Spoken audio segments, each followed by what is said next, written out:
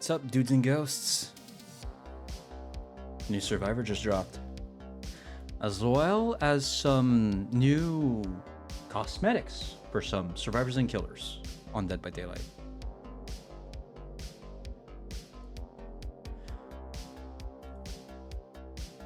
Steady Pulse is the new expansion. Let's get into watching the trailer. Hi, Roxanne. Hello. Hold on. How do I rewind this? Do I just wait till the end?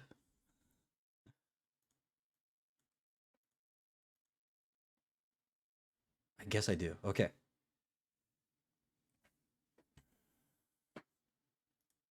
No, I didn't want to open Epic Games Launcher.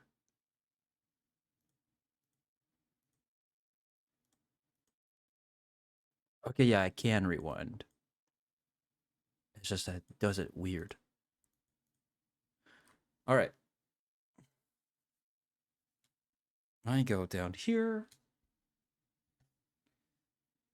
Picture-in-picture properties goes to Steam. I unmute this, and we take a look.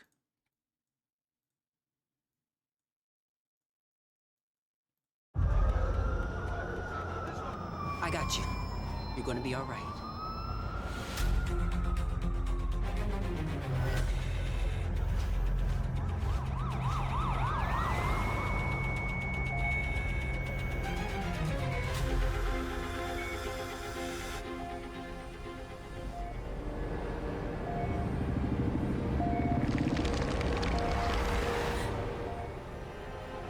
This cannot possibly be real. Nia. My name is Orelia. I'm here to help.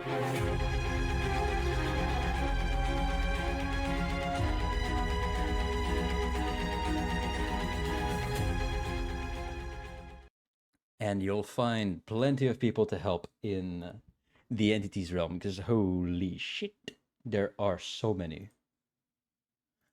So that's the new chapter. Steady Pulse.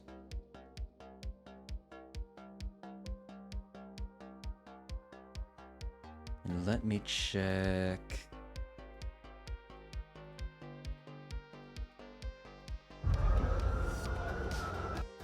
We saw her last time when we were playing the PTB, and she has 2 cosmetics with a shirt on it that says All Things Wicked. Now I need to know her perks. Some of her perks are actually pretty damn good.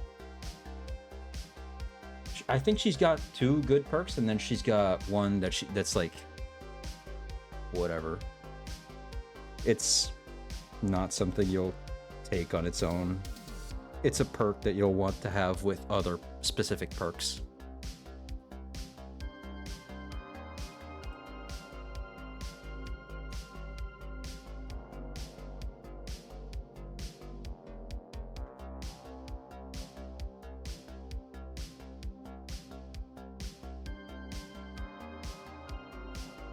We are currently downloading the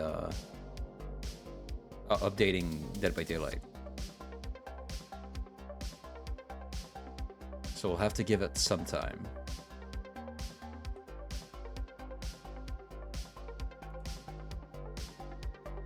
In the meanwhile, there's probably something we could watch. How long is the update gonna take? Let me just check. Approximately right now, 30-ish minutes.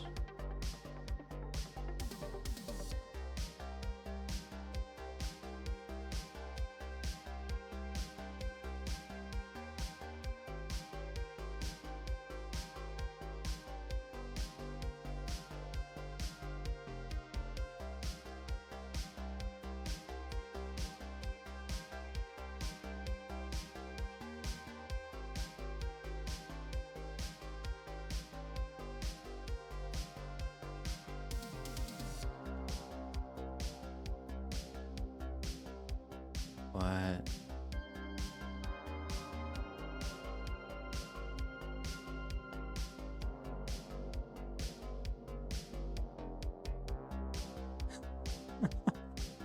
Hold on. This is funny.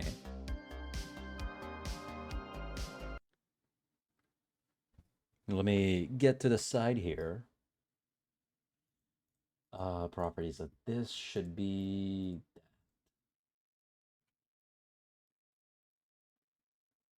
Let me actually show the thing. This is Hens. This is a well-known DBD content creator.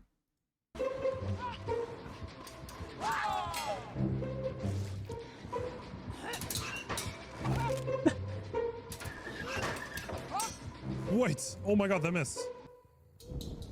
Oh my god! What is that? I cannot see half my screen and I'm desyncing. Alright, cool.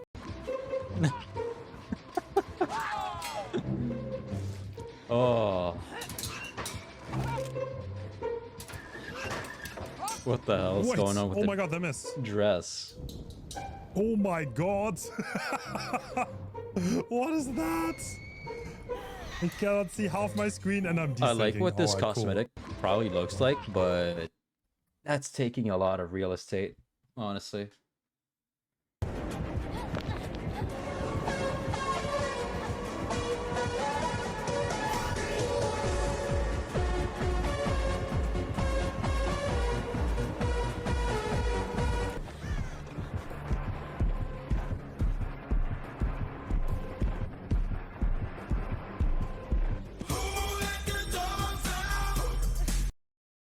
Wait, can we hit him? I'm gonna get a DMCA shit.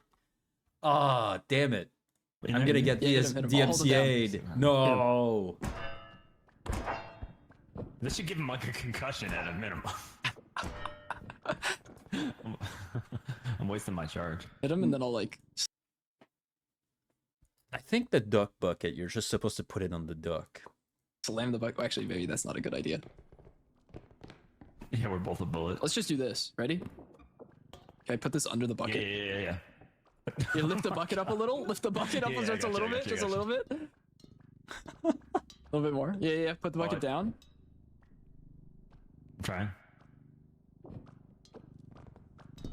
Oh, so close. Almost. Almost. No, no, no. I think we can get it to work.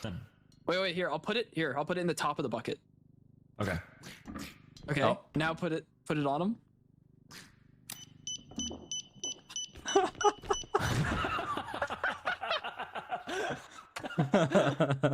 Wait, can we hit him? That's a good clip. That's a good clip. But yeah, he's right. The lava's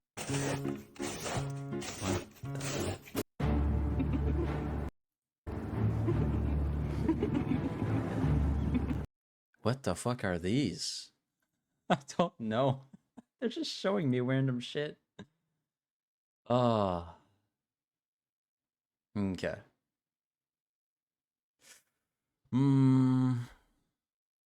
What could we watch?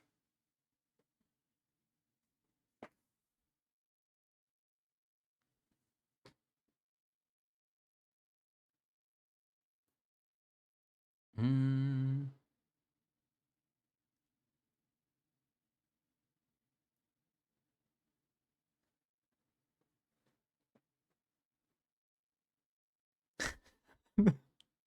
The fucking distractible podcast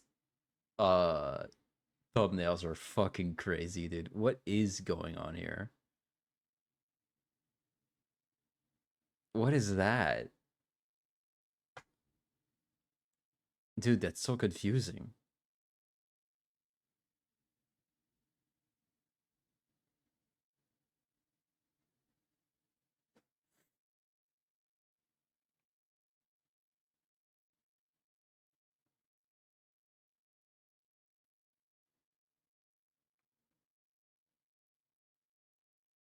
Uh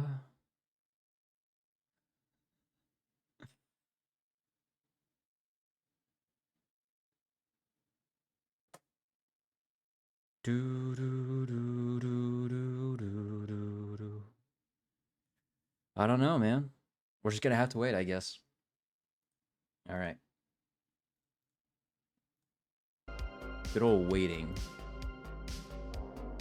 Oh, it's got 22 minutes though. All right. I'll look for something in the meantime.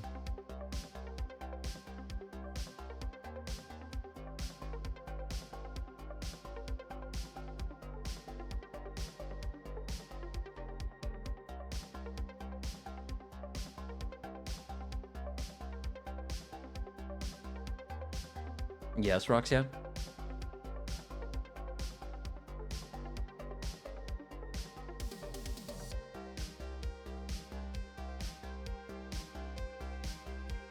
Ever since there were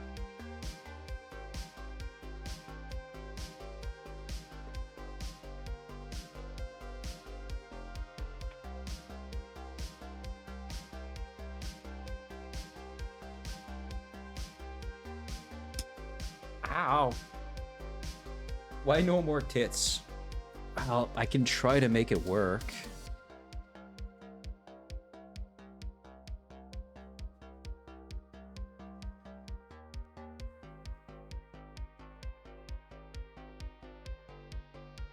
There's no more, but it's like, it's a thing about it kind of not working. Because the Twitch authentication is bugging out, and I can't figure out how to make it work. Let me... Tits died? Kinda. Let me try to unlock the channel point redeems for it and try and see if it works.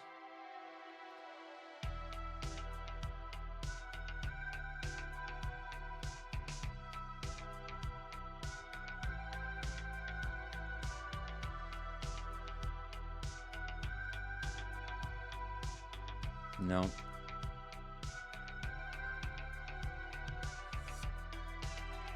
Let me check what's going on. Yeah, it's Twitch.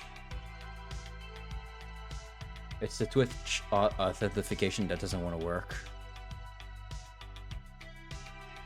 Whenever I try to make it happen, it pops up like 1,000, like, I'll count them. 1, 2, 3, 4, 5, 6, 7, 8, 9, 10 links of like redirecting the application, and then all of these, 9 of these are just loading forever, and they have redirecting you automatically. Click here if you browse or does not redirect you. I click and nothing happens.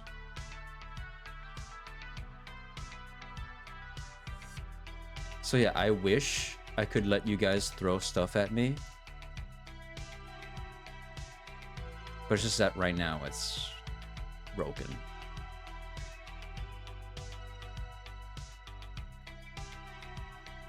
The tits got deflated.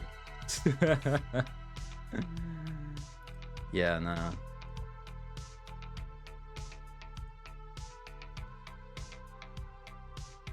Tomorrow I'm gonna try and go to the post office to try to ship your package, see what happens. Nothing is guaranteed, but the steps I took with another company trying was actually pretty simple.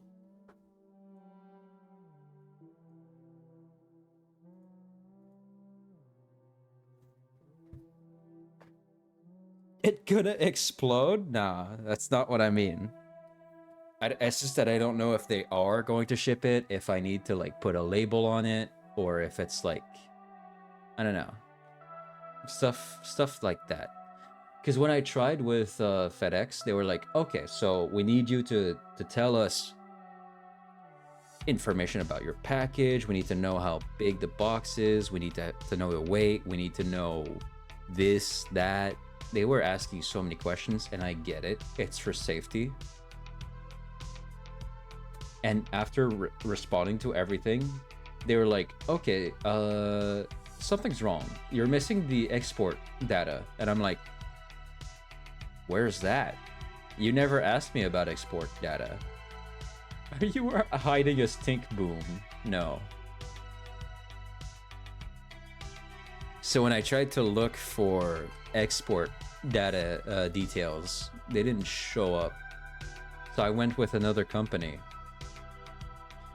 And the other company was like, oh yeah, just tell us where you want your package to go, the dimensions and weight of your package, where it's coming from, the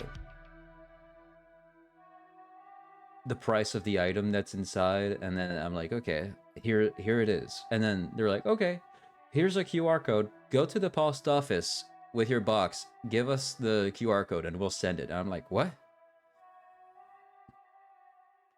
But company A was asking for so much more, and they were gonna charge me like $200 for it. Company B just like, hey, here's a QR code. All right, have fun. So I'm just baffled. I'm like, okay. I mean, if that works, why not?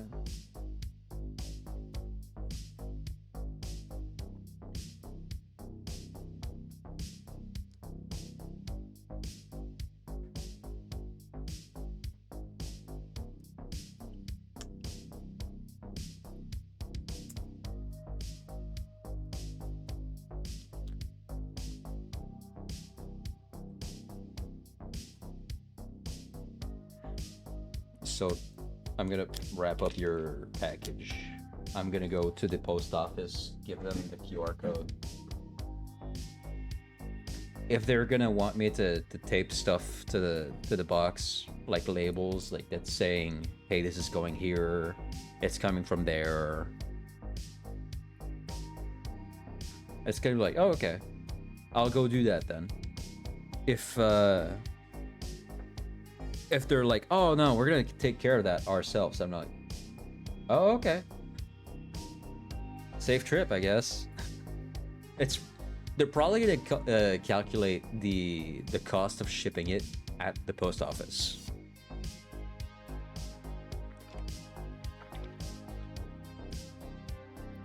But yeah. Simply that. I found a video in the meantime. I don't know why this guy is running only brutal strength, but sometimes that is actually enough. Ever since there was DBD and the possibility of licenses entering it existed, Five Nights at Freddy's name was dropped into the mix. A license so widely desired by the community that there are multiple instances of people mistaking completely different licenses and their trailers with Five Nights at Freddy's. Throw a Taking doodle a in Pinhead for me, teaser back in please. August of 2021, many You want me to- FNAF copers saw this You want me to draw something and put it in the box? Is that it? TV and an 87 in the corner, and went straight to it being a Five Nights at Freddy's teaser or FNAF bait. This happened a lot over the years too. Alright, People really wanted to see Five Nights at Freddy's in DBD. Then, like a miracle, and honestly a bit out of the blue in 2024, Five Nights at Freddy's was finally revealed to be coming to Dead by Daylight in the summer of 2025, all revealed through a simple tweet. This tweet became absolutely huge, amassing over 300,000 likes over the span of just a few weeks. Hype like no other. Hey everyone, today I wanted to discuss with you how Five Nights at Freddy's will change Dead by Daylight forever, for good or for bad. Out of the many properties present in Dead by Daylight, all with huge communities and individual followings, none have come close to the hype for Five Nights at Freddy's. This is why too though this chapter will surely change DBD's trajectory going forward. Over the years there's been 3 other releases I would argue that have come close. I'm noticing, and I noticed this a while ago, but his game is really bright. His game is super bright. I always find it funny when people are like, "Oh, here's the filters I play on," and you look at the filters and everything is so clear, everything is so drastically contrasted, and you're like, "Wow, sure, man, whatever works for you."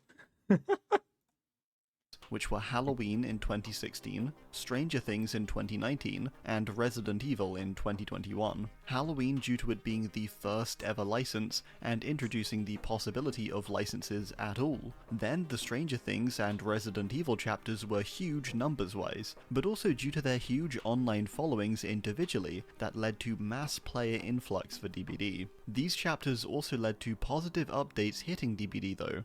Stranger Things back in 2019 seemed to be a huge trigger for DBD, with the devs deciding to release and work on the progression system, but also lore side of the game too actually. The Tomes and Rift were both launched just months before Stranger Things came out, We know too that the devs work on chapters around a year before they actually release, so these things coinciding is surely not coincidence. They knew the potential Stranger Things had, and so they launched this huge game-changing update prior to it. Resident Evil was not too dissimilar. It had the introduction of bots alongside it, new perk types with the announcement of boons, and of course throughout this time and the year before, the Realm Beyond update was going on, a revamp and rework to many older maps at the time. Now come to Five Nights at Freddy's, we've had a similar thing. Just last year we got the introduction of Unreal Engine 5, and recently the health update announcement. A huge part of why these changes are even happening, in my opinion, are down to behavior being aware of the titan of a chapter that they're about to release. Knowing this, they feel the gamble of less content for a while is a good trade-off, so that FNAF is a whole lot more stable when it comes out.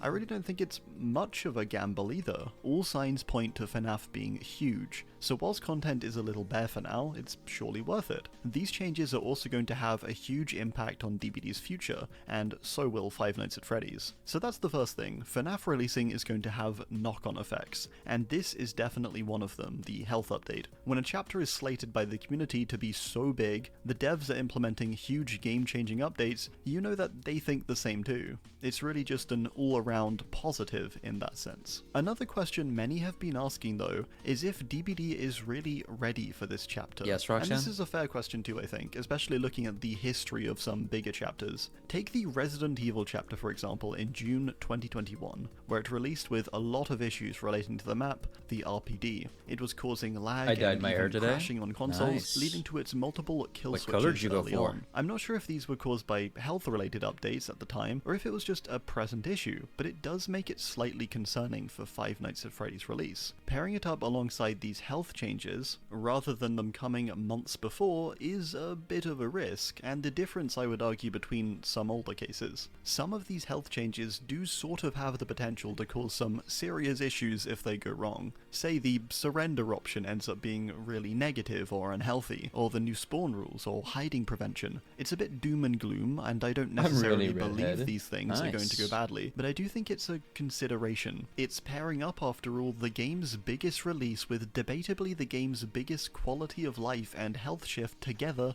in the same couple of months. So far I do think it's looking very positive, but whatever the outcome, DBD is going to be forever changed, I think, in the coming months. The other way I think FNAF is going to change DBD to be slightly more positive again is by means of introducing some more fun and creativity, I hope. Much like the health update, I'm sort of hoping that once we get Five Nights at Freddy's, which is another license on the end of a long string at the moment, we might get a bit more original content for a while, which I do think would be very refreshing. A huge chapter like this, after all, is going to be a relief, I'm sure, and allow freer work, hopefully, on original content, and potentially even older original content such as reworks. But also things the devs have mentioned in the past, like older chapters, it was a big maps oopsie, but I and was stuff told like it that. looked good on They've me. mentioned before that these things generally don't really come, despite them liking the idea to. And it's mainly down to a balance of added value, profit, and their time. Maybe it's a little bold of me to assume, but I would hope this means... Oh, okay, so the reason why I went, oh shit, he downed Meg earlier. Elodie tried to free himself from a trap and went down as a result because he's got the stone add-on. And now Ace Tree is trapped. And now he's chasing Claudette, the only survivor that can help. If no one in that team has anything to get up on their own, they're cooked. Means we might get stuff like this in the coming year. Oh! Maps for older content that didn't Right get into any, a trap. and things like that. Or even just, you know... What the fuck is that? Maps for older content that didn't get any, and things like that. Huh. Like this in the coming year. It's a little bold of me to assume, but I would hope this means we might get stuff like this in the coming year. Maps for older content that didn't get any, and things like that. What is this? Or even just, you know... I'm confused. What is that? Maps for old... I realize some people can, like, simulate their own, like, maps and stuff, because I've seen people do footage of, like, oh, here's what would happen if Springtrap was in the game. What the hell, that map? It's probably someone that took some of the source code or like copied over some DBD elements into somewhere else to make this. Because this is not a map that was ever in Dead by Daylight. I don't think so.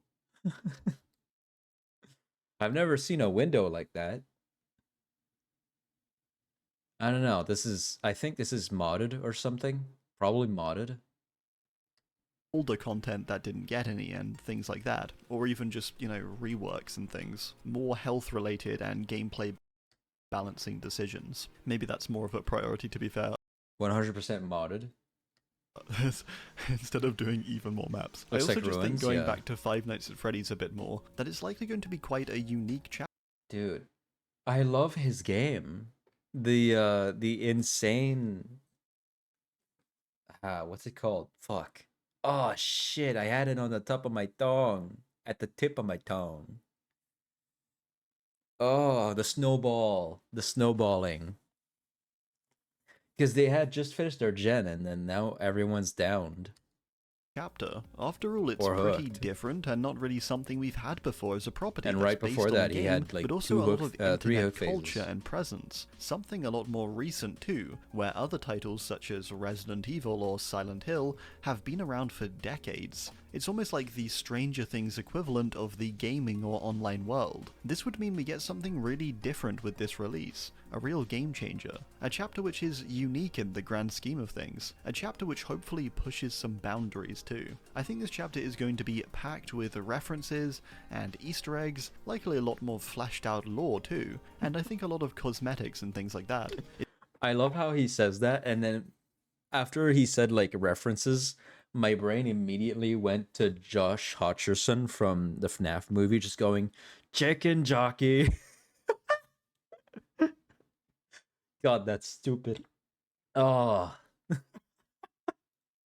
It's going to be a lot of fun, I think. Like I said too though, I also think this is going to have a bit of a ripple effect on the wider game. Hopefully this stuff expands You're out good, into Roxanne, you're other good. areas of DBD also. A fear I've seen brought up a few times, and one I actually covered in a video, was that DBD is losing itself a bit due to its mass licenses recently. Go check it out if you like. Whatever your perspective is in that manner, I do think Five Nights at Freddy's will be positive either way, as it surely eases behavior having such a huge chapter, which hopefully does allow them to have more freedom.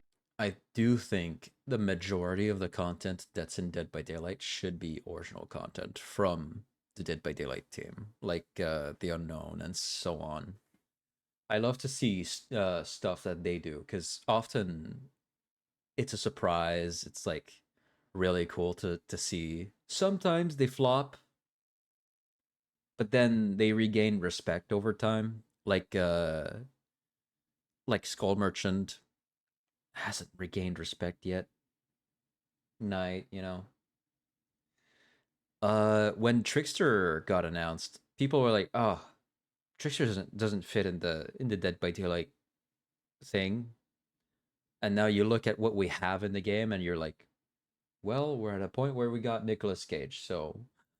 Freedom, time, and resources for the future of the game. We saw one of the greatest chapters, I think, last year in the game's nearing 9-year history in all things Wicked. This chapter was incredible in almost every aspect, and it was original. We've had one original since then, and it has admittedly been quite a rocky one. So my hope going forward and post Five Nights at Freddy's is that we can get some more original licenses too. The next big reason for Five Nights at Freddy's changing the game forever is that it's a game that doesn't really do crossovers much, despite being so sought after as a property. I know, for example, there's a huge community in Fortnite too that really want Five Nights at Freddy's to come there, and many Yeah. even that are surprised that it didn't come there first, despite the game's much larger player base. To me, this is really important too, because it means DBD is viewed as quite trusted to handle properties at this point. I mean, looking back, especially over the past year, and they've released some incredible and just really faithful content. Tokyo Ghoul, Castlevania, Dungeons and Dragons, Tomb Raider, Alan Wake, Chucky, Alien.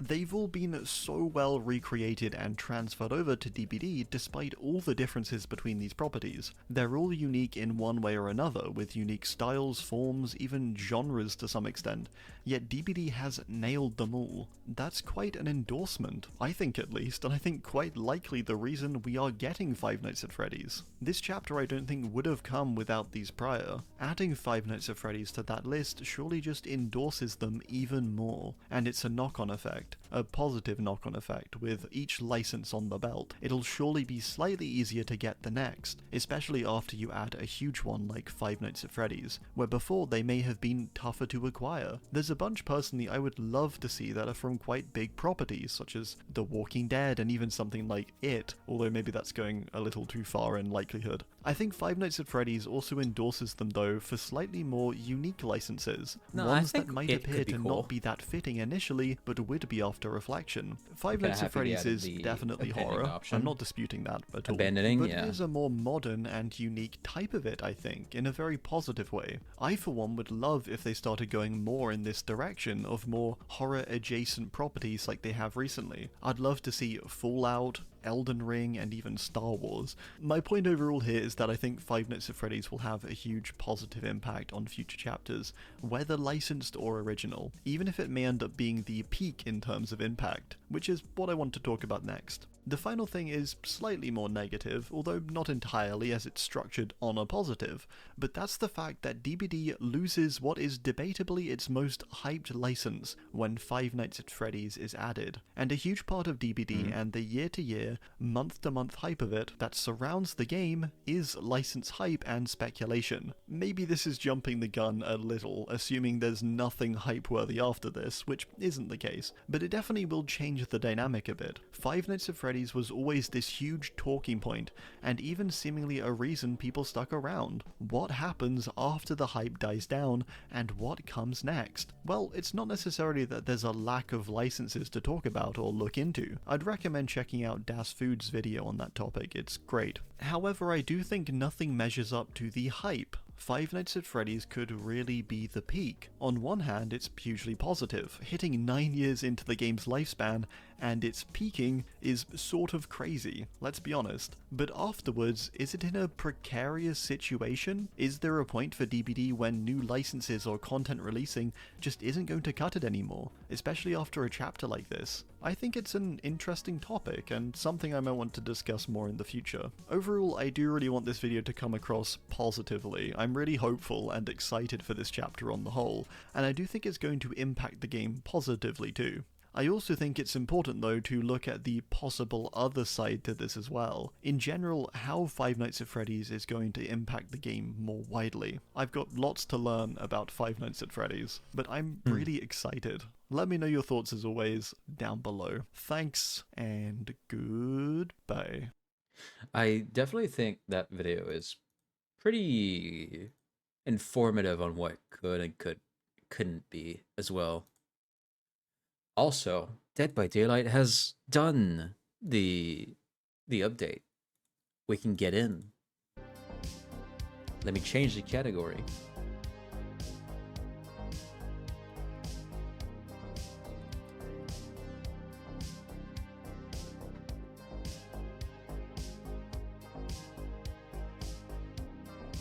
I definitely think it's gonna be hard to like find a giant like Five Nights at Freddy's to follow up with, but they can always find something exciting anyways. It doesn't necessarily have to be as big as Five Nights at Freddy's after that point.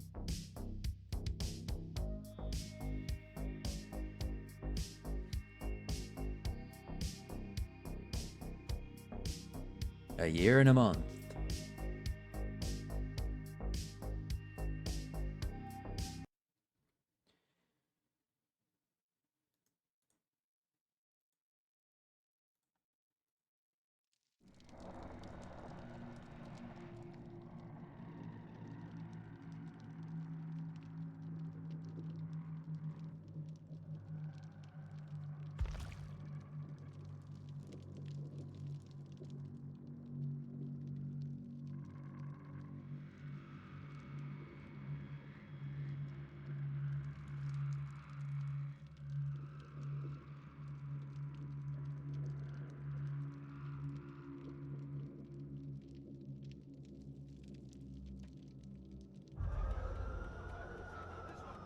got you.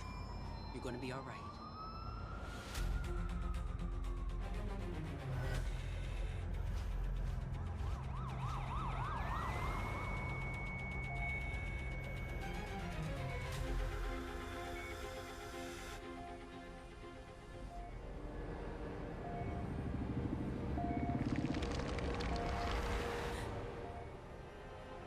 This cannot possibly be real.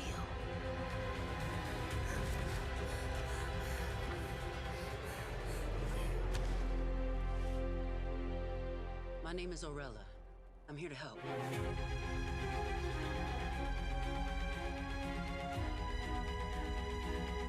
So cool. I like the animation. It's really nice. Never regret a day at being here. That's so sweet of you. Also, new chapter. Hold on. I'm gonna continue my also later. When the hour grows dark, it's best to keep a steady pulse. Orelia Rose is on the scene. Patch notes.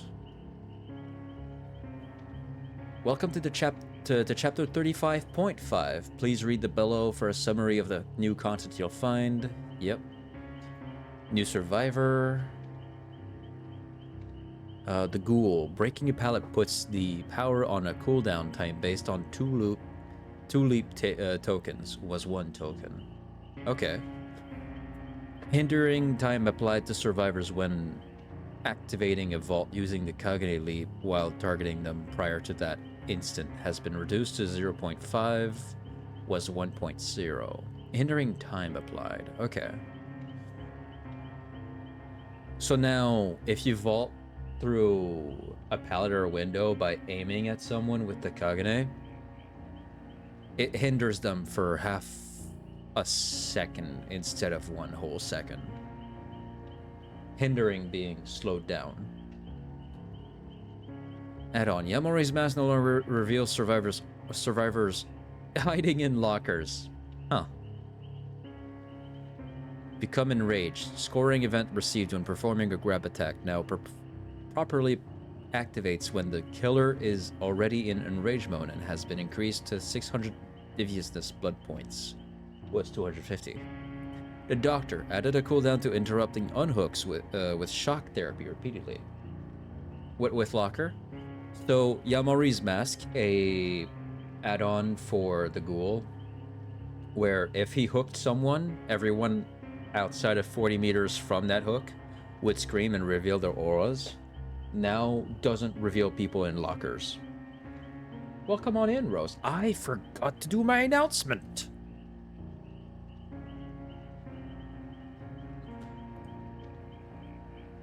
Let me take care of that. Golly gee. Christ, mate. You fucking sausage bastard. Bloody bastard, sausage bastard. Idiotic sausage pork son of a bastard.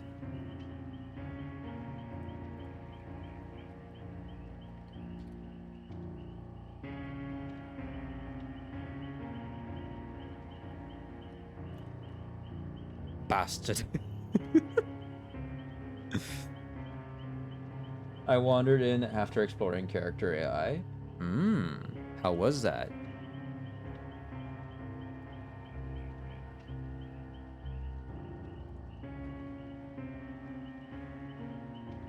Was the ass juicy?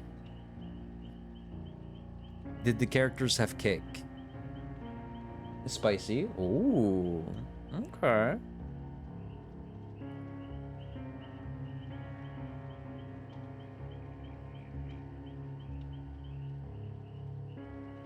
Da, da, da.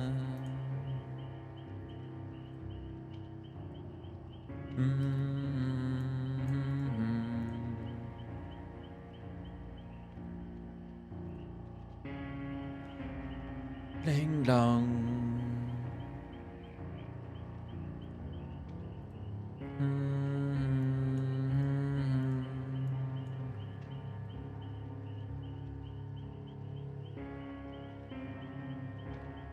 I discovered a sub golden retriever mommy and guy hottie.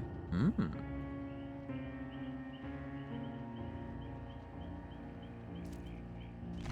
Okay, wait, since you're here and you just missed it, I might as well show you.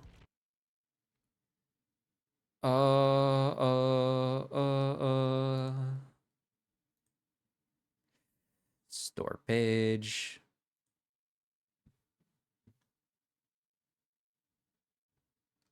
Wait, library.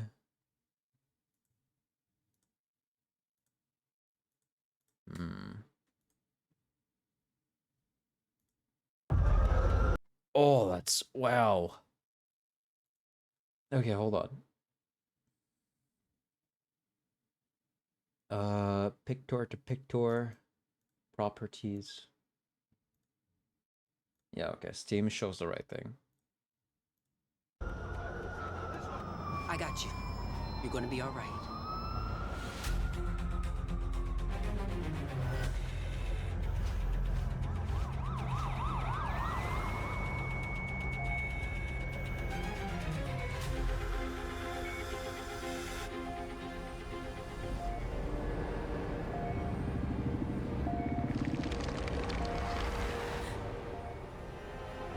This cannot possibly be real.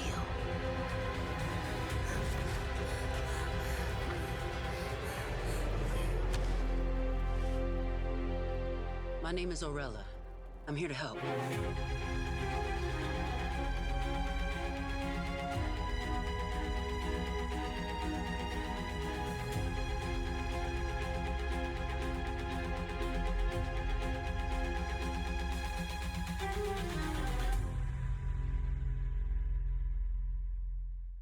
Wasn't that cool? All right. Back to the game.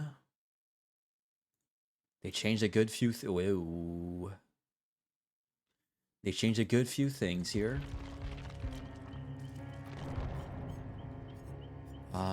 Mail. Message. No. Player survey. Right. We'll take that. Chapter collection. By the way, these outfits. When you buy one of these, or both, the funds that goes into the money that goes to buy these is sent to some True Saint Hospital donation. It gonna happen again, I just know it.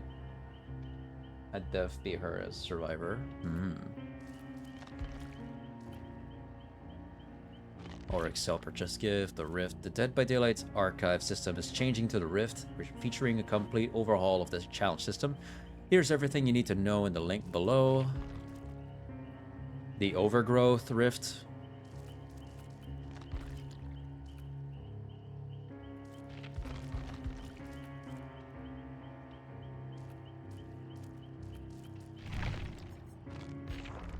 So the tomes are here. They're moved here. Hey, it registered. So the doctor cannot spam the shocking anymore. He can't do that to stop someone from unhooking. That's what's happening. He can still spam it, but when unhooking someone, it won't stop you all the time. I think it stops you like maybe twice. And then the third time you try, it doesn't stop you. Something like that.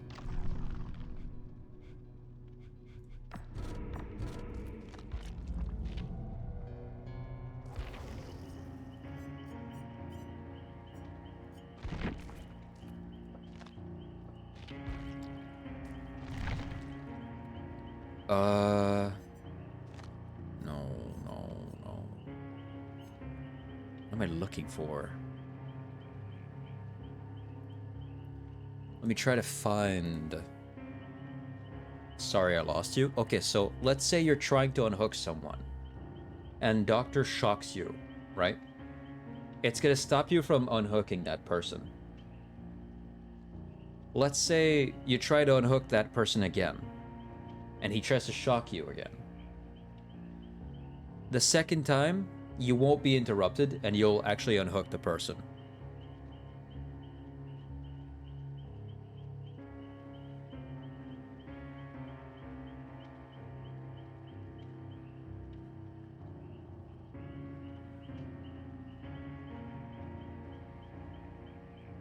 Because before that point, you could just shock at the hook and people trying to rescue couldn't do a shit.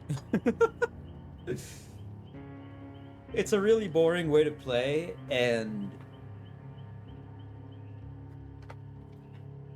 the self unhook timer goes up if there's not a survivor around for it, so like around another survivor around the hook.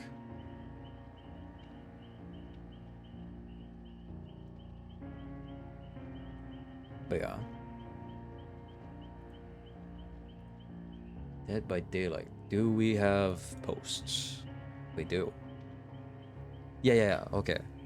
Orelia is always there to help, both inside and outside of the fog. As part of the release, Dead by Daylight is teaming up with the CHU St. Justin Foundation to donate 100% of proceeds generated from the sale of Orelia's day shift and night shift outfits between May 6th and May 27th to their Grow Beyond campaign in support of children and families across Quebec. I wish they selected like something like that, but that helps people around the entire world, but you know, whatever. It's pretty cool either way. We'd rather them doing something than doing nothing.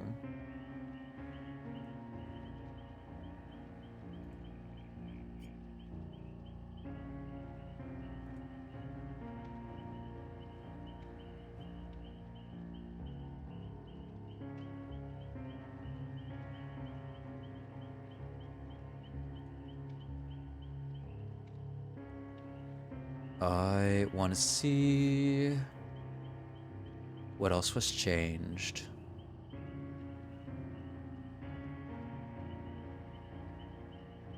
Okay, Houndmaster. Reduced the dog's vault speed during chase command to 0.65 seconds was 0.45 seconds. Doubled the blood point rewards for of all her deviousness scoring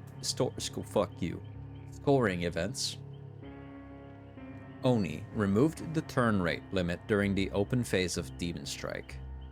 Singularity overclock mode now provides a 3% base speed increase instead of haste. Perks. Survivor perks. Babysitter. Increased haste effect granted on to the unhooked survivor to 15% was 10%. So Babysitter has got a pretty damn cool buff. Boon Dark Theory. Increased the haste effect to 3% was 2. Breakout. Increased the haste effect while near a carried survivor to 6, 8, 10% was 5, 6, 7%. Breakout is the one that if you're around a carried survivor, you are faster. It's that perk that makes it so that the survivor being carried is wiggling stronger off of the like faster off the killer. No One Left Behind now increases the haste effect for unhooked survivors by 10% instead of applying a separate haste effect. Killer perks, batteries included, increased haste effect when near a power generator to 7%, was 5%. Furtive Chase, increased haste effect after hooking the obsession to 10% was 5%. Game Afoot, increased haste effect when breaking an object while chasing the obsession to 7%. 5%. It was 5%. That's one I use often in some builds. Hex Pentimento rework. You see the aura of cleansed totems and can rekindle each totem once. While a totem is rekindled, survivors heal and repair 20% slower. Plus 1, 2, 3% for each additional rekindled totem.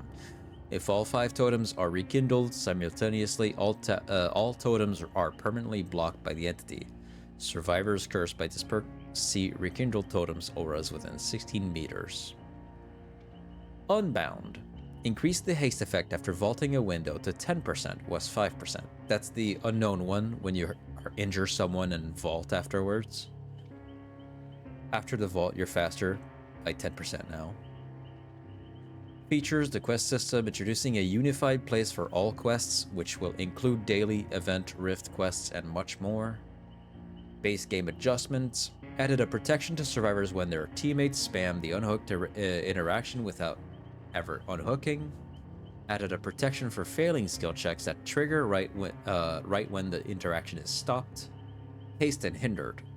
The speed bonus / penalty of haste and hindered are now shown on their respective status effect icons. Perks which affect movement speed now mention haste or hindered in their description. Abandon option. Added a new killer scenario. 10 minutes after the last generator is completed, the killer has the option to abandon. They changed the layout? Yeah, we can take a look at that in a sec. Rarity rework. Rarity levels have been revised to better surface different tier value. Pre-equipped loadouts. Characters now have a pre-equipped perk when first unlocked. Characters now have a set of pre-equipped items and add-ons to ease learning about their gameplay.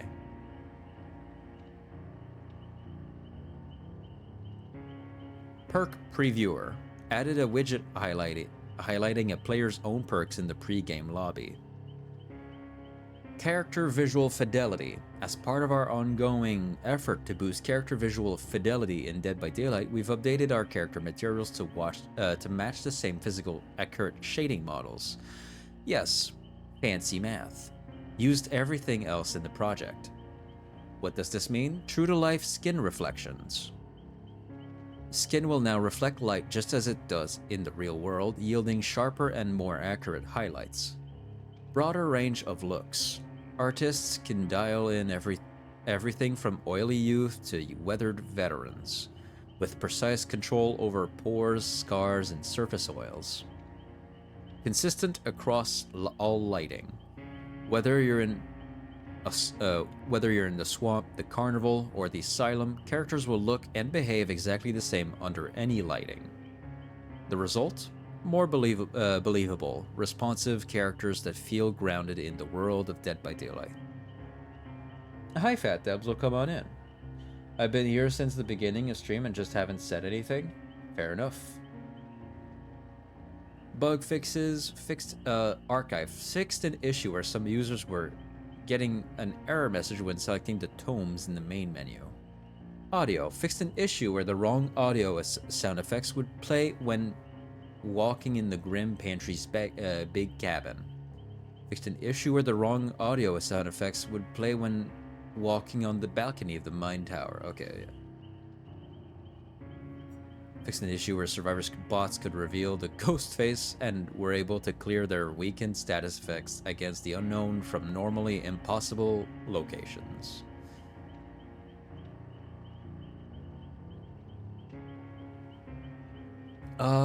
Fixed an issue where the knight would be stunned at the guard's spawn location. Fixed an issue where the knight's power could break when being stunned at the start of a summon. Fixed an issue where the knight could stay in the petrol path creation speed due to latency. Fixed an issue where the knight, where deep wound would not stop depleting when a survivor is grabbed by the Houndmaster's dog. Fixed an issue where the Houndmaster's head customization, Festering Scar, was missing her grin animation during the Moray. Fixed an issue where the Houndmaster's dog end up standing in unnatural angles and partially clip into the ground. Fixed an issue where there was no cancel interaction prompt when the Trickster was in main event. Fixed an issue where the nurse could briefly see survivors in a locker when blinking through a nearby wall. Fixed an issue where the ghoul's hair and mask would briefly appear off his head when reaching the tally screen. Would he just look bald in that case? Fixed an issue where the ghoul's cognate mark reticle clipped into male survivor's head when aiming at them. Fixed an issue where the ghoul's cognate leap could activate without playing the animation when canceling the power. Fixed an issue where the Nemesis stopped playing his menu interrupt animations. Fixed an issue where the Nemesis zombies would be invisible when using the Tyrant Gore and depleted ink ribbon add-ons. What? Imagine that. You go into a game, you're against Nemesis, there's 2 invisible zombies. And you can only tell by their growling. You can't really know where they are. That's insane. Fixed an issue where the Nemesis could vault at nearly twice the normal speed. Oh. Fixed an issue where survivors could become stuck inside a drop pallet after vaulting towards the hags. Phantasm trap with the scarred hand hat on. Fixed an issue where the twins' camera could get stuck on the survivor after Victor pounced on them with some network lag.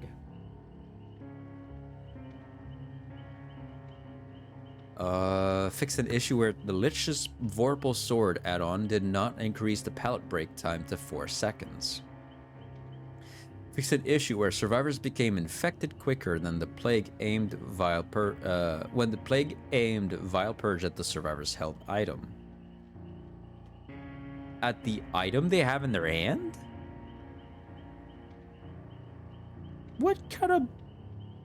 How do you get the bug like that? Fixed an issue where survivors could bleed out during a Mori.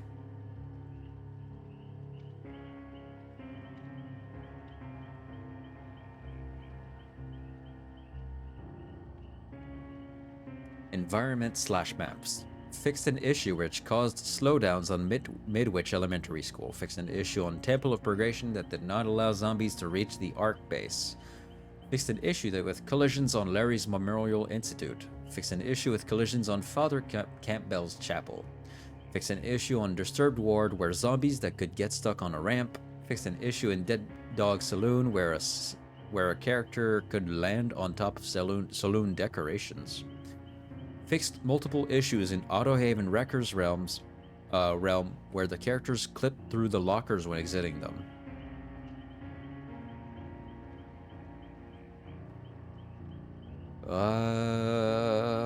Fixed an issue in Larry's Memorial Institute where the red stain of the killer would appear through a wall. What the fuck? Fixed an issue in Larry's... Yeah. Fixed an issue in Raccoon City Police Department where the characters could get stuck on top of the hooks. Oh, stuck. Get stuck?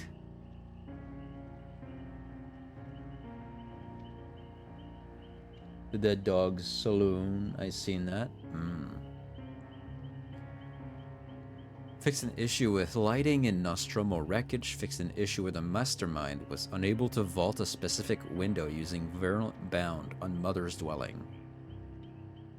I guess people got stuck on that, on top of that hook. Fixed an issue where the Knight's Guard could get stuck after vaulting on Raccoon City Police Department.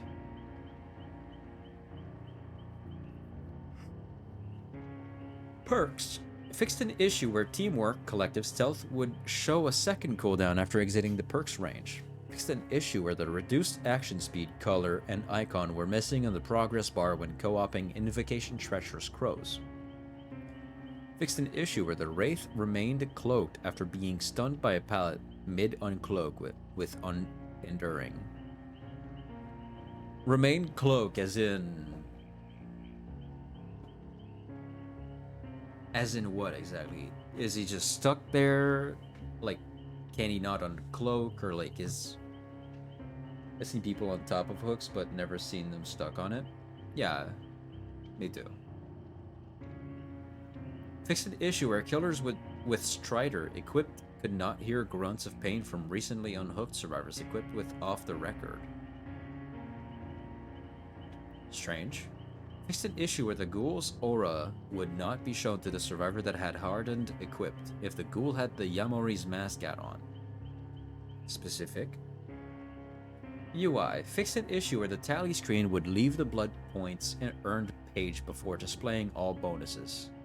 Fixed an issue where the notifications would disappear when transitioning to the main menu. Fixed a visual glitch with equipped add-ons in the loadout menu. I've seen that one. I've seen. Yeah. You would select like a loadout. Let's say the loadout has a map. And then you select another loadout. It takes like 10 seconds for the map to turn into whatever else you chose.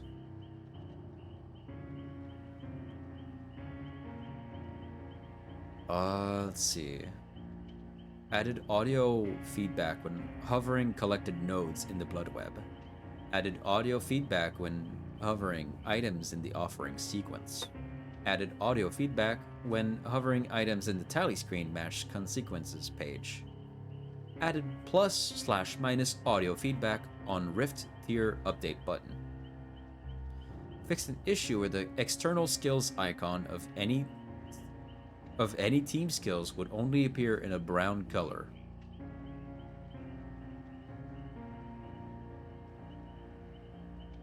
Okay. Fix a potential crash issue when selecting a player card in the player profile. Ha! What? You're like, oh, let me check this profile. Oh, game's crashing.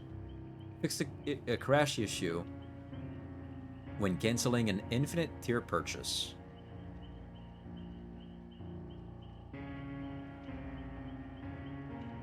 Miscellaneous. Fixed an issue where the what lurks beneath achievement trophy would gain progress and the damage source was caused by a survivor perk. Fixed an issue where items retrieved during the match are listed as gained when reaching the tally screen when the abandoned feature is used. Alright. That's it.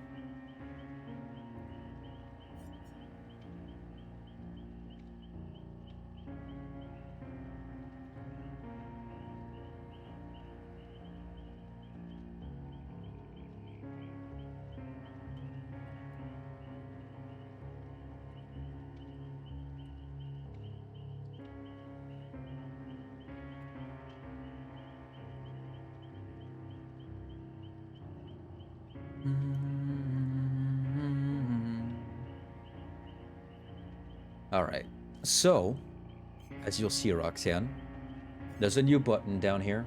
You can't see it.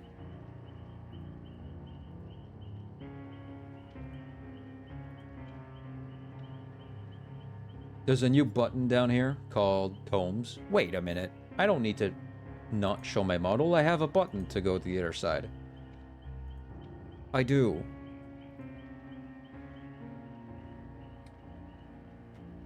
Is it this? No. This? Yeah.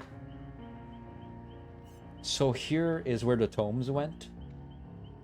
So I click here, the layout is different. Shows me the tomes.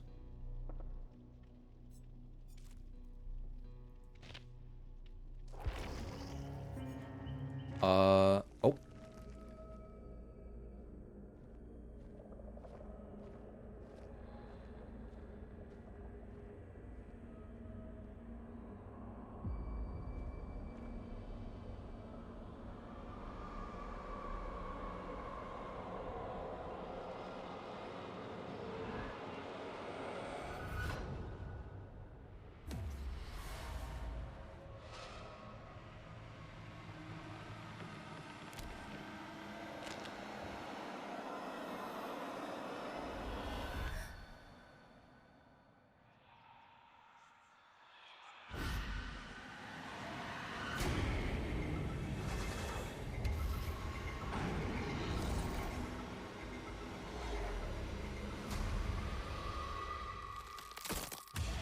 Damn.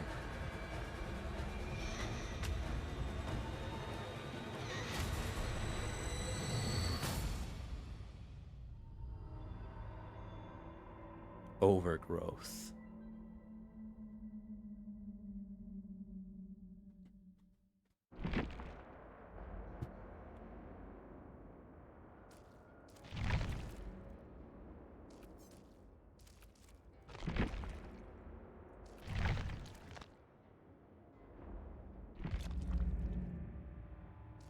This would be 2K. Hold on.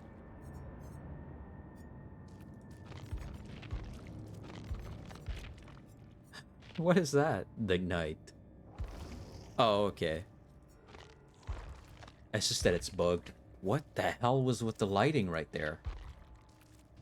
Wait, go back? Why is it so bright? I was talking about how other dude's game looked bright. What the fuck is this?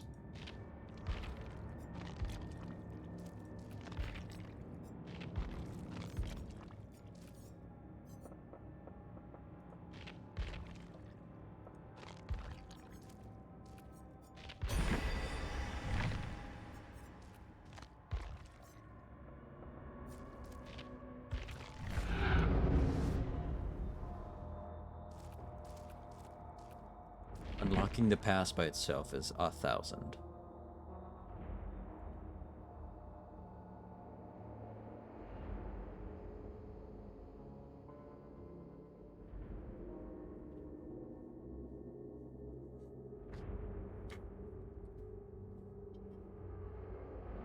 Oh, damn it. I put out the candle by accident.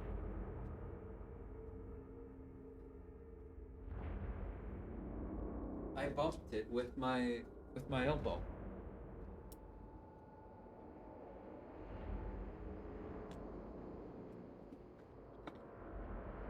This makes me not want to go outside even after watching those flowers eat the pretty flower lady.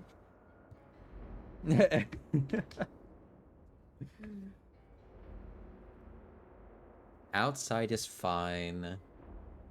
I don't know why this is giving me big midsummer vibes.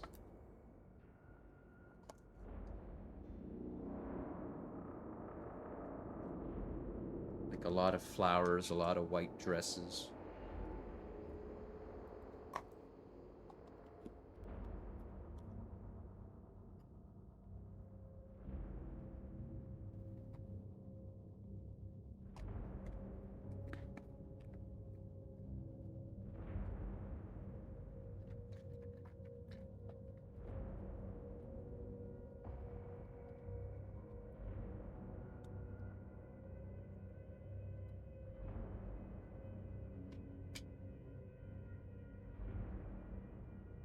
Hold on, I'm gonna apply some black polish to my nails.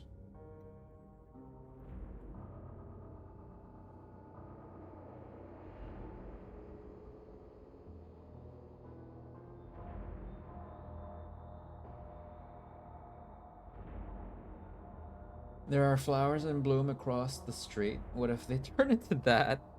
It won't. Trust me. We are blessed that we don't have such flowers that would turn into a monster.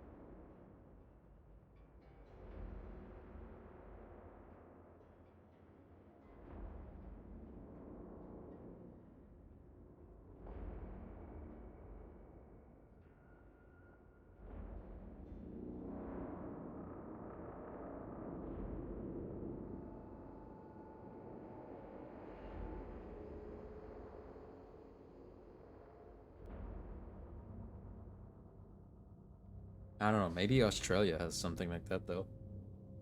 Xenix, 265 stream streak. My god. Eventually you'll get to 300, that's gonna be crazy. How are you, buddy?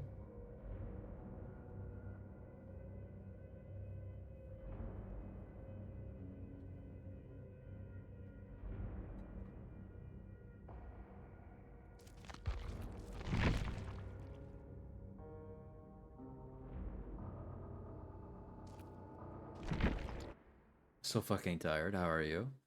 I am okay. But I'm hopeful.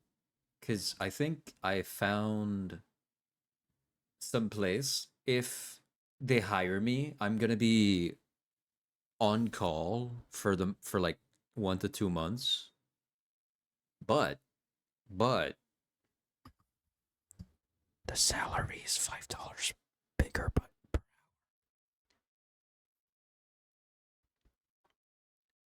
a whole 5 buckaroonies.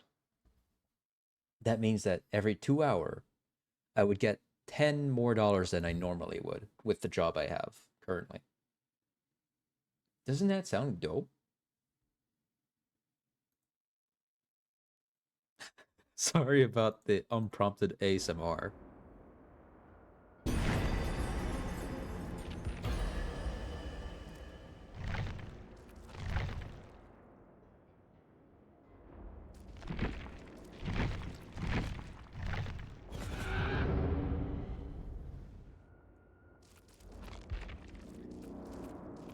Huh, they gave the Oryx cells a look. Like it already had a 3D model, but now you can look at them like that in the Rift. I'm used to it. Look at all this, man. So many summer themed stuff.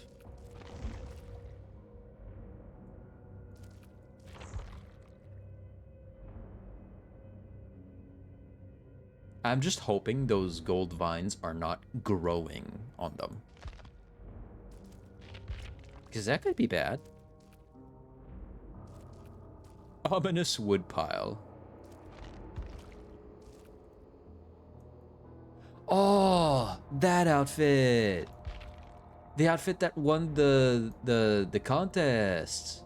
Right. Oh, that's gonna be a sick outfit for Jake. Oh my god. Look at that hair.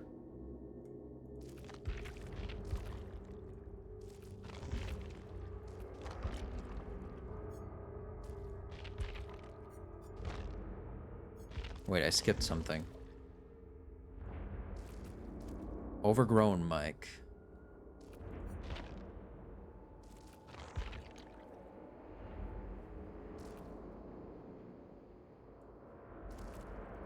Overgrown cloak. Luscious hook. Blighted bouquet.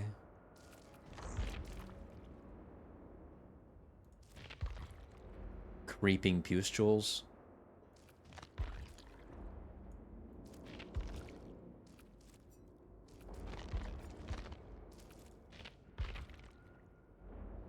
Connoisseur's Eye is this one's called. Name. It's called like that. It has a name that's similar to exactly that one. I can't speak. My brain. It's working overclock mode. Green husk.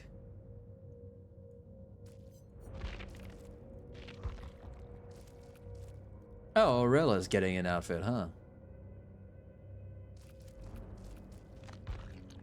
Ooh, look at that. Drinking nectar.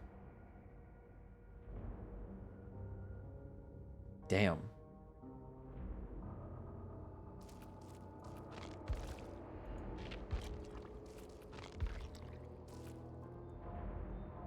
I have the normal version of this outfit.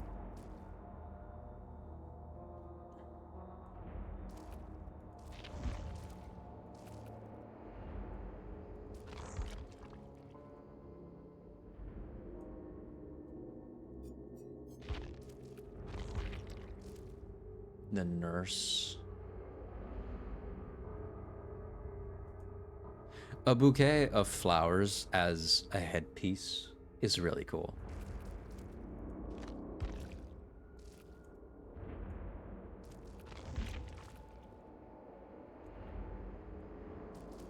Mushroom moon.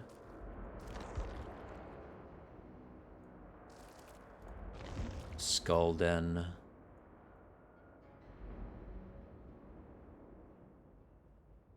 I love how it's like a metal,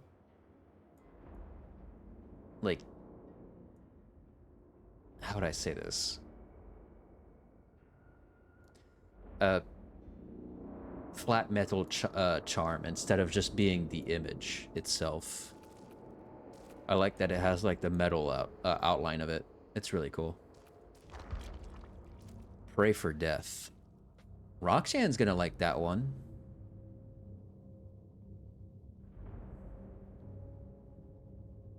Yes, Xenix, what's up?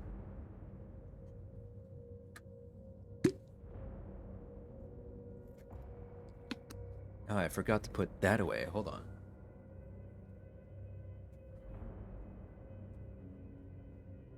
Oh, that's also sitting here. Oh.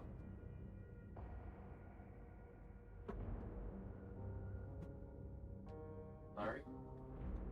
Just taking some time putting some kinky stuff away.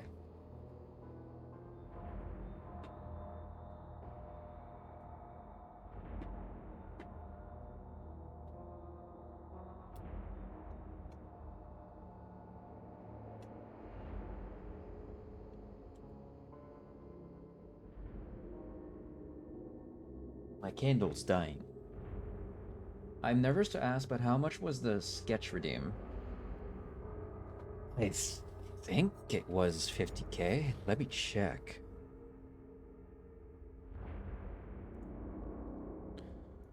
I can get rid of that. Sketch. 50k.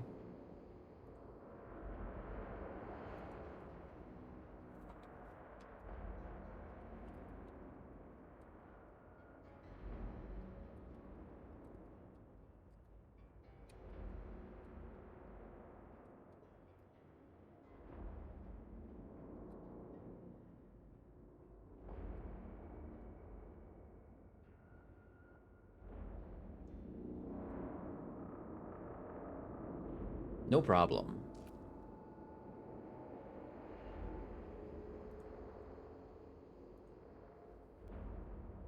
Ah, my brain.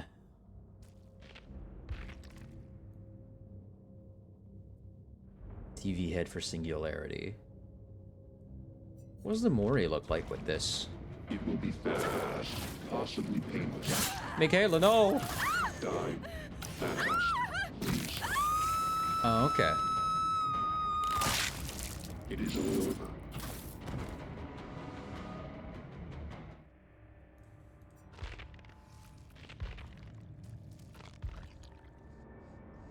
Oh, what the fuck is going on there? Whoa. What is that? Is that a microwave? Why is it spinning and so fiery? That's cool, though.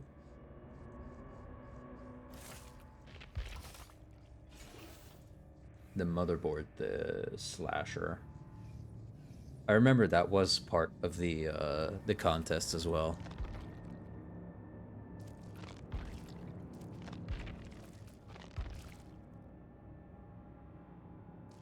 Oh my god, Roxanne is gonna love this. What the fuck?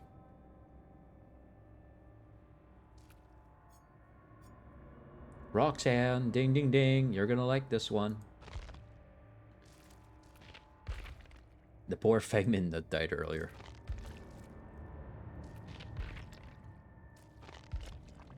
That's cute.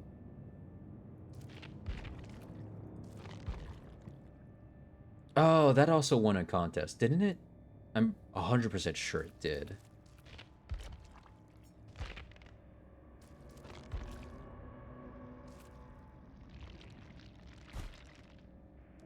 What a gripper.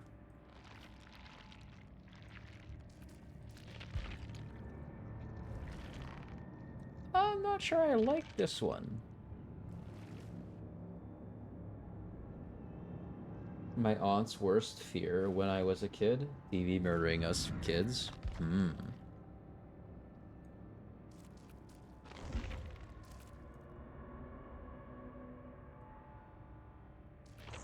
Honestly, in my opinion, my artistic way of thinking, I would have made it so that it's not a face, it's a flower. arranged to look like one.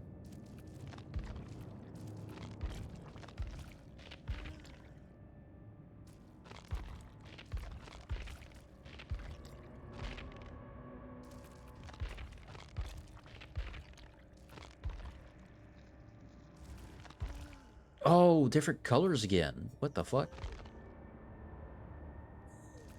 That's cool.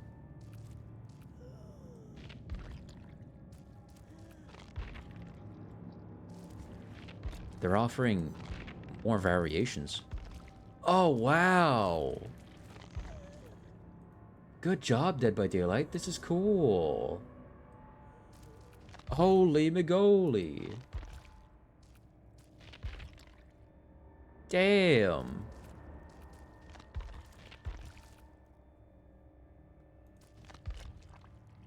Usually, why this is cool is because when you go to the deep rift, you got the normal rift, right? You get to the end of it, you have everything. You go to the deep rift, there's like a alt version of the outfits, basically. The reason why this is cool is they added more different colors, and the last one you unlocked has glowing effects. That's really nice. I like that. The quest system. Another thing that changed. Oh, they got cool rewards as well. For the rift. Okay. And these are like milestones and so on. Yeah, there you are. There's the milestones.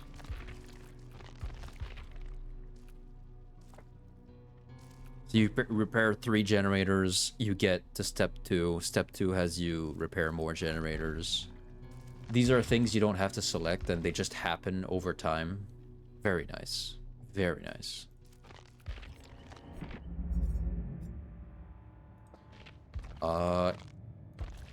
Colors. Skull Merchant. This whole outfit. Yeah, see this. I have the other version that was also from a rift. I much prefer this one. Although this is a nice alt to it.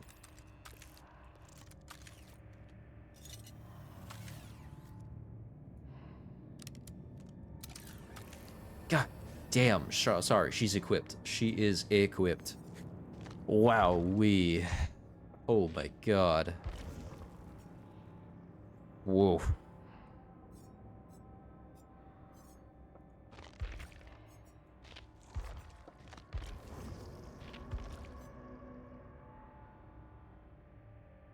Oh, that's cool. The skull that shows up on the screen.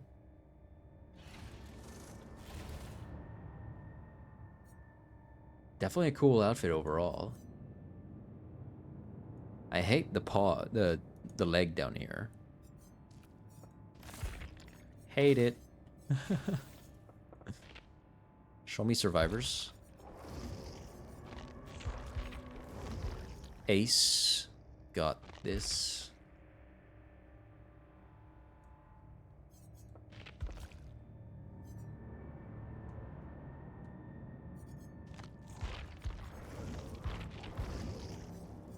Let's see the... Yeah, look at that, dude. Isn't that cool? Isn't that awesome? That looks so cool. That's actually a great outfit for Jake.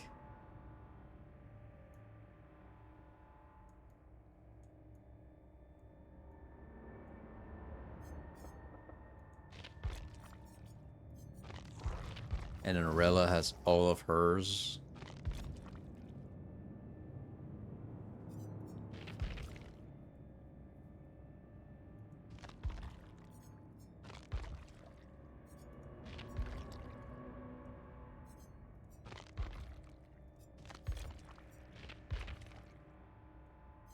Night shift, day shift.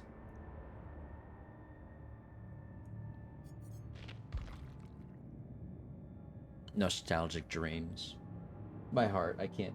With all the hotties in this game, yeah.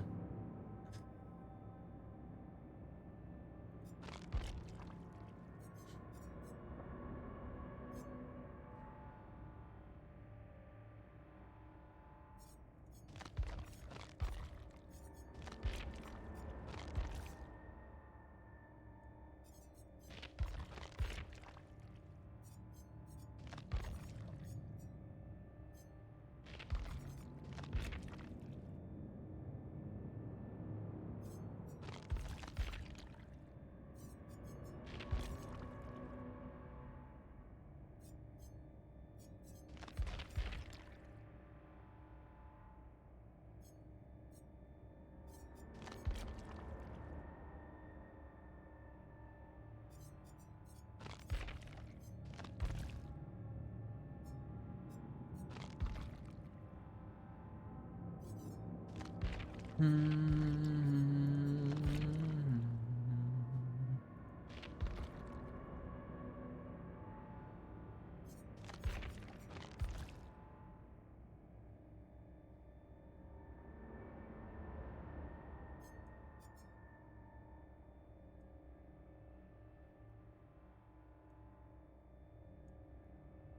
I like this over that?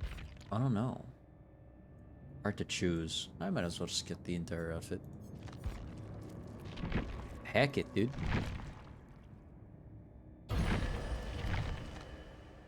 equip that.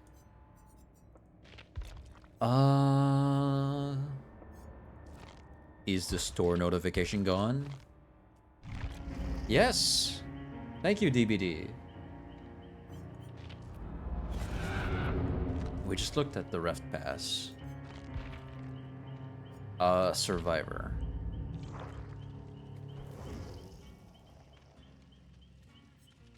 See, now you have perks on the side here as well. Orelia just dropped. We have enough blood points to make them go to tier 3. Pay attention to this corner as soon as I like level up to, I think, 5.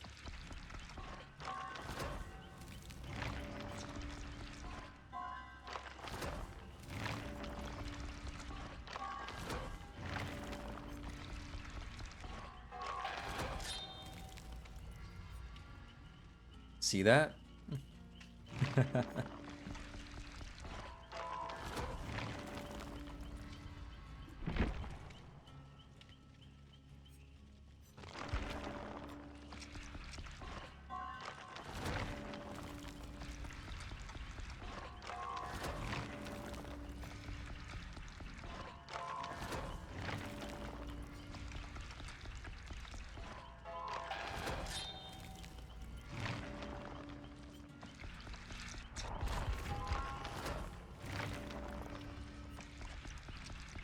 What's throwing me for a loop is the yellow add-ons are now green.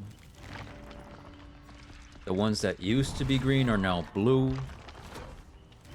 The ones that are purple stayed purple. It's a little confusing. But I like a good color change. So I actually don't mind this at all. I want to change this. What do I have?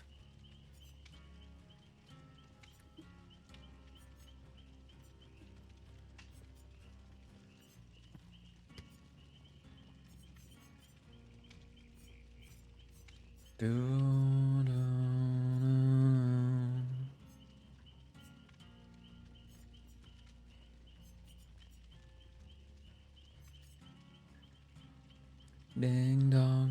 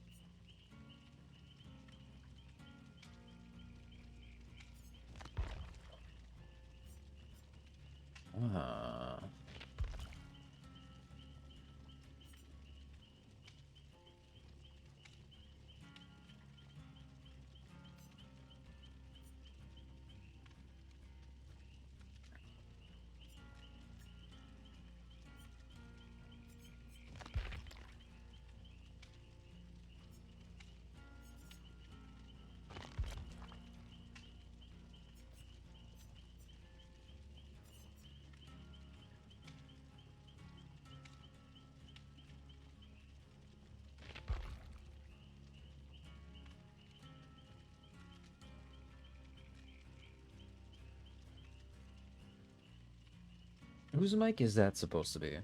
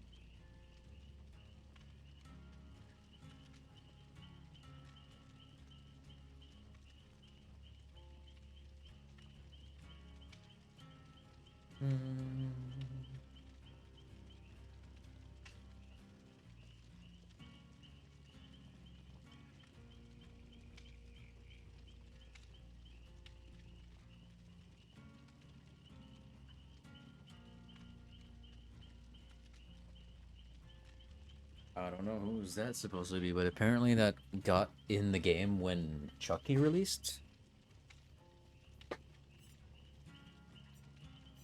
Okay.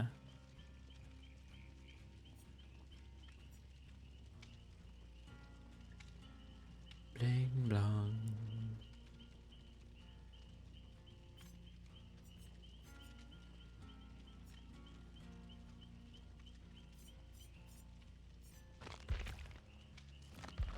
I'll put on the Sable one.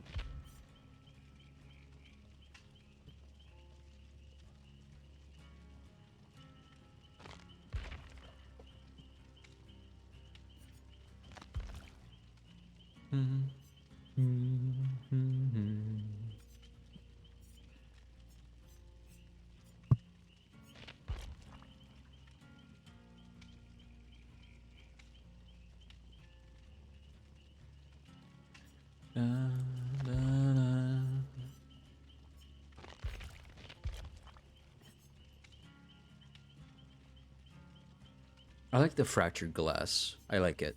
I love it.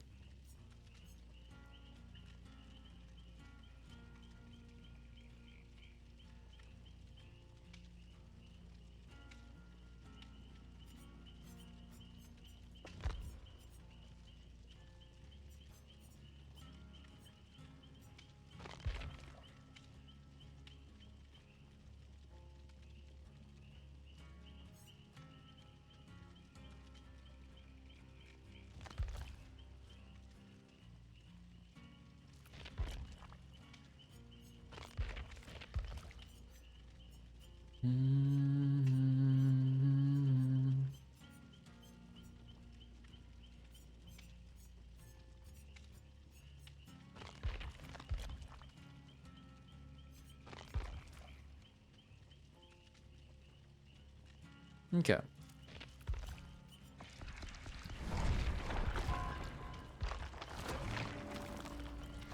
Got a lot of blood points to spend.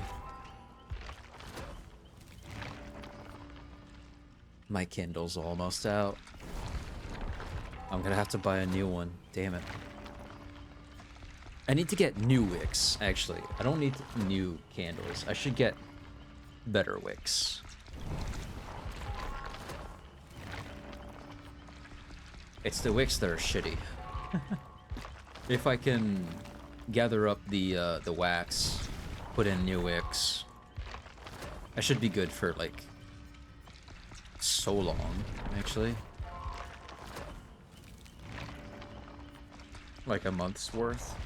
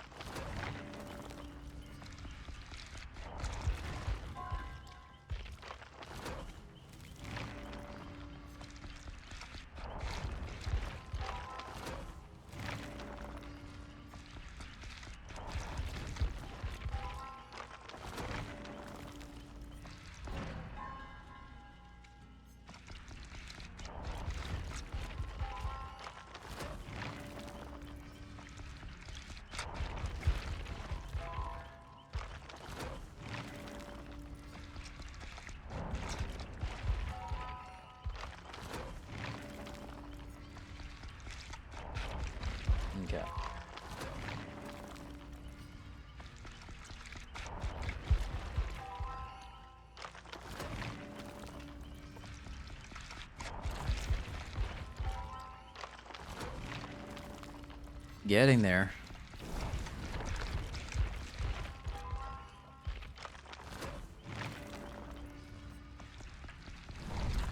It's gonna be really funny.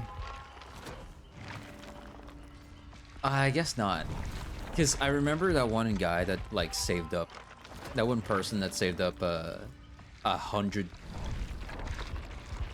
No, not 100. 100... 100? Wait.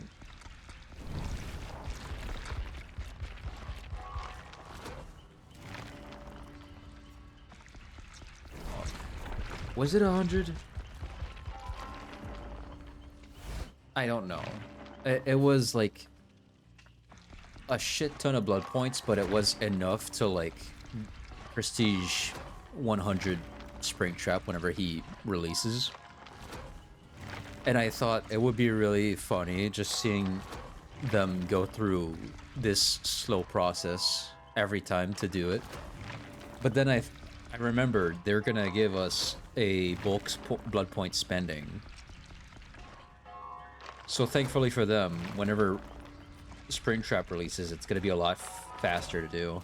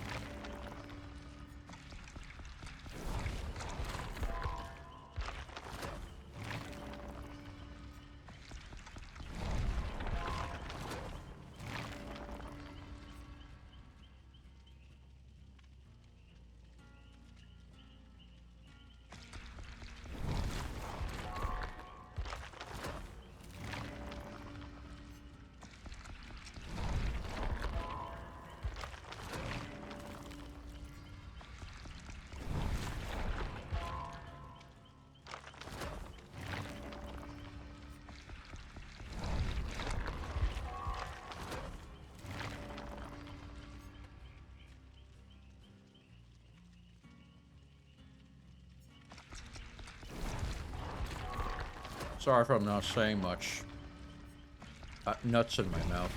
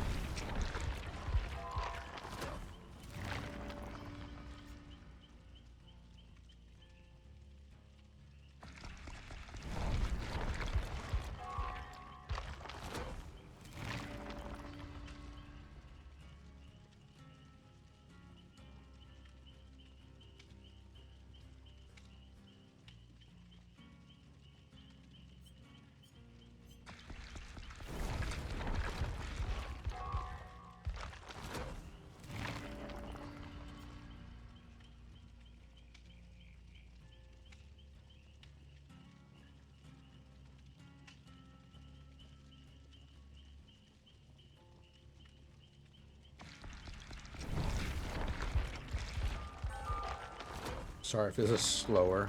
I'm doing my nails again. Give me 1 second.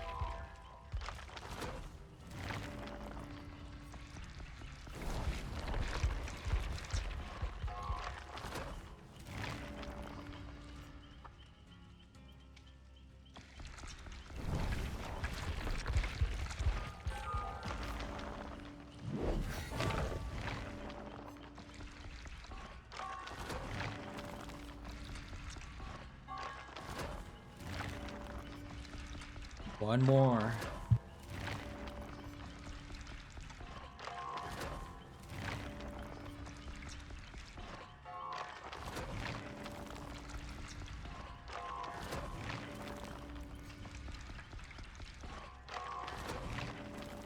I hope when it's the bulk blood point spending, it's just like a button that gets you to completed level 50. And then you only have to click one more time to prestige.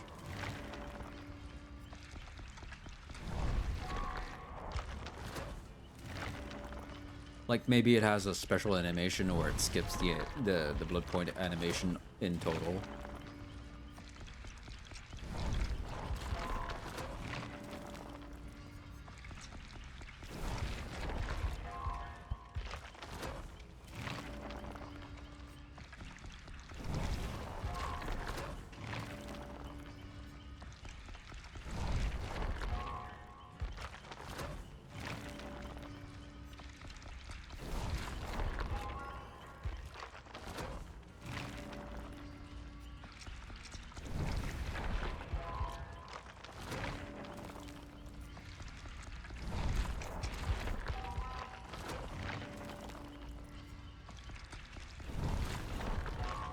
We'll run Orelia in Adept first and try to get to escape with it once, and then we'll go from there and try to build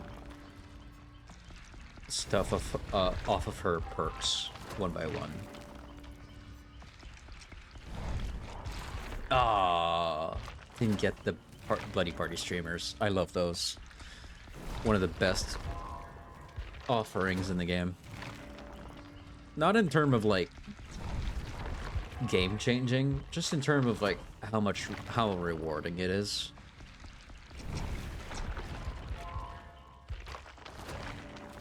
I don't really care for making my game go in my favor over getting more blood points.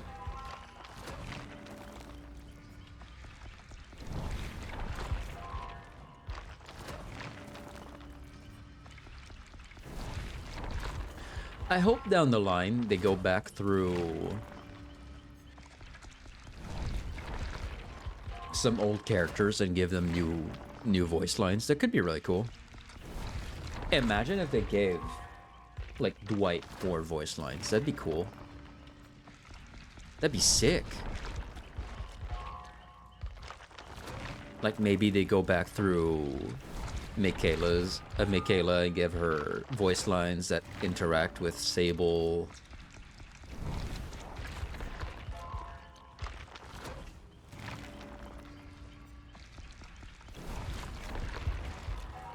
Like maybe if you're a Sable or a Michaela that joins into a match with the other one, either Sable or Michaela, depending which one you are. One of them says something like "Long time no see, Michaela," or "Long time no see, Sable." That'd be so sweet. Like little touches like this mean a lot.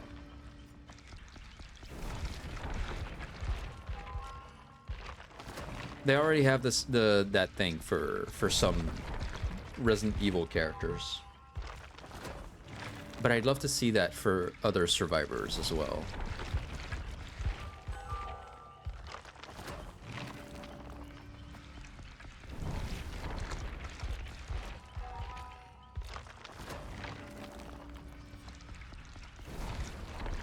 Maybe they could give more voice lines with Sable and Orelia just interacting with each other. Orelia talking about how she likes all things Wicked and which episode she favors, like which episode's her favorite, and Sable going like, "Oh, thanks," something like that. That would be so sweet.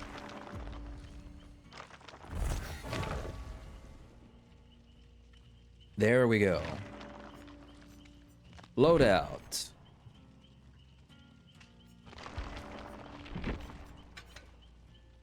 Orelia.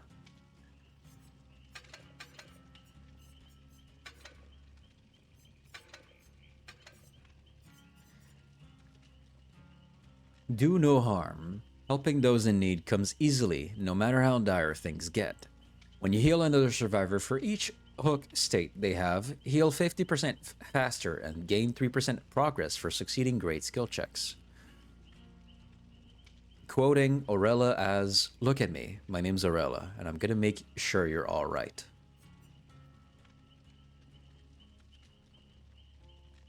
Duty of care. You live by a code of conduct every day of your life, and are all the better for it. When you take a protection hit while healthy, all other survivors within 12 meters gain 25% haste for 6 seconds. Haste increases survivors' movement speed. Don't worry about me. I've got a knack for bouncing back. Orelia Rose. And rapid response. When the moment comes, you give it your all. Your survival depends on it. When you do a fast locker exit, you suffer from the exhausted status effect for 20 seconds. When you get exhausted, you see the killer's aura for 2 seconds. Exhausted prevents survivors from activating other perks that cause exhausted. Once more, quoting Orelia Rose here with, "Alright, you got this. 3, 2, 1, go." Which, these two perks are really nice. This one's wacky, but you can combo it with other perks that make it stronger, and probably give yourself another exhaust perk, because gaining exhaust every time you fast locker exit is kind of weird.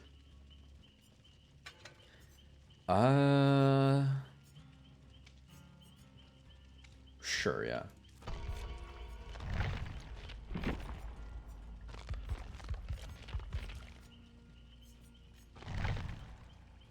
I imagine with her update came more achievements. Yes. Adept Orelia.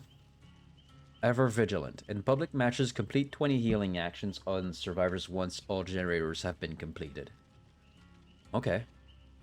Final days. In public matches, take 10 protection hits during the endgame collapse.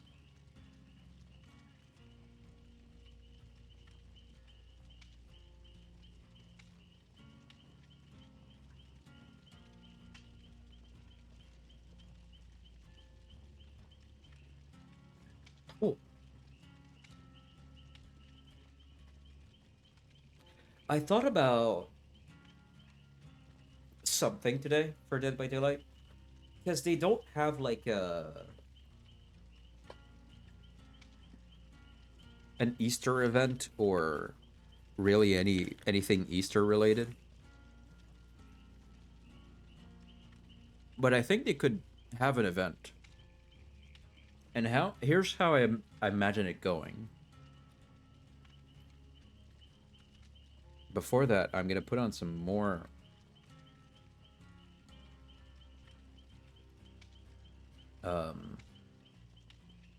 black nail polish.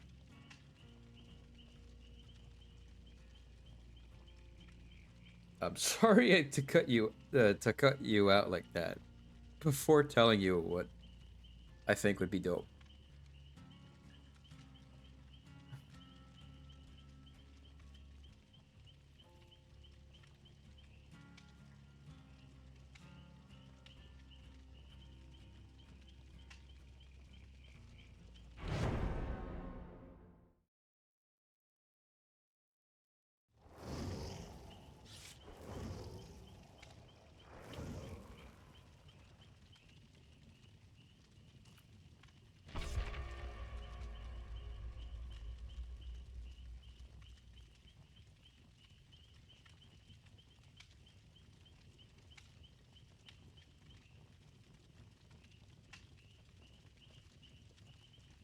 Give me 1 second.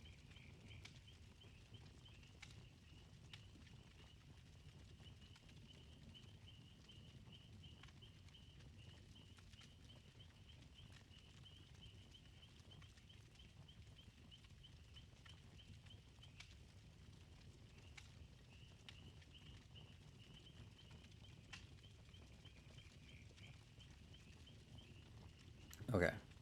So, what I imagine it could be is there's a certain number of Easter eggs thrown all across the map. They can be anywhere where a survivor or a killer can be. Mainly a killer, because their hitbox is bigger. And the way I imagine it is, let's say there's like 48 eggs. What could happen is there are basket generators where you need to put 12 eggs in to complete a generator.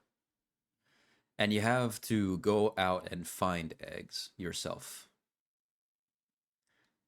And there's no aura reading until it's the last 12 eggs that you need. When there's aura reading... No, wait, hold on. Okay, so 48 eggs out in the map, no aura reading at the start. Or maybe like a 2-meter range aura reading. Let's try to not lose any blood. That's gonna be hard to do. When you get to 36 eggs remaining, you can see them from a 4-meter radius with auras.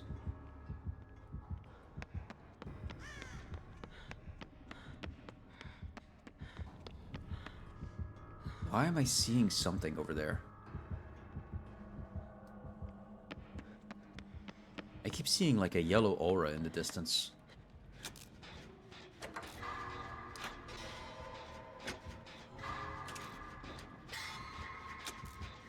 At 24 eggs remaining, you see eggs within 6 meters. Like their aura is shown within 6 meters of their location. At 12 eggs remaining, it's 8 meters. And I'm thinking the killer can interact with these. Maybe you as survivor can put them in the generators, as I said earlier. But also, killer can hit you and you drop your egg.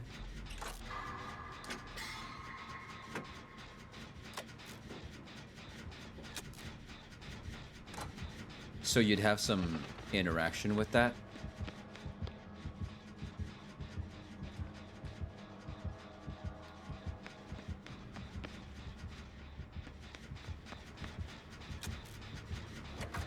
I think also killers should be able to put their eggs either in main building or at shack somewhere, maybe in basement.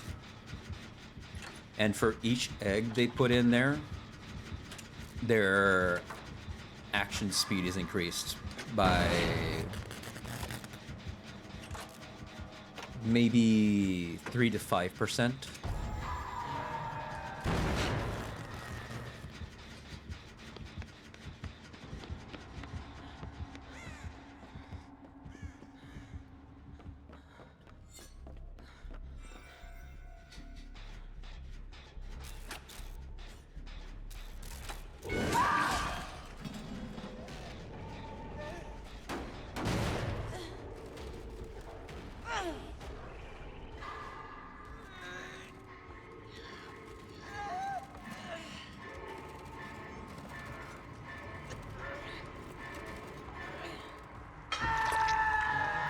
And maybe a haste effect? I don't know.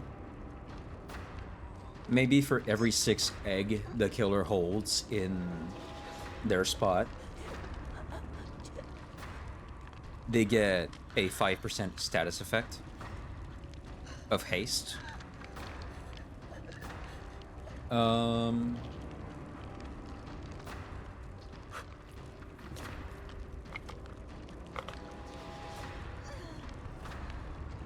Survivors could go in basement or wherever the eggs are held by the killer to interact with the basket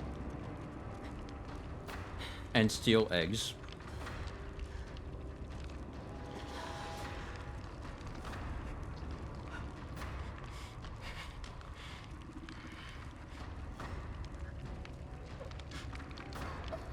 Killer can also do the same with the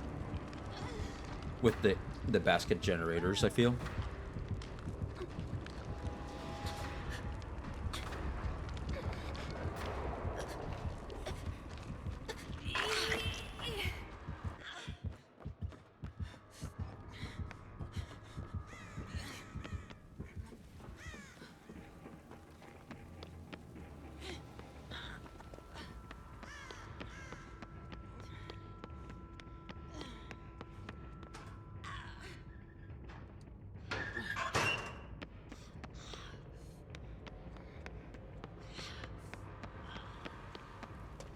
They could do something with that. They sure could.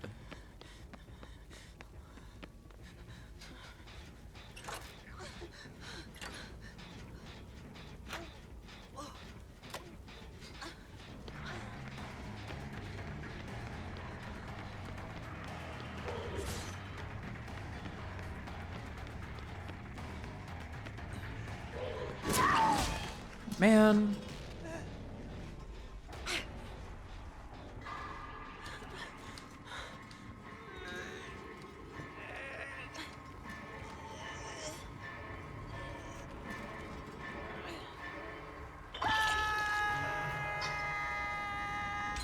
Finally, a gen.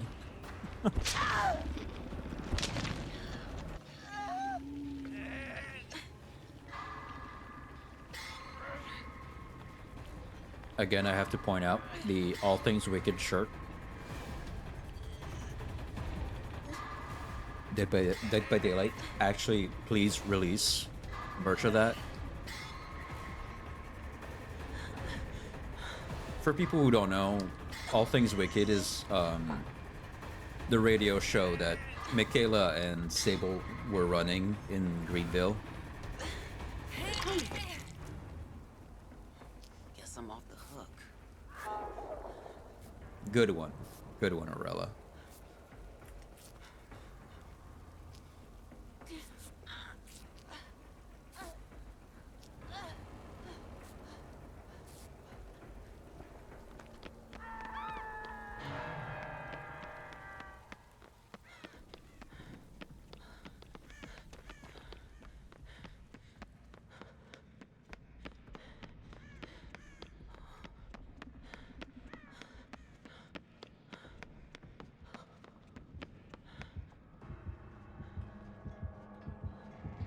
Oh.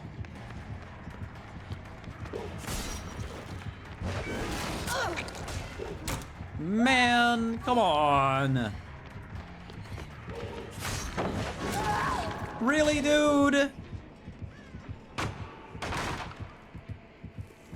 All right. We did one gen, and I died.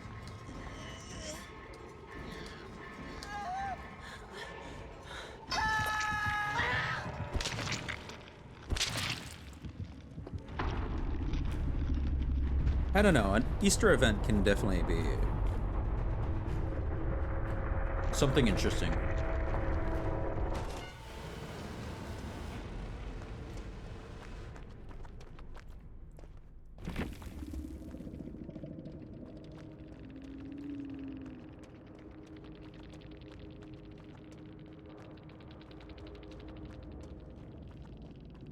Better luck next time. My survivor friends weren't doing that much.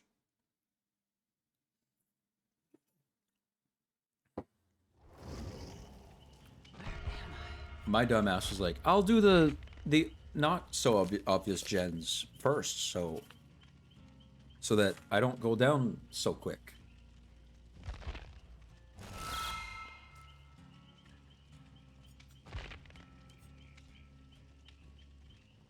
Little did I know.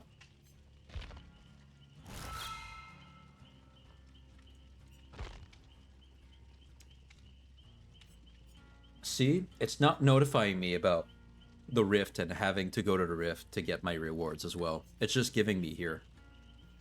That's beautiful. I like that. Because it used to be that... No, the rift is not here. Where is the rift again? Yeah, here.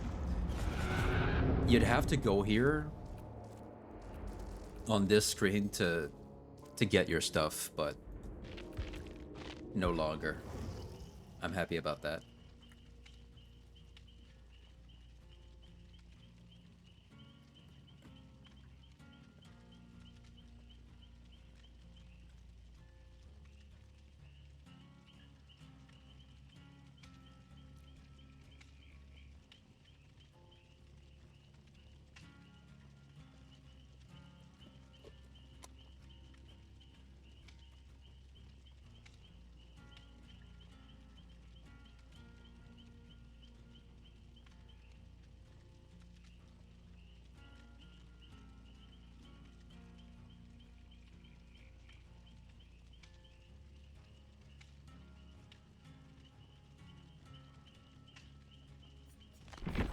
How's Michaela?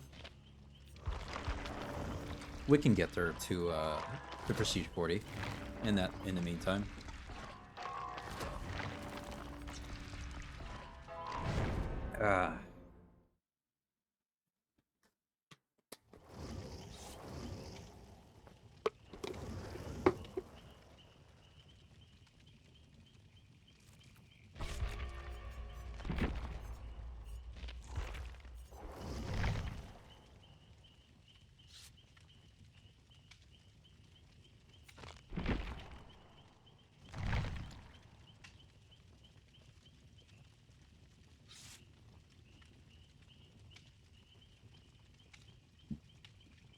But yeah, no. I really do think they should add more original content, but also revisit some characters and give them new voice lines. I'd love to go into a game and have just like Dwight say some new stuff, right? Because like the original characters, all they do is grunt, moan, whatever other noise they'll do, scream. But I'd love for Dwight to have like new voice lines for him. Like let's say even characters that presently have voice lines, maybe they get new ones too. Because again, imagine loading in, you're playing as Sable and you load into a lobby with Michaela. And you as Sable say to Michaela, long time no see. And then Michaela responds with another line.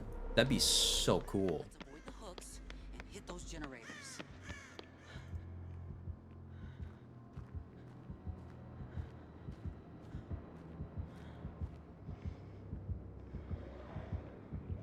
Oh, damn.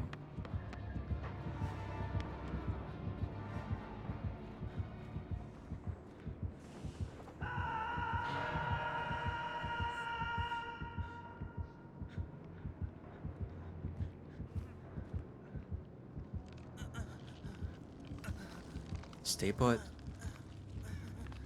I don't want to hear that terror radius anymore. Alright, he's chasing someone else.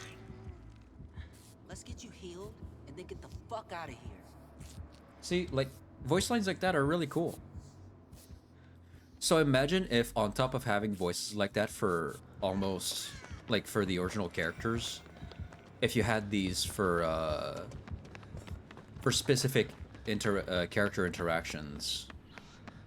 Like, again, between Sable and Michaela. That'd be so sick.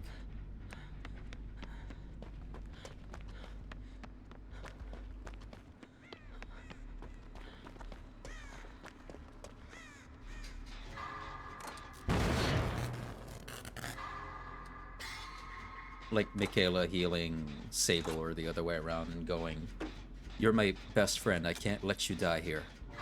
Something like that would be so good. Such badass lines would be awesome during specific actions. Yeah.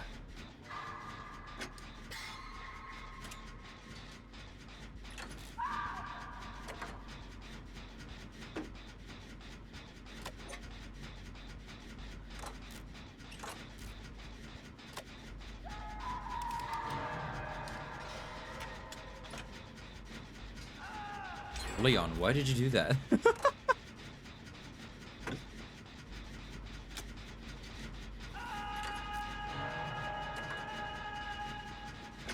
Aren't we fighting a blight as well? I know we're in between corridors and it's not the best for blight, but still.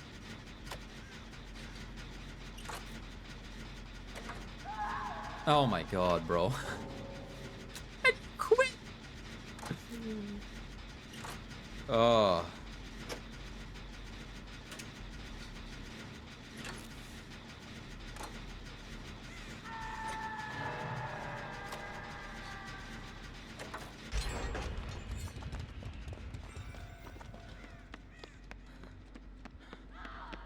Yeah, the downs are happening quite fast.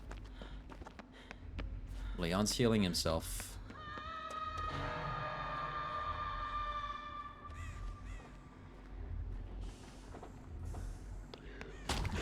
Wow!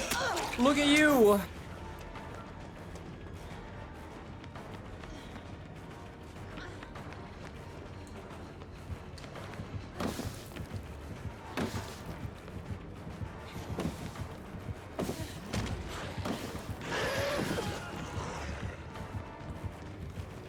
Go, Leon, go!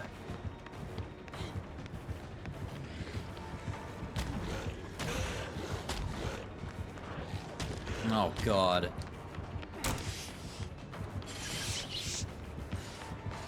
Leon, save Orelia, please. Leon. Oh, fuck. You know, it's not because she's a bot that she can't do as much. What is this combo of... You know what? Never mind. You dress up the way you like, Blight.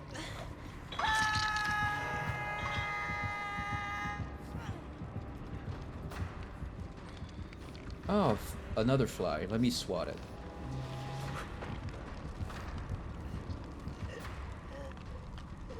You know, I would love interactive, like, voice lines. That'd be so sick.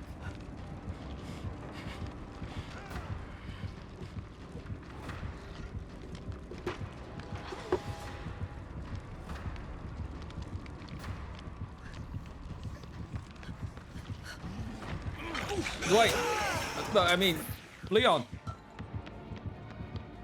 We lost him. I gotta stop running right now, because he's gonna find me if I don't.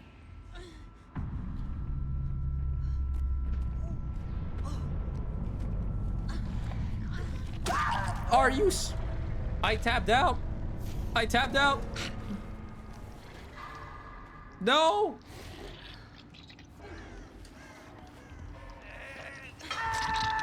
The one good wiggle skill check. This Blight is not messing around.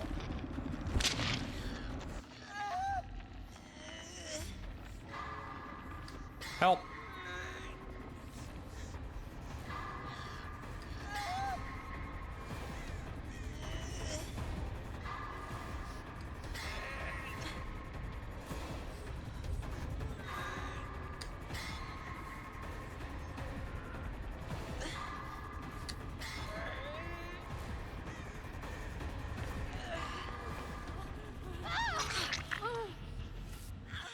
Guess I'm off the hook.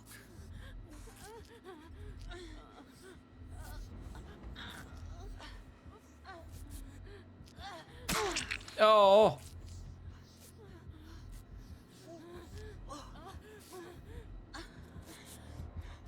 Run. Not that way, though.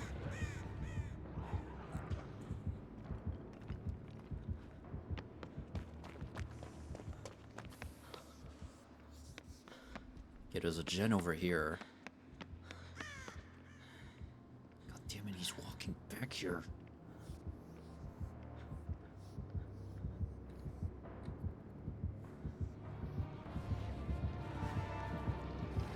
You're not serious.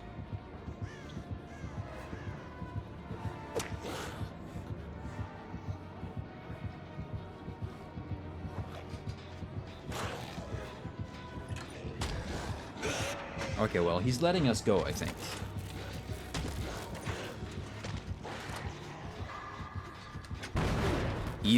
Even among cramped hallways, Blight is pretty damn strong.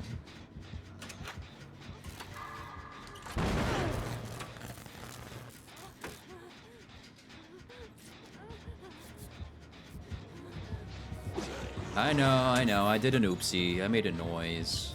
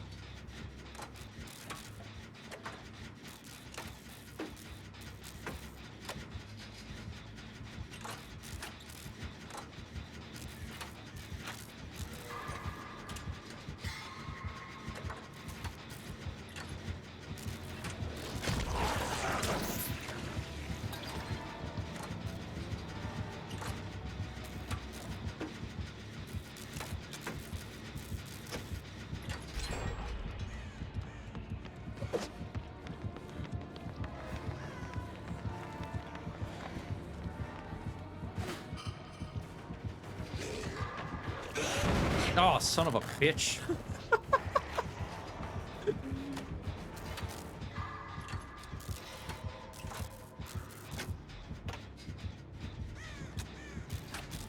I think Blight is looking at the rats.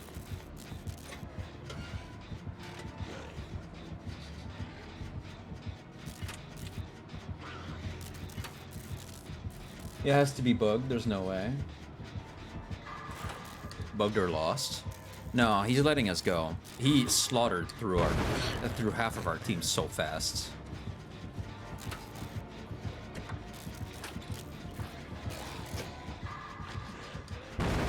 Oh my god. I'm terrible.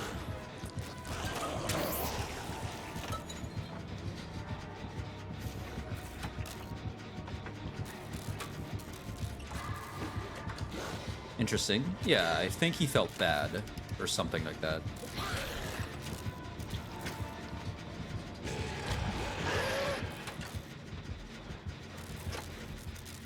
But yeah, welcome on in, Choco. We're playing the new Survivor. Orelia Rose. It's a Survivor that has a shirt that says All Things Wicked on it. And that's merch from a radio show that Michaela and Sable had in Greenville. super cool.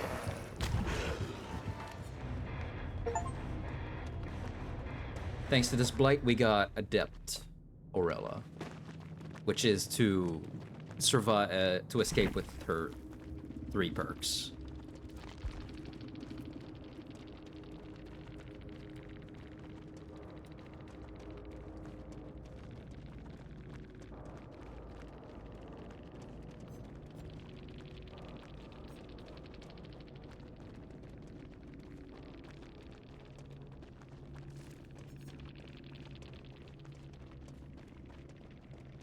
This guy had Nemesis, Furtive Chase, Make Your Choice, Lethal Pursuer.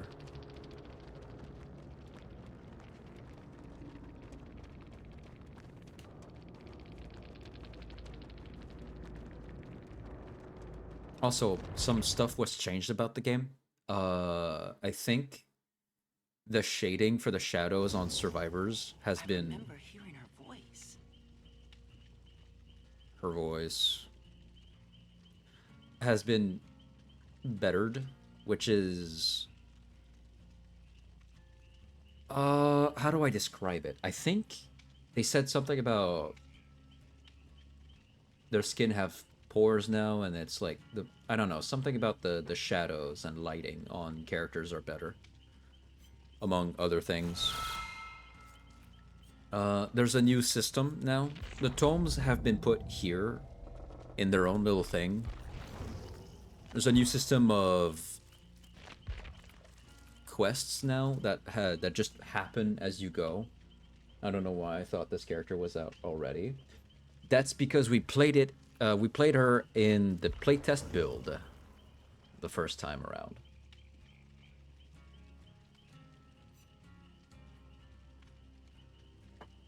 Let me list again what is new. Do do do do. Do do.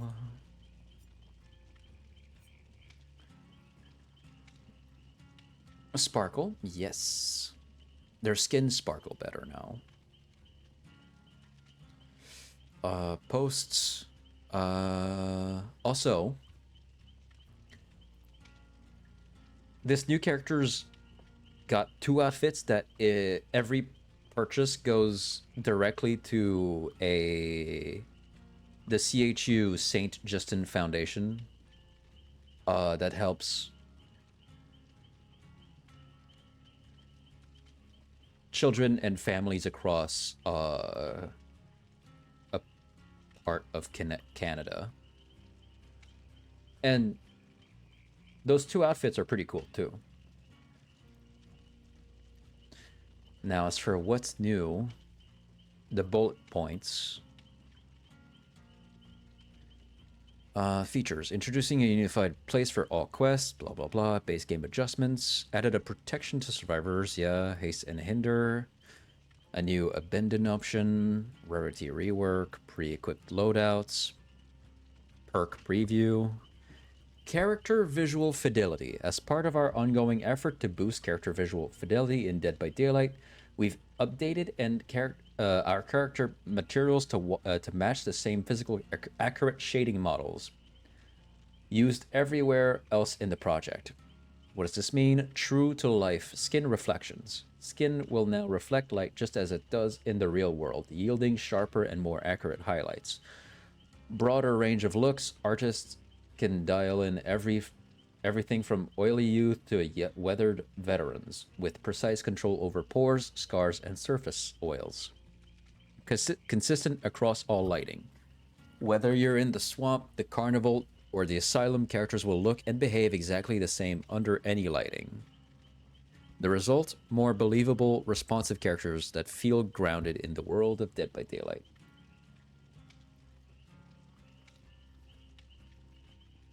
They made a bunch of perks change, killer changes, basically, apart from that. But that's the thing we were talking about.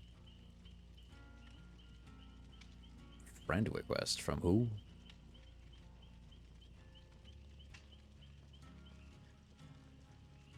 Who is this?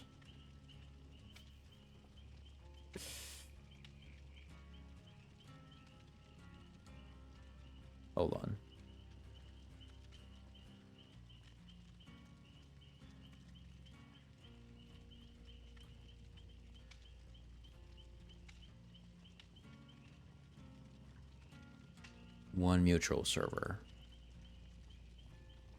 Alright. I'm gonna report them later.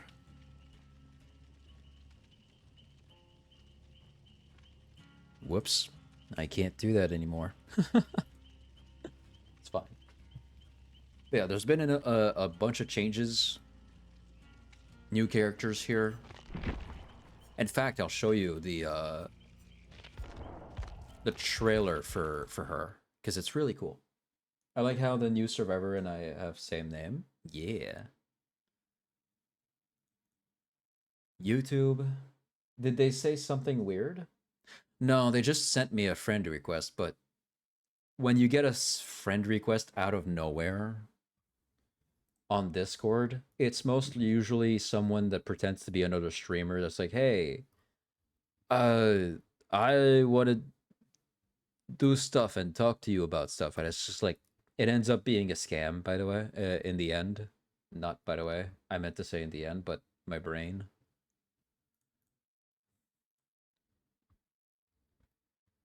I don't know, it's just that type of thing.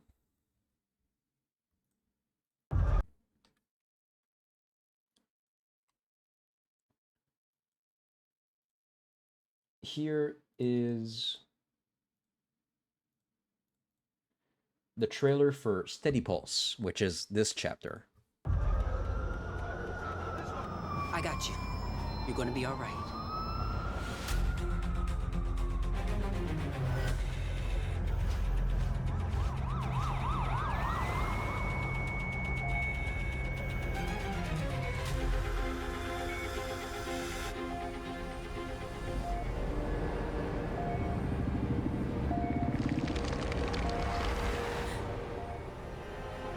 This cannot possibly be real.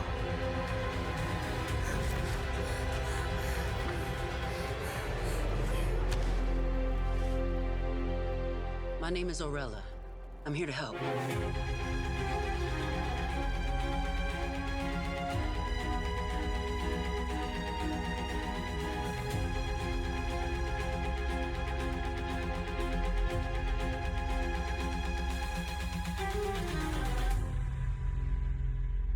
Isn't that cool?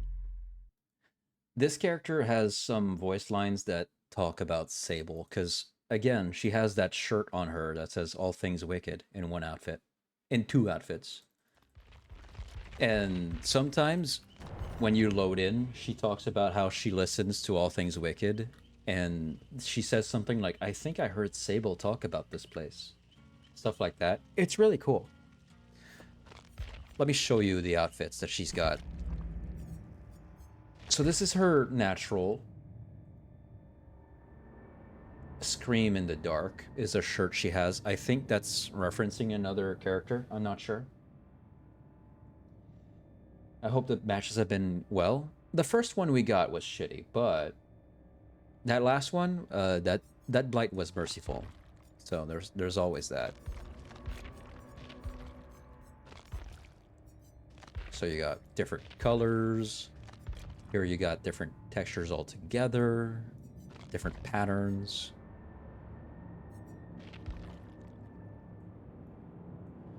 And then night shift outfit, which I think is kind of like one of her best outfits. Day shift. Nostalgic dreams. And then she's got her Halcyon dreams. Really cool stuff.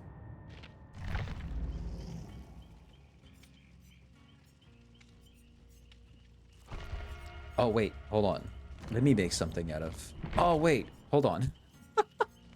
Her lore. Let's read up. That's lengthy, but we can get through it. Orelia Rose grew up on Chicago's far north side in Rogers Park, just blocks from Lake Michigan. Her dad was a firefighter, and her mom was a nurse. She couldn't help but observe how much they sacrificed to help others, and she knew she would one day do the same in her own way. Orelia majored in hospitality and at Lakehead University. freshman year, she bonded with Emily, a girl in her restaurant management class who helped her through her transition. Emily was a huge fan of horror movies, and she regularly listened to recordings of an old podcast called All Things Wicked this night. The host, Sable Ward, often talked about the stories of a horror writer named Cliff Barra. Many were made into the movies in the 1950s and became cult classics. The art director, Alex Damaro, survived the horrors of war and infused his macabre sets and costumes with a palpable sense of dread. I think she's the only black survivor, or am I wrong? No, there's like 5 others. I'll show you in a sec. They're calling All Things Wicked an old podcast, so I'm assuming Orelia got put into the realm years after Sable was put into it. Because they're calling the podcast old. Maybe they come from decades in difference, right? I imagine so. Same universe, different time. Orelia and Emily couldn't get enough. They hung out at the Hard-Boiled Cafe, a cafe shop on bookstore with a 1950s mystery theme. They so loved the atmosphere. They made plans to one day open a themed restaurant of their own. They would create a dining experience that recreated the horror stories, characters, sets, and costumes of Barra and Damaro. A place where people could escape their humdrum lives to spend an hour or two living on the edge. The idea so excited them they created a haunted house for Halloween to try out those same ideas. They commandeered an empty colleague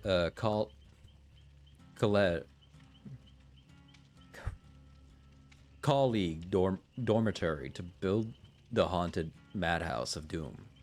On Halloween, dozens of students lined up to the experience the terror of an insane asylum based on one of Cliff Barra's most celebrated stories. Orelia led groups of laughing and screaming college students. College students past padded cells and torture chambers filled with axe murderers, groaning zombies, and wailing ghosts. The shock therapy room featured a jury-rigged shock table. Emily played the part of a writhing patient wired up for a shock treatment. She wore a headpiece fitted with electrodes that would light up and smoke and spark once Orelia told one of the students to throw the switch. They used the shock table dozens of times, and each time Emily would shake and shriek like a banshee, eliciting a chorus of delighted screams. This time, however, a frayed wire shorted out, and Emily didn't shriek but went rigid as her face contorted into a silent scream. There were sparks and smokes and the smell of burnt meat. Miraculously, Emily was still alive after Orelia pulled the plug. They called for an ambulance, and as they waited, Emily's breathing grew shallower and shallower. Orelia felt helpless, useless, worthless. By the time the EMTs finally arrived, Emily was gone. The very next day, Orelia dropped out of college and started training to become an EMT. She never ever wanted to feel that helpless again. Her parents were surprised but supported her, and within a year, Orelia was driving an ambulance and saving lives. She had a natural talent for soothing and calming those who needed her most. Both nurturing and protective, she had a knack for taking charge and bringing people together. Still, she never forgot Emily or their dream of opening a horror-themed restaurant based on the movies of Barra and Damaro. Working in as an EMT, she knew it would take her years to save enough money. But then one day, she rescued John Kingsley, a man worth billions. Called to the scene of a terrible car crash, she found he was breathing. She found he wasn't breathing. She instantly performed CPR and restarted his heart with a portable defibrillator. Fuck you. Defibrillator. His doctor later said he would have surely died if not for Orelia. Grateful for saving his life, he offered to finance her dreams and gifted her an old building located at 900 Blood Lane, across an old cemetery. With financing and the perfect location, Orelia hired some friends to help her design the most immersive horror experience ever. Screams in the Dark would open only one weekend at month to start, each time with a completely unique set, theme, and menu. Soon it was all horror enthusiasts could talk about. People loved the Barra de Mauro aesthetic, and many wanted Orelia to open 6 days a week. But for Orelia, it wasn't about the money. She was perfectly content saving lives Monday through Friday and creating horror and mayhem once a month. One time she themed the experience around a Barra story about a mysterious fog. The fog that transported victims to another dimensions. Well. Some believed the words in the story were cursed and somehow made readers disappear. She laughed those superstitions off until later that night when a black fog rose up around her. She hurried outside, but the black fog was everywhere. She froze suddenly and called out to her friends. No one answered. Then she heard cries for help, calling out to her from the dark. Orelia didn't panic. She never panicked. She merely assessed the situation and pushed through the thickening fog until she froze with a sudden realization. They sounded like her cries, and they seemed to come from nowhere and everywhere at the same time. For the first time in years, Orelia felt a shudder run down her spine as she realized her dream had somehow led her into a living nightmare. A nightmare not unlike the one described in Barra's cursed story. And as she processed this strange observation, the anguished cries came again, louder and more desperate.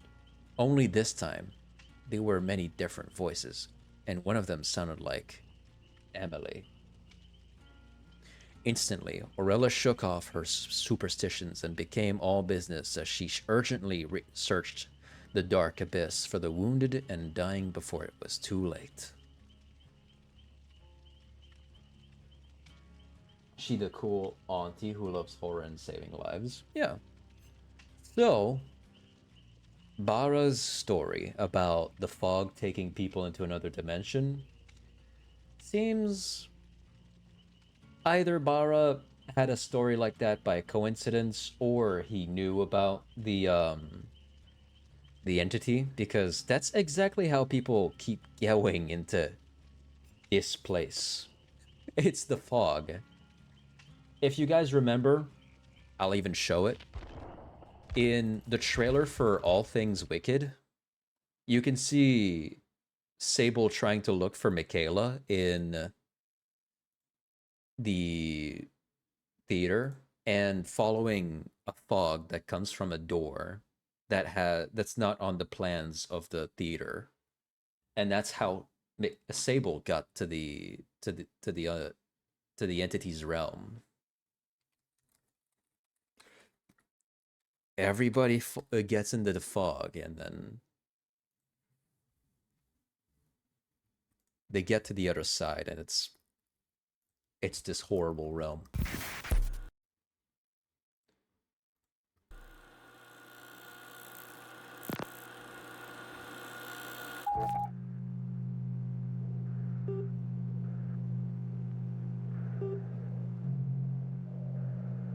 I'm guessing this is saying Mrs. either Reed or Ward was reporting missing on blank blank on redacted. Final record moments captured on security camera. Subject seems to disappear through a door, absent from any architectural plans. I keep thinking that the entity likes kidnapping hot people. They happen to be hot, but it's not about them being hot. It's about the emotional connections that they have. The entity feeds off emotions.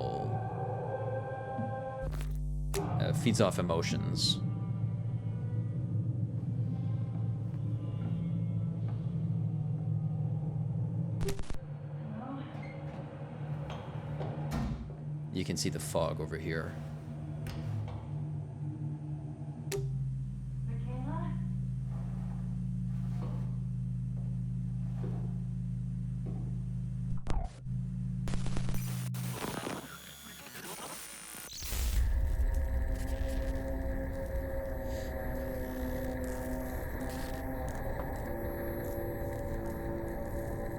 See, that's how people get lost in the entity's realm. It's always the fog. Sable even has like a line where she says something along the lines of, the moral of the story is stay clear of the fog, or something like that.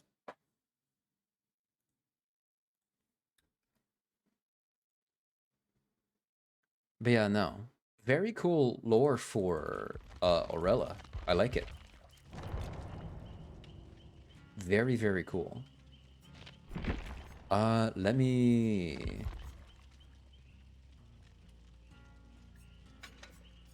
make some loadouts based on these perks. Beware of dogs, got it. Fog bad. Beware of fogs. I read that as dogs somehow. I never go anywhere with fog since I saw the movie The Fog. I like fog. I like walking into it. Oddly enough for me. But you know. Yeah, no. There's more black characters in here. There's Claudette, that's been an original from the very start. We have Detective Tapp, which is from the Saw movies. Adam, which is an original with the chapter with which came Spirit. We have Elodie, which is also another original character.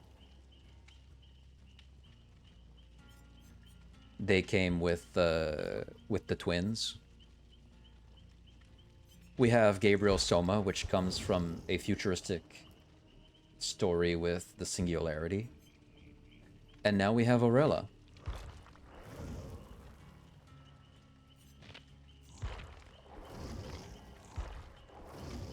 Her hair bugs out.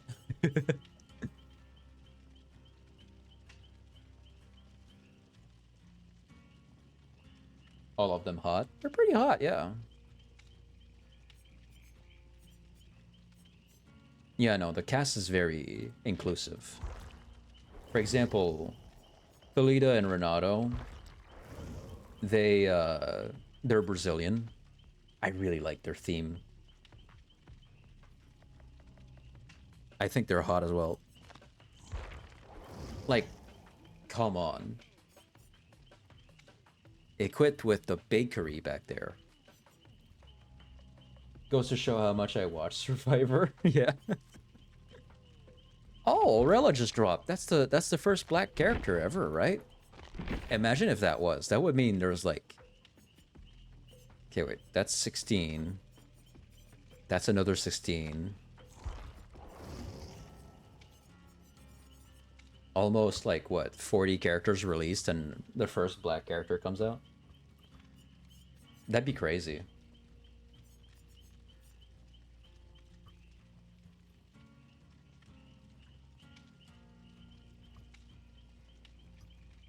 For a game like Dead by Daylight, if it was like in a setting where it's Vikings, yeah, 99% of the characters are going to be white, because that's just what Vikings are. It's just like in the Norse regions, you're not going to find someone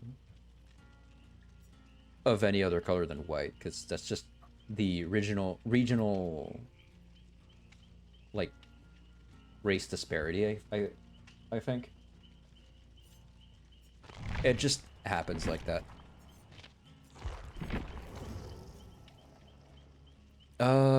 Do no harm. When you heal another survivor for each hook state they have, heal 50% faster and gain 3% progress for succeeding great skill checks. I thinks... Methinks with this goes better than new. We'll make it as an obvious one.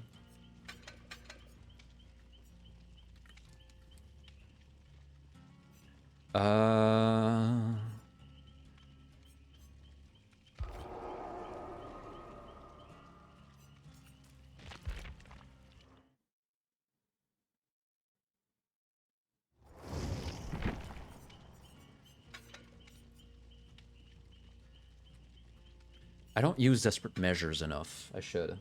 I swear they were kidnapped when they were having a good hair day. Yeah. Tends to happen. Hey! It's like the entity comes in and they're like, hey, your hair looks nice today, don't it? Yoink. When you take a protection hit. Okay, so protection hits.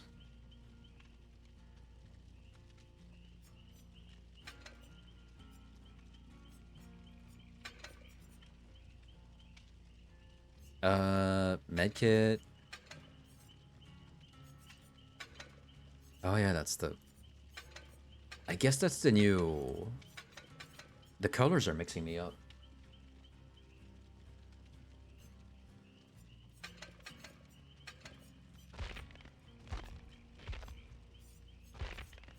Cake.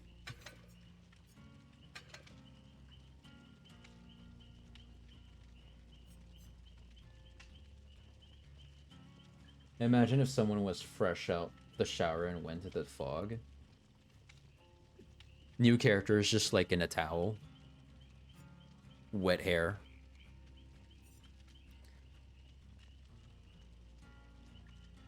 You try to look up the towel, there's just fog blocking it.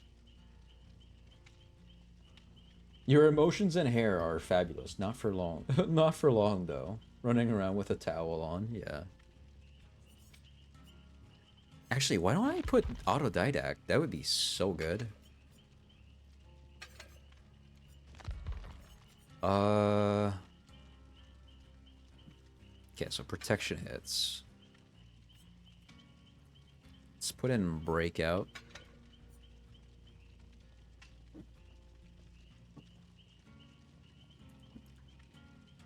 And saboteur.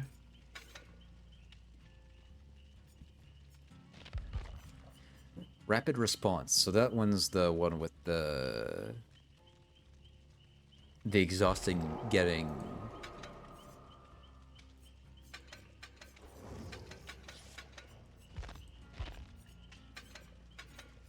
aura reading. Killer aura. Eyes of Belmont to increase the aura reading by 2 seconds. Exhaust. I don't put adrenaline enough in my builds. I really don't. And vigil. So I can recover. And other people around me can recover from blindness, broken, exhausted, exposed, hemorrhage, hindered, mangled, and oblivious. 40% faster. Which is pretty good. 40% is good, man. For some reason, I'd imagine it be Leon.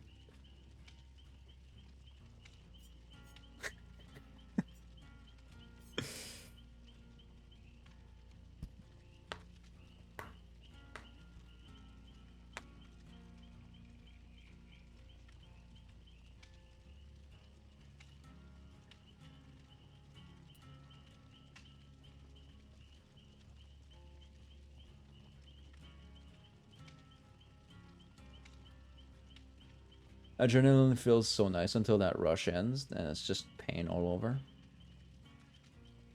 Because he's so popular, right? I guess. Yeah.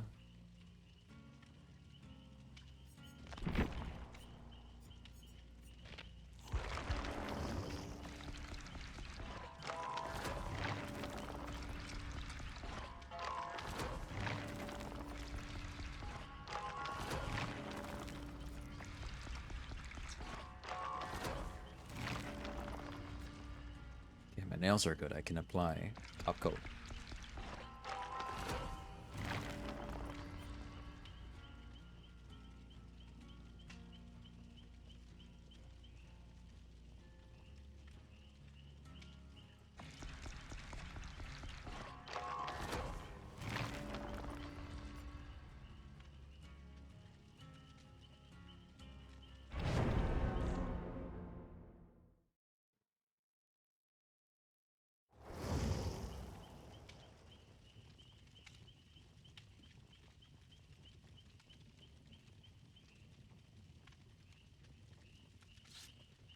Leon vs. Permit had they man same outfit.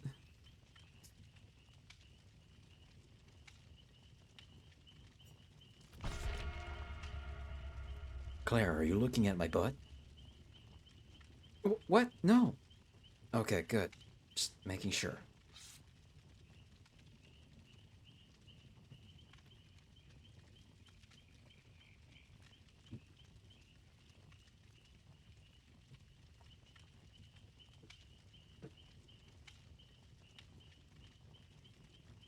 What am I hearing?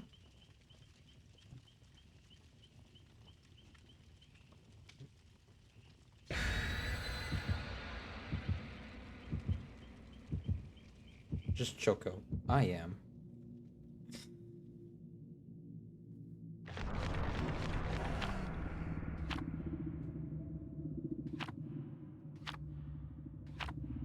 Nice. Good blood points.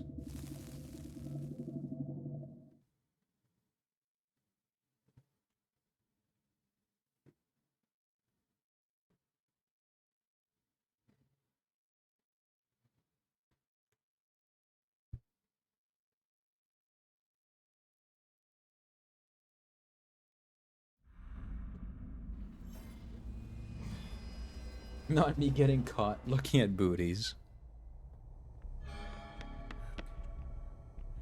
Oh, I'm still Michaela. I meant to play as... Oh, shit. I forgot to change character. I was doing my nails, bro. Oh, hey, Michaela number 2.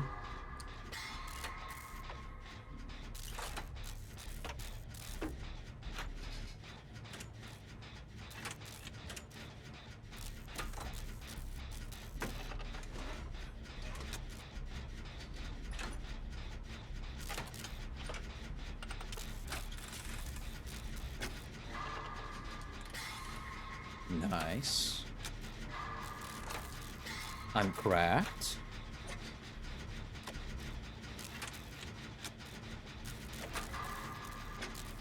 Oh.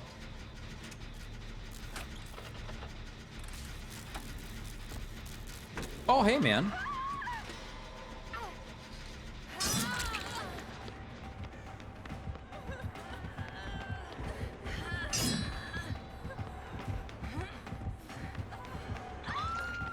Run!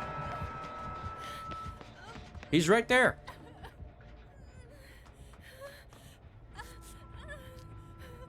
I've been sick all day, so I'm just rambling. Don't mind my foolishness. You're good. You're good, man. Wow! Hi! What? What? That way?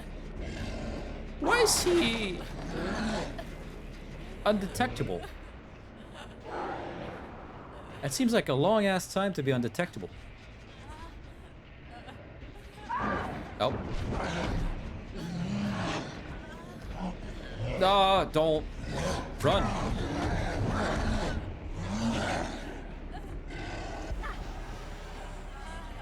Dude's on a power trip. Get me the hell out of here.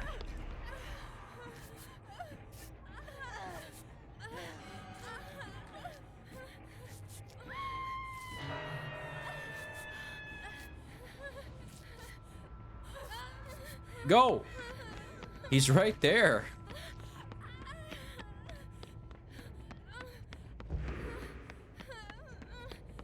Oh, he kicked our gen and now... Okay. I'm gonna go fix that then.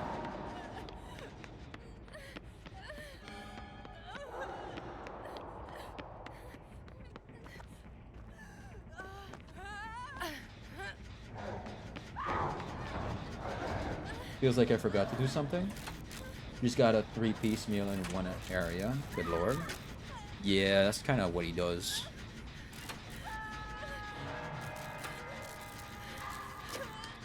With that perk specifically. Not just in general.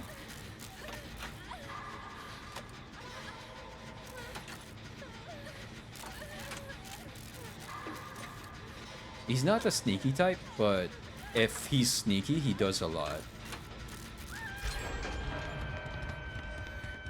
I usually tend to put other perks on him.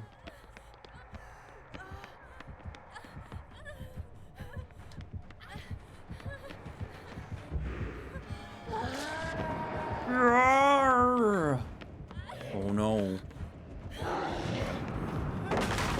Big bad.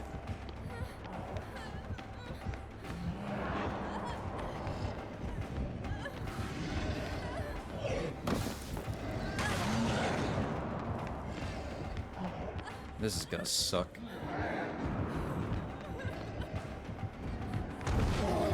Wow.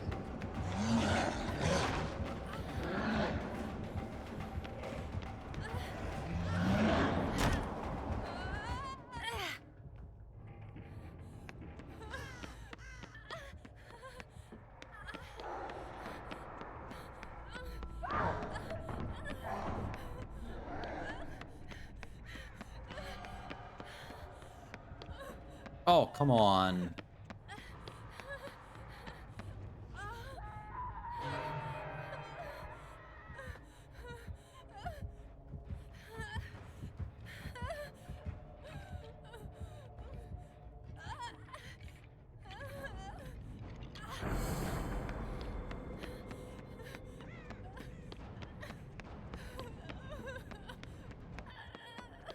We're all disoriented and incredibly afraid of penises. Oh, sir, please.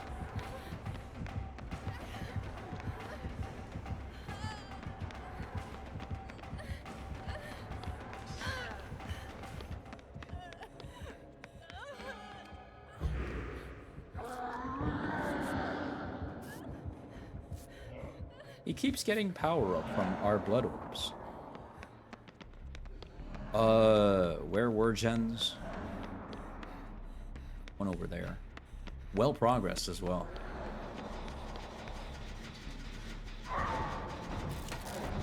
Well, we lost one.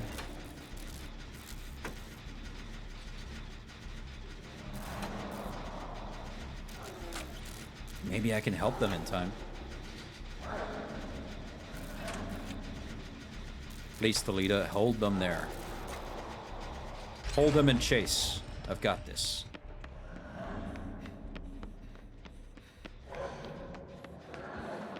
Oh, he's right over there.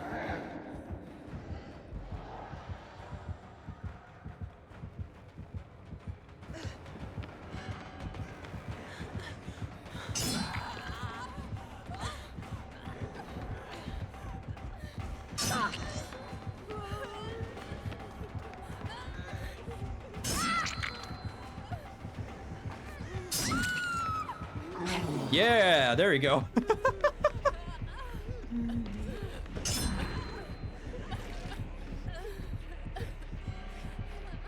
We lost you, though.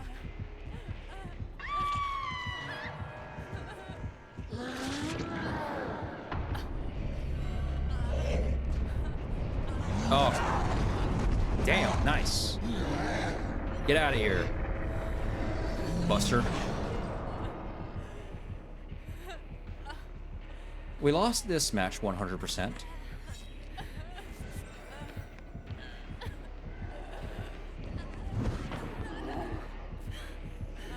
Go. Run.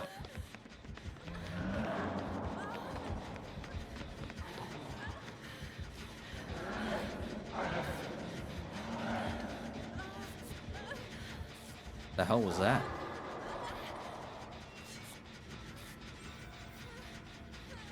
See all the quests that are just happening in the middle of this?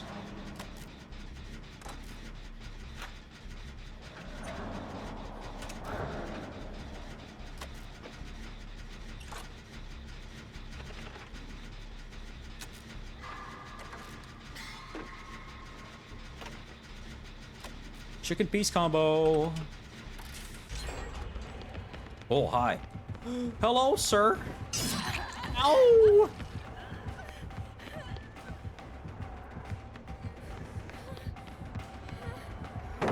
In our quest to go help the poor in Afghanistan, would you like to give a donation?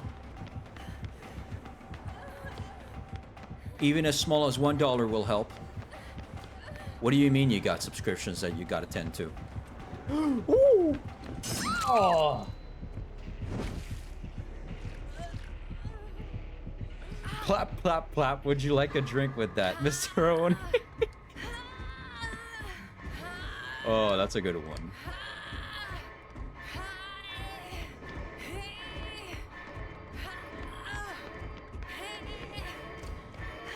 I almost broke free. Run! Run, you fool! Still injured you, huh? Yep. Run! He's on a power trip.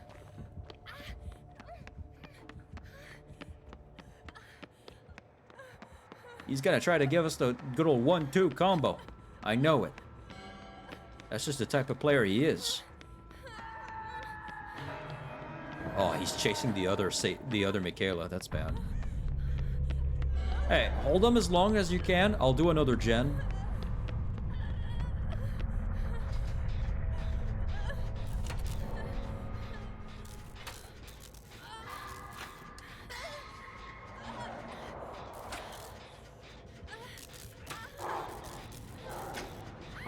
Yep. Despite the fact that there's 5 million pallets in this map. Oh, geez, I almost missed that.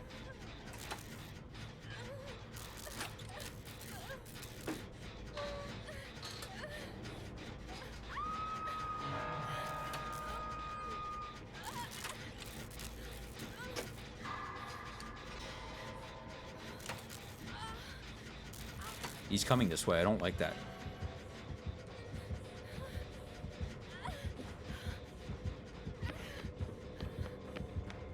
You're getting off the hook. Yoink. Hello, mister. Want a nice chicken combo with this shit? Check this shit out. I'ma loop you like a goddamn... I did so good.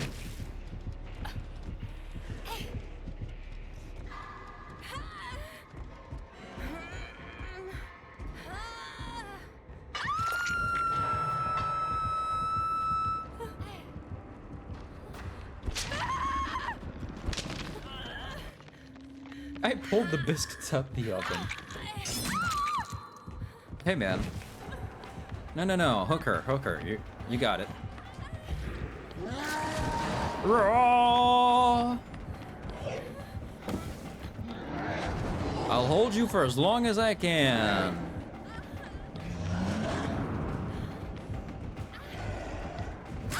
Yep. That's about as long as I thought that would last. What do you mean, no? Why are you shaking no at me?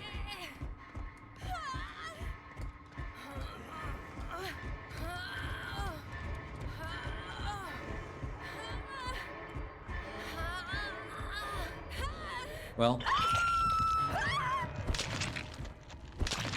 I always find it weird when killers just look at you and wave and just like nod no. I'm like, why? You're fucking us up. Why are you doing this? He looks like a strawberry jam type of guy. What does that even mean?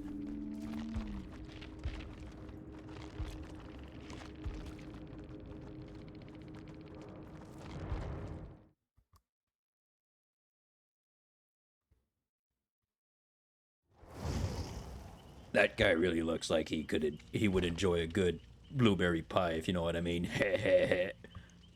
Like what?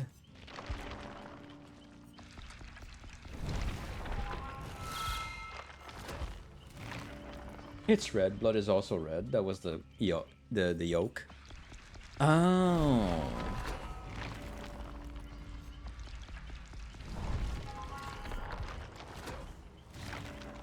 That guy really looks like he could enjoy a good bowl of popcorn, if you know what I mean.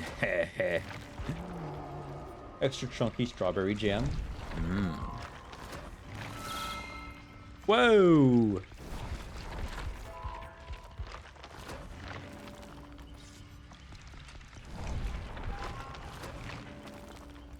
In terms of how matches can go, that was terrible. Damn it, I can't throw things at you, yeah. The TITS doesn't work. The Twitch authentication is shitting itself.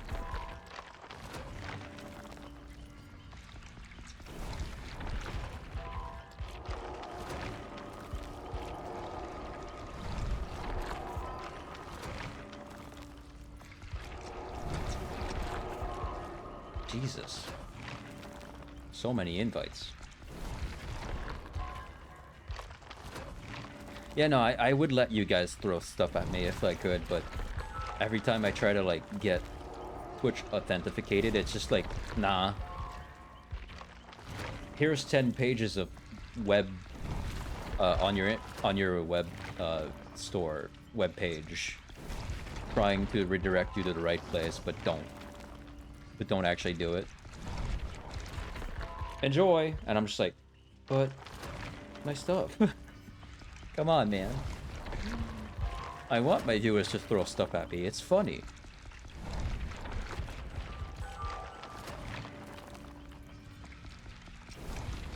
Boo, Twitch. It's not necessarily Twitch that's bugging out. It's the TITS app itself. Which is okay.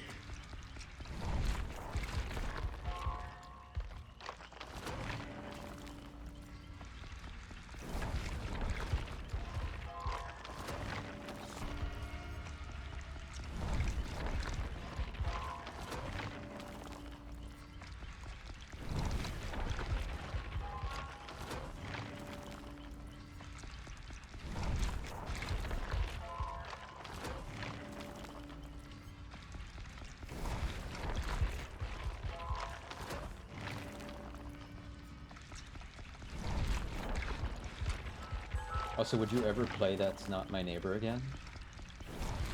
That's Not My Neighbor? Oh, yeah. Yeah. I heard the story is all out now. Like, you can play the entire story. I was watching the YouTube video. Reject and ignore our Twitch fake things until something serious happens. Yeah, if we're talking about stuff outside of the Twitch integrated throwing system, yeah. I think, maybe. Depends. I don't know. I haven't seen much of Twitch drama yet lately.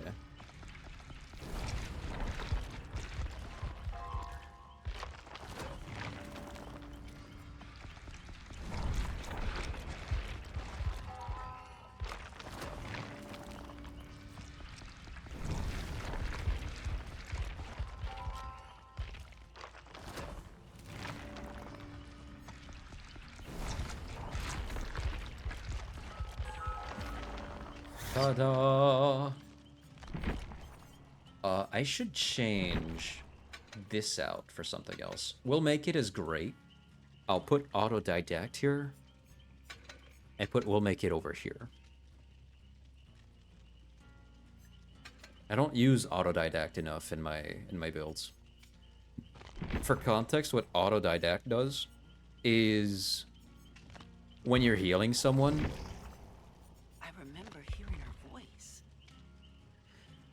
what happens is when your first skill check that you do on takes off 50% 15% progress on healing that person. But for every token that you get for it, you get another 15% plus progress per skill check. And there's not like a great skill check that you can get. It's just normal skill checks.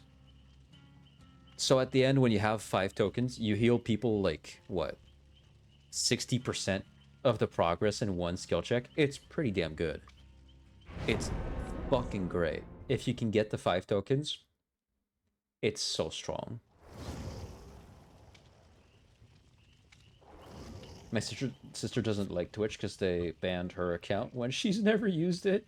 She loyal to YouTube now. Manifests Trickster as killer. We'll have to see it, huh? But yeah, no. Autodidact is goddamn awesome. Which is Adam's... That's Adam's perk. Adam being one of the other black characters I showed earlier.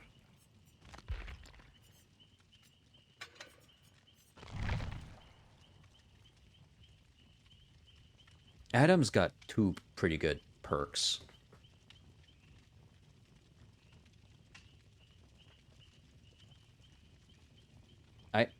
We're all seeing it. I can bring it up.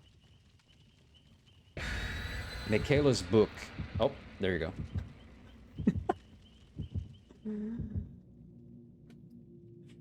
It was attached to her arm for a second, but it's gone now. Love her hips. The hips are pretty good, yeah. Annotated blueprint? Yeah. Okay, Killer Shack. Killer Shack, and we're most definitely going to Azarov's place. Do I have a challenge for as Survivor? I don't think I selected one, did I? Oh no, I should. I should so do that.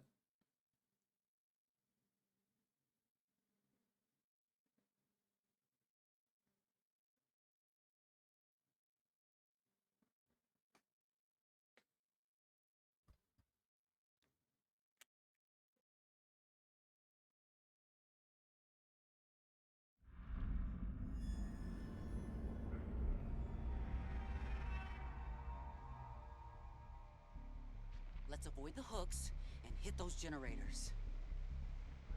Give me a second. I'm applying top coat.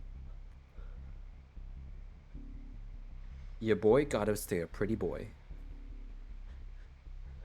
Gotta be one with the ladies.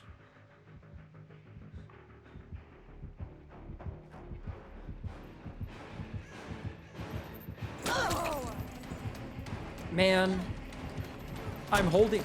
Oh! I'm holding my thing of stuff. My, my top coat applier. This isn't good. Wow, I'm so sick, bro. I'm so... Wow. Oh, no. I'm going to the corner, dude. Check this out. Spin tech. Did I fuck up any fingers while I was doing that? No, I'm good. Hold on, team. Important stuff is happening. Applying top coat. I got you guys.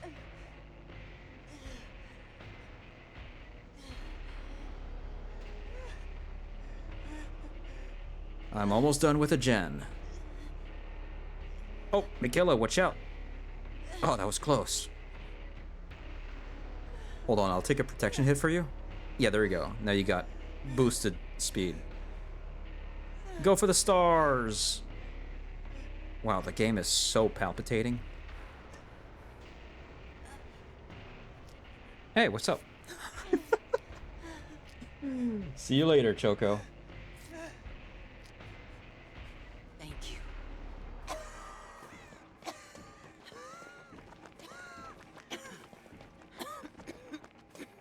I bring like a healing build, and we're going up against the killer that doesn't... Fuck you.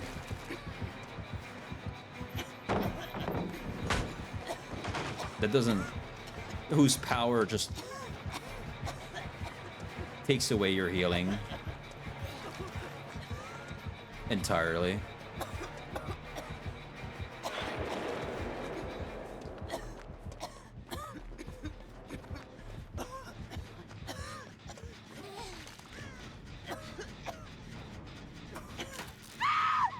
Can you not?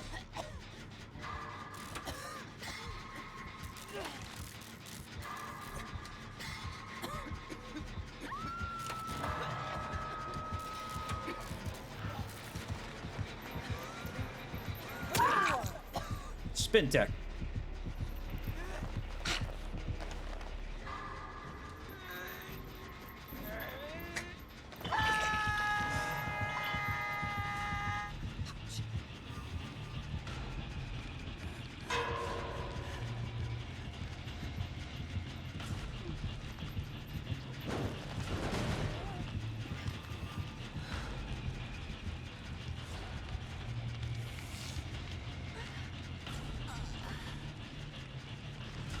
Hi, Nanalia.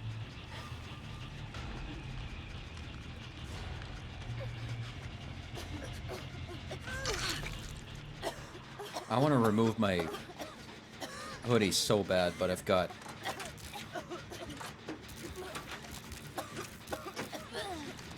I just put top coat on my nails.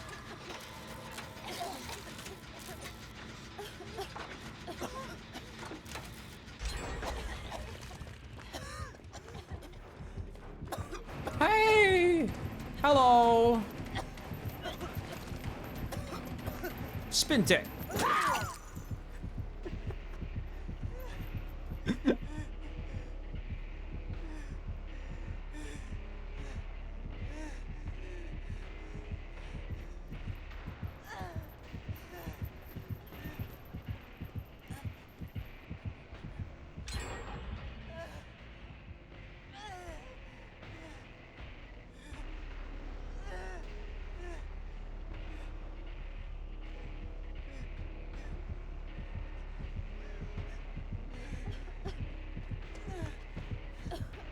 Are you gonna do anything? Wow.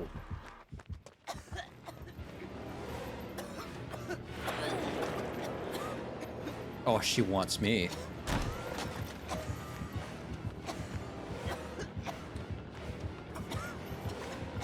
Wow, dude.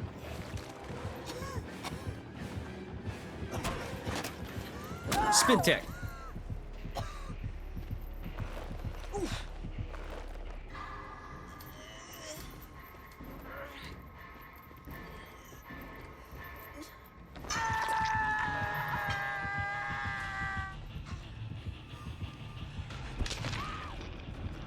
My attention was fully on her hips and booty. Thank God we're not playing as Skull Merchant in third person then. Or, Jane.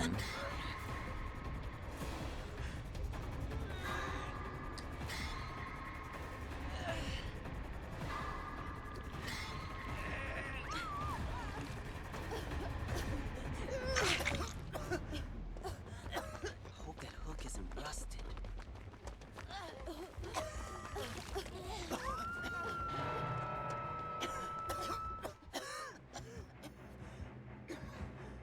Why would I can't hide like this.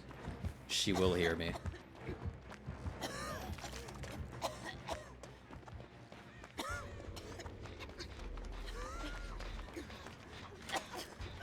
Huh? Well, yeah, sure, go help. That would be even worse. My eyes would be glued. Yeah.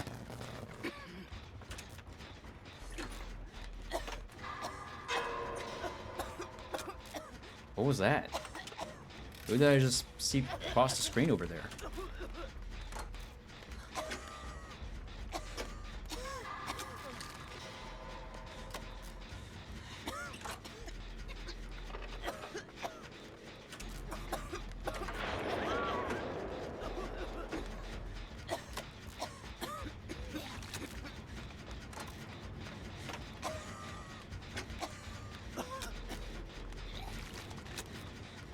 Michaela, don't die on me.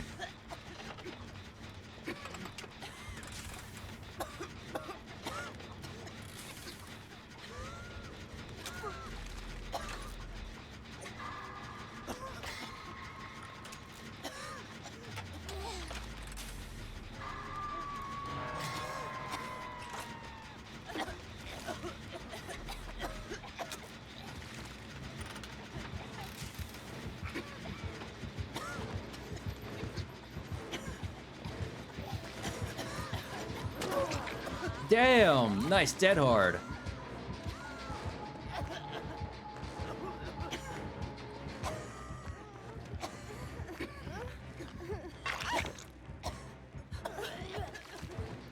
Oh.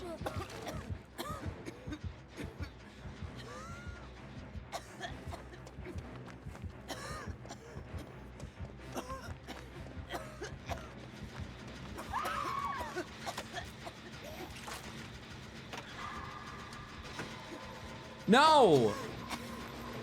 Have some mercy. Spin tech. Fuck.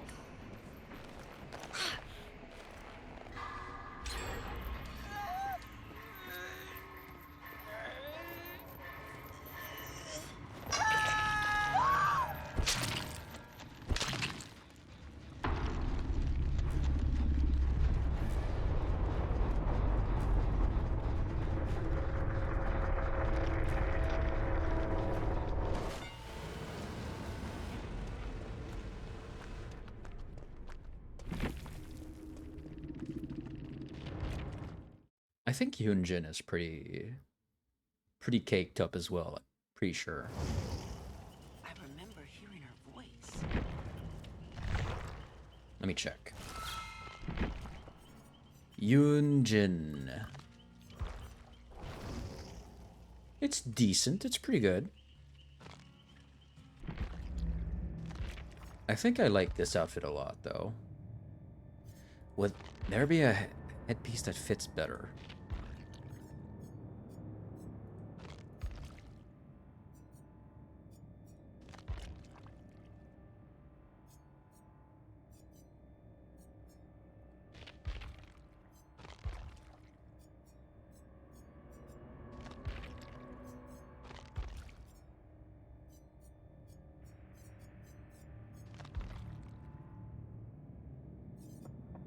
You know, because if we're talking about Jane... Now, Jane has all of it. What's the outfit combo I usually do with her outside of this one?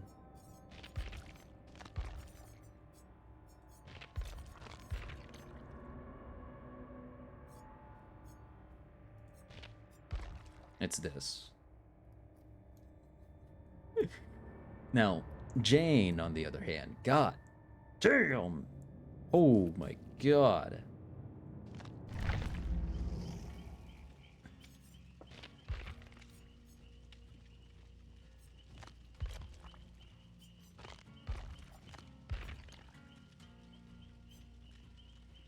Cake and frosting all around? Hell yeah.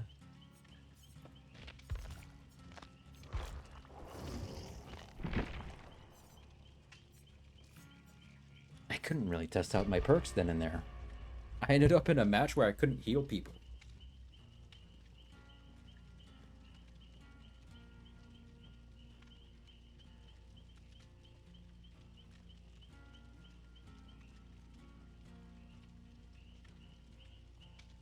It's food time, though. Hold on. It's food time. I'm gonna go get some food. And then I'll be back. And then we'll watch some videos.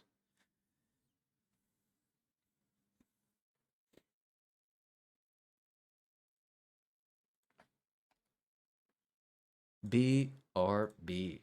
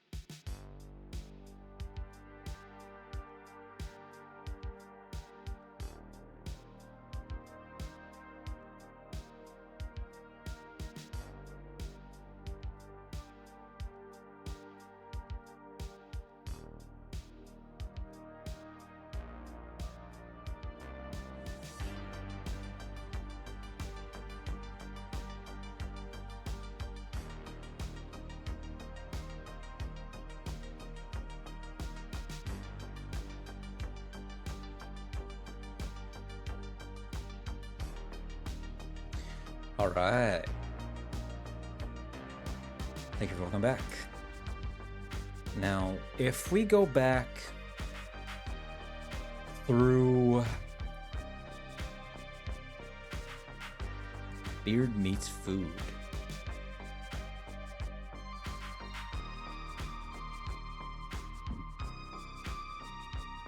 The next video going backwards is the Mount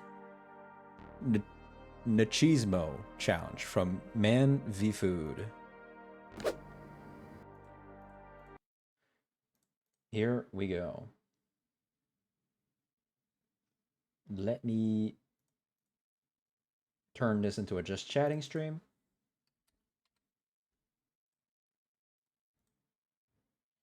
And go to the restroom.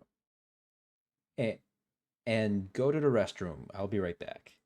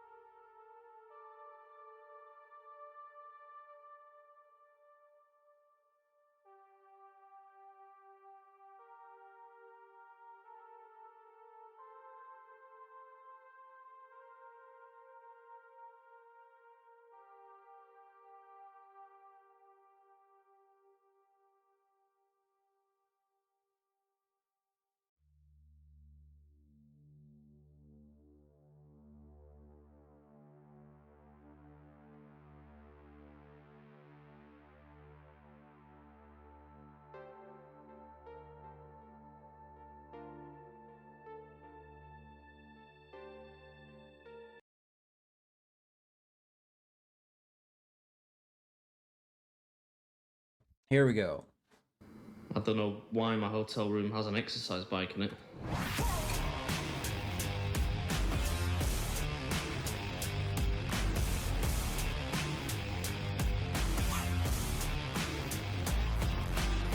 Alright, we're in Ann Arbor, Michigan today, doing battle with an eating challenge made famous by that TV show Man vs. Food. Or Man v Food. Was it V Food or versus Food? I always forget, I never really watched the show. Probably makes no difference, right? See if you can make it 3 and 3. All right, this is the place. Tio's. Hello. Hi. I came to order your Mount Machismo thing. Yeah. Is that okay? Yeah, absolutely. Grab any table you want. Any table? Yeah. Right, okay. So the big hook here is that this challenge was featured on that TV show, Man vs. Food, like I guess, what, 10, 15, 20 years ago or something? Maybe not 20. Oh, okay. I don't know whether the guy that presented the show managed to do it. Since he's a Spurs fan, I'm going to say probably not. I'll ask him though. I see how they make it. Access all areas. So this is the majority of what constitutes Mount the Cheesemo. There are still some toppings to go on there after it comes out of the oven, all nice and melty. But it's 5 pounds, right? 5 pounds, yeah, absolutely. I weigh everyone. They make it look like a more. volcano. So I found the artwork here. It's kind of a waste that it's hidden away in the back corner. Yeah. It's pretty cool artwork. That's awesome. But we got some winners up top there. What is that? 1, 2, 3, 4, 5, 6, 7, 8, 9 winners. Hey, maybe I could be the 10th. So I guess he did win.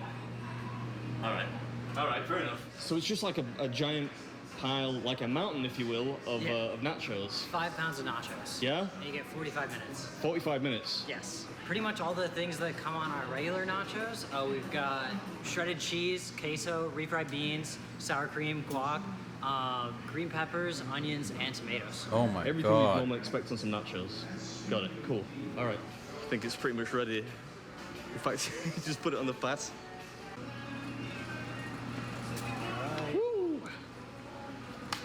God damn. Timer should start now. Right, so we're at the world-famous Tio's in Ann Arbor, Michigan today, taking on the Mount the Cheesemo challenge. 45 minutes.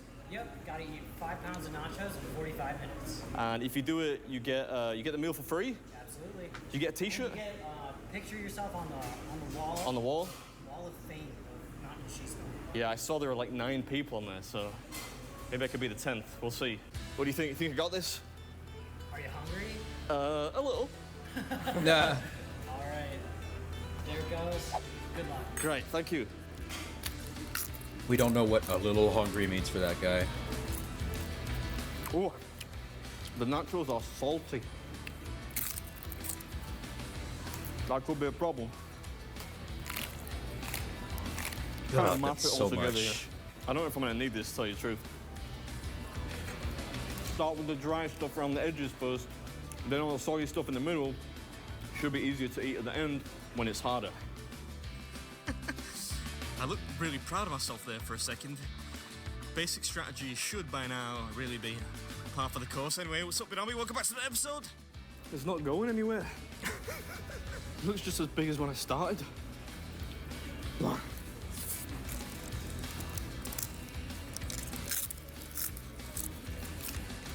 The pulled pork is excellent though.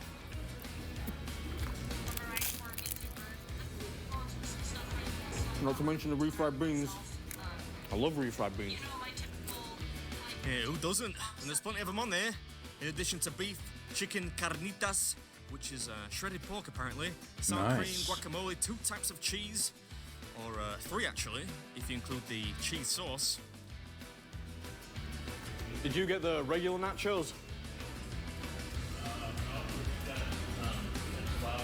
Ah, right. A man of culture. I'm trying to involve them. I think they just wanted to enjoy their lunch in peace. Yeah. How am I doing? Am I doing all right? You made a dent, a visible dent. All the people I've seen do it, it like looks the same. A visible dent. I'll take it. I'll take it. Yeah, you know, watching this back, the pile has actually decreased, albeit to a small degree. At the time, from a first-person perspective, I have to tell you, it didn't really feel like that. It doesn't feel like it. Oh. I think I need a tactical Diet Coke. I wish I'd just ordered that now, you know. Yeah, I bet. Portions here are huge. Is there any chance I could get like a Diet Coke or something like that, please? Thank you. Thank you very much. I'm trying, man. This is a lot of nachos. I've seen some of your other sandwiches. I would have thought this would be no problem. No. You must have seen some of the ones from 2019 when I was kind of all right at eating. Thank you. You're welcome. Do you want another glass of water? Yeah, please. Yeah, let's just get that putrid glass out of frame, shall we? In case you missed it at the start, you get 45 minutes to finish this one, and if you can, not only is it's the not a $60 great meal looking free, glass of water. but you get a t-shirt and a coveted spot on their wall of fame too. Oh, that's a relief. Come on, gotta get that t-shirt. Yeah, come on, gotta make it a hat trick of commemorative garments. The salt is really starting to feel pretty Ooh, punished he's at this getting point, there. though. Ooh. Fortunately, the sour cream helps to cut that a So little close. He's got this. Yeah? 26 minutes. Hopefully that'll be enough. That will be enough. Are you kidding? Oh, it's so salty. Fortunately, I don't have high blood pressure. Yeah.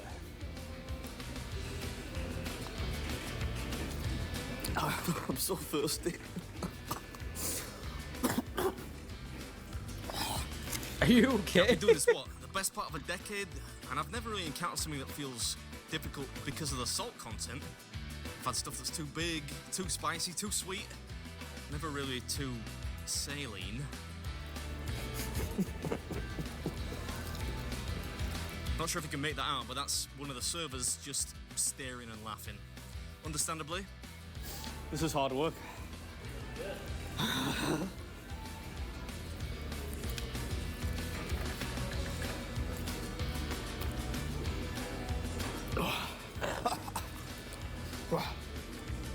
Like a regular portion of this would be fine and dandy.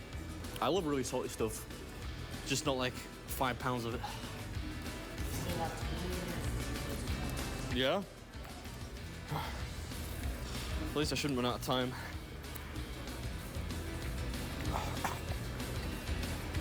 Oh, it's so salty.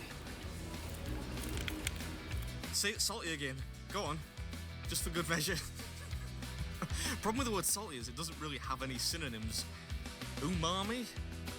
No, that's why I'm pretentious. Hope you enjoyed it, and as always, I'll catch you next Umami, one. I think, is the The meat. end pieces. Oh, that's so salty. Congratulations. I'm not there yet. All right, this is Big Meat's food, and that was. No way. He's got this left, and he's like, "I'm not there yet, brother." You've got one bite left. Are you? You doubt your stomach that bad? Come on, come on. The end pieces. Oh, that's so salty. Congratulations. I'm not there yet. All right, this is Big Meat's food, and that was the legendary Mountain of Cheese Mode challenge. All right.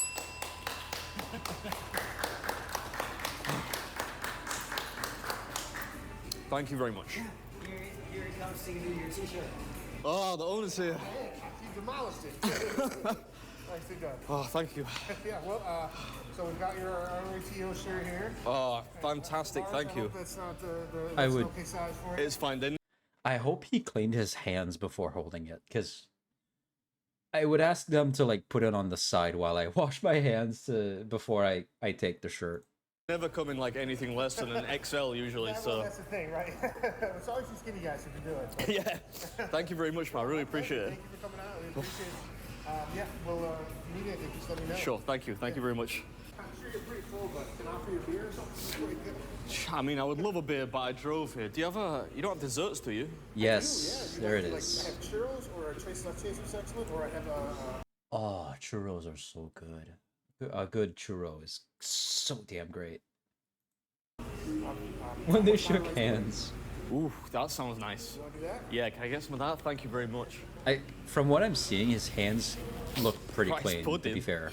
If there's any chance of me winning an eating contest ever, any chance of me beating... So there was probably a cut between him finishing to eat and then to that point where he did clean his hands. I don't know. His hands, from what I've Like, seen, do look the pretty greatest nice. of all time, Joey Chestnut, it would be at rice pudding. Trust me. Nobody can eat as much rice pudding as me. Oh, Jesus Christ. I honestly don't think I've ever been this thirsty in my life. So do be careful. Thank you very much. This looks delicious. Oh, look at that. Thank you.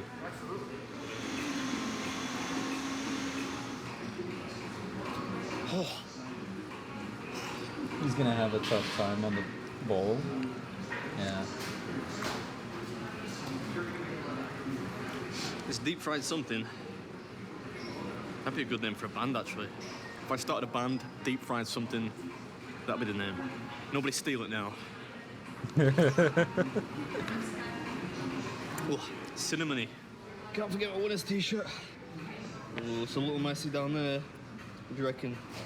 Probably not a DQ, but slightly frowned upon, maybe. Let's get out of here. Oh, thanks, buddy. Day. Cheers, man. Thanks for having me.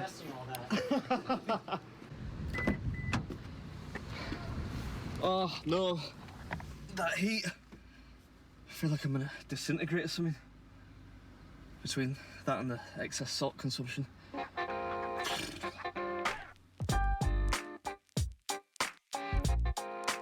End credit scene coming up.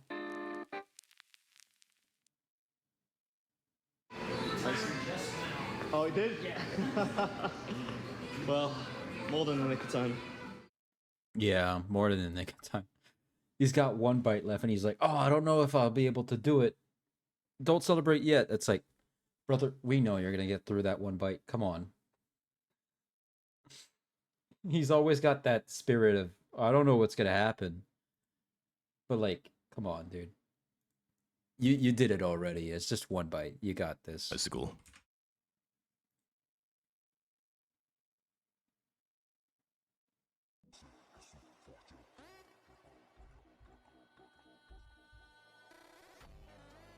This is just posted in my Discord every single day, bro. Turn off the stream. What the fuck did you just say to me? What about this one? Turn off the stream. All right.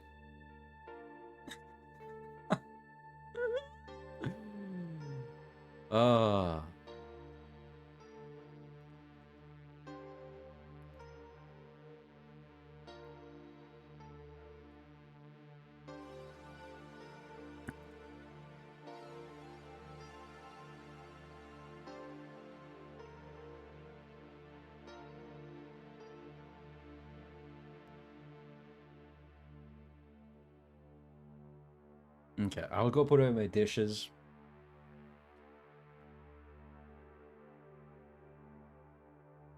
When I get back, we'll continue playing some Dead by Daylight.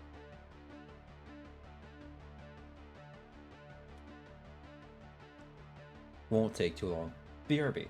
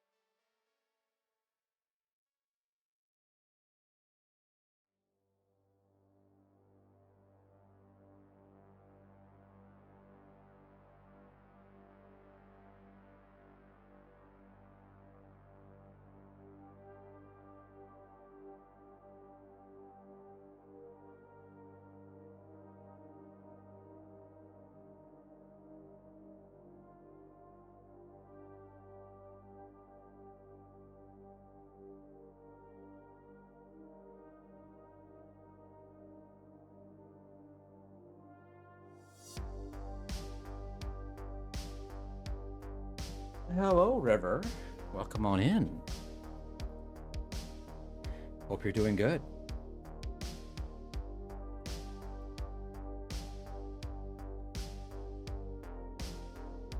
Got my pizza, my vibes, and home from work. Let's party. JK, anywho. Hell yeah.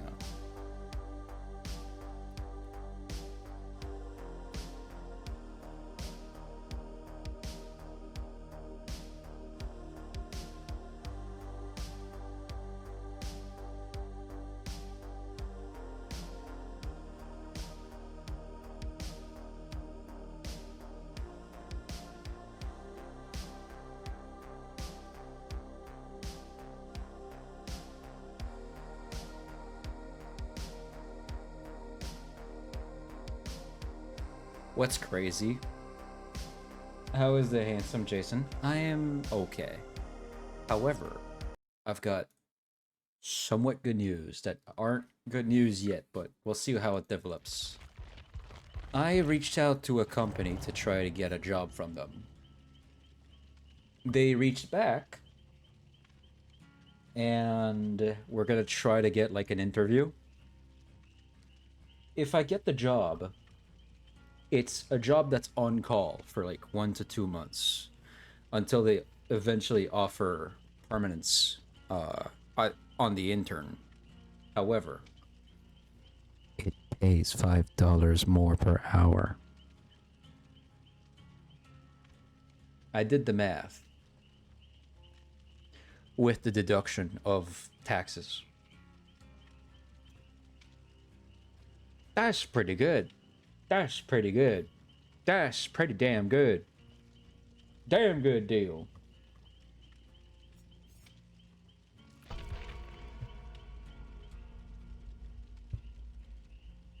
Also, new survivor is here. River. Let me show you their trailer. It's like, that's like the 5th time I show this on stream. Let's see.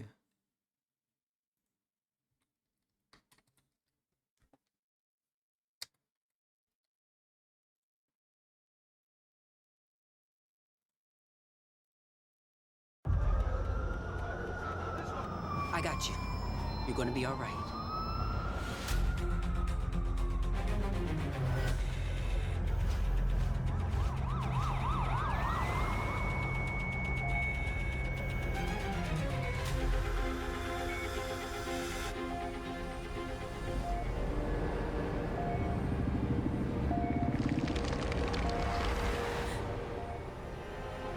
This cannot possibly be real.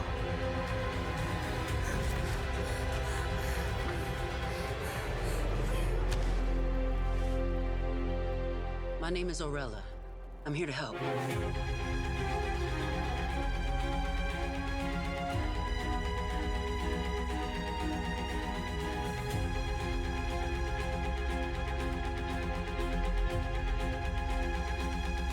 Pretty cool, huh? Honestly, in the lore, Orelia is getting taken to another dimension very well.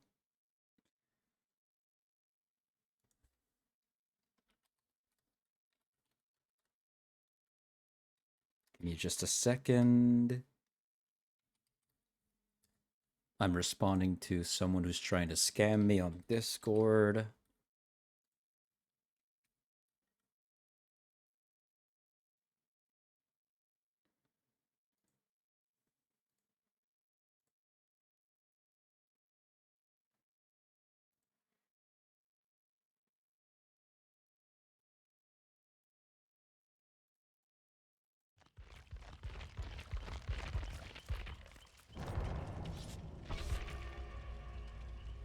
To give a summary of her lore.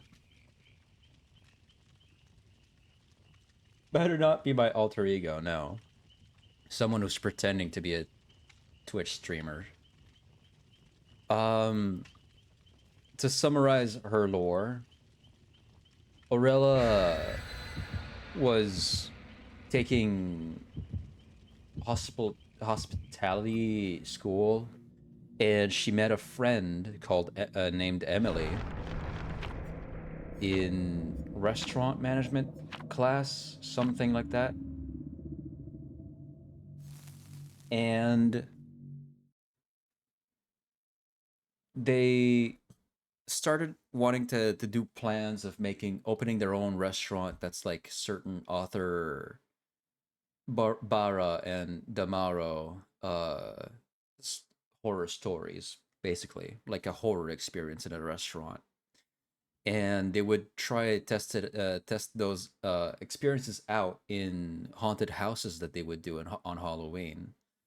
And those experiences would be open like I think no. Was it just on Halloween? I don't know.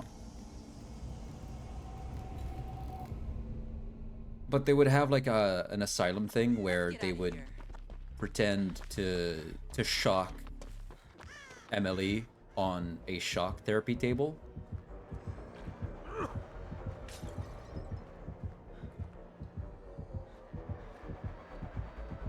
What the fuck? Yeah.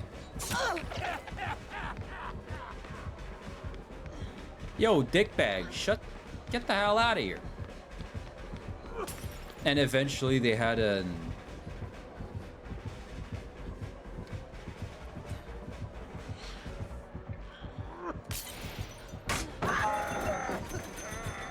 accident where Emily started to actually burn up from the device that would simulate getting electrified.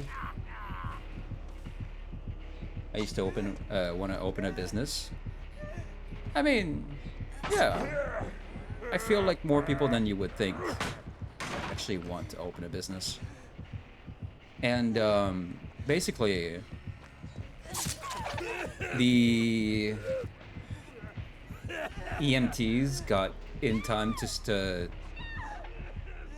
save Emily.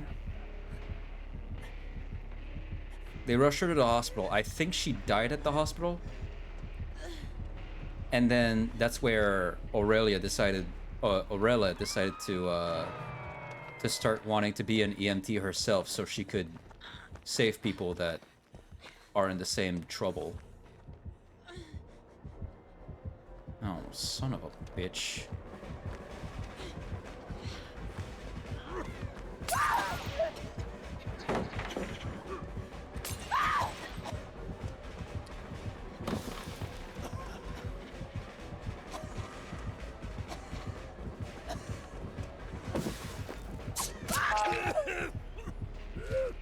And over time, she would get to save lives and drive around an ambulance.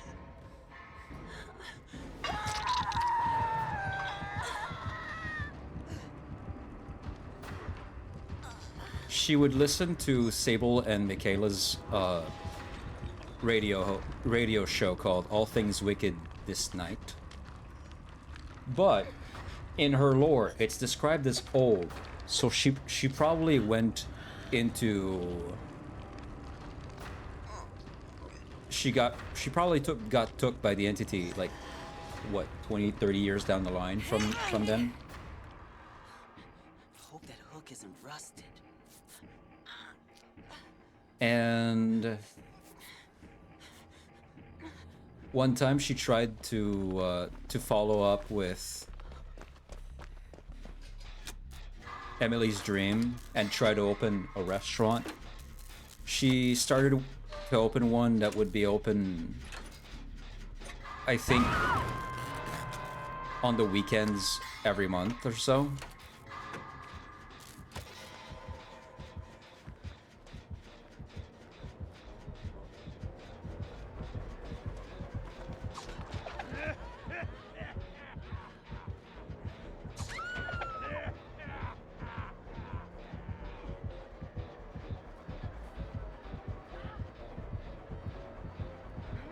And it was going well. They had employees and stuff. Oh, the way that dream came true is she happened to save someone who was a billionaire, and he wanted to thank her for rescuing him. So he made sure that her dream would come true. Gave her a property right next to a cemetery to do her stuff.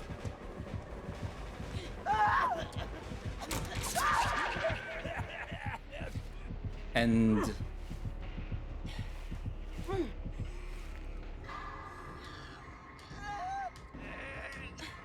they continued trying to do like stuff based on stories from Bara and Damaro.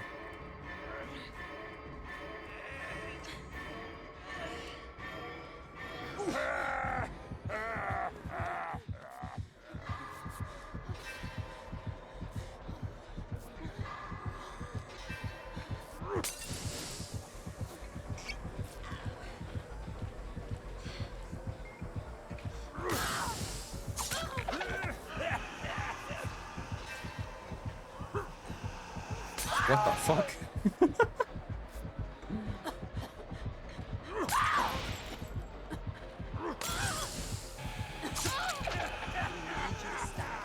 And one of the stories that was told was about a fog that takes people to another dimension by Bara. And it would end up that people that heard the story would say that the story, telling the story or reading about it is a bad sign because the readers would disappear.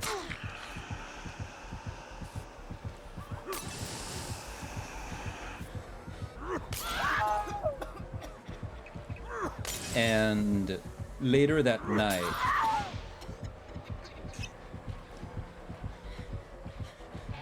a similar fog would start going around Orelia, and she rushed outside to try to escape it, but it was by that point everywhere. Instead of panicking, he decided to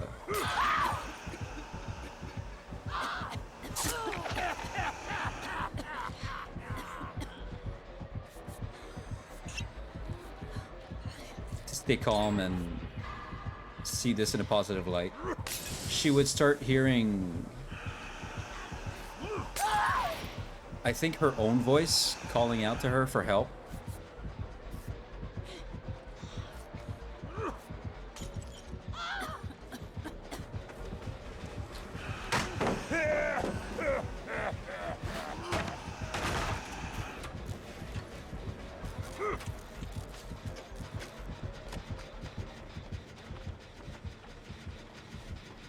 And eventually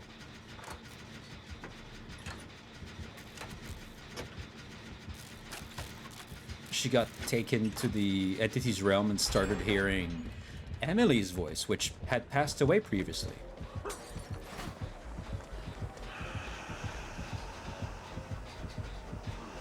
And then she would take this as an opportunity to help people. And trust me, she's got plenty of people to help over there.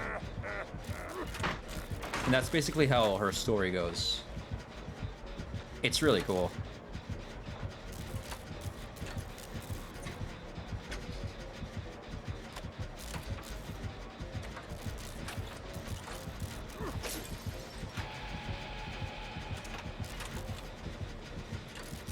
It's really fascinating to me that, I don't know, I really like the idea of them releasing characters that have like intertwining stories, even though it's like maybe like 20, 30 years apart. Like this, the thing about her listening to Michaela and Sable's show, All Things Wicked This Night, and having the cosmetic that has the a shirt of that show as well on it. I like when dots just connect like that.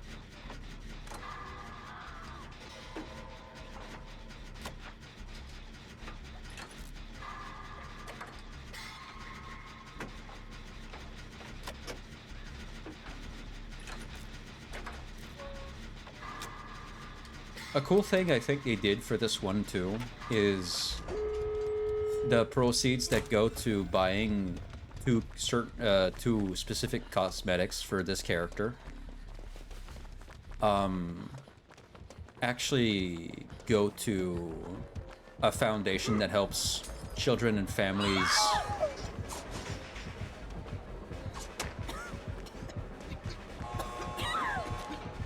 in a certain part of Canada. It's pretty dope. The funds go there until the 27th of May. I need to take a photo for someone. Oh, that's cool. Yeah. It's awesome.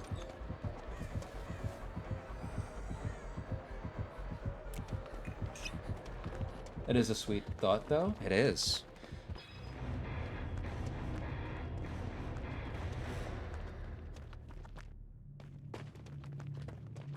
Did I even select a challenge? I don't think I did.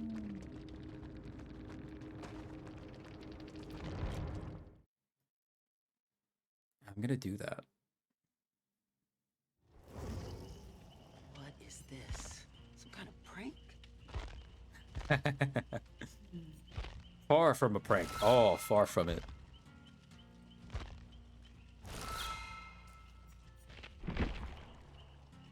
Oh, Orelia, a greater being than you could ever comprehend took interest in you. And here you are.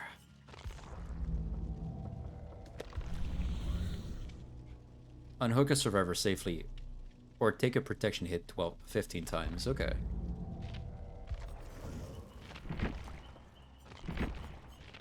If I'm gonna take a protection hit, I might as well have this one out in. I want to be like that. So cool. Yeah. Yeah, no, we can see it on part of her shirt. That's open behind her blouse here. It says all things wicked.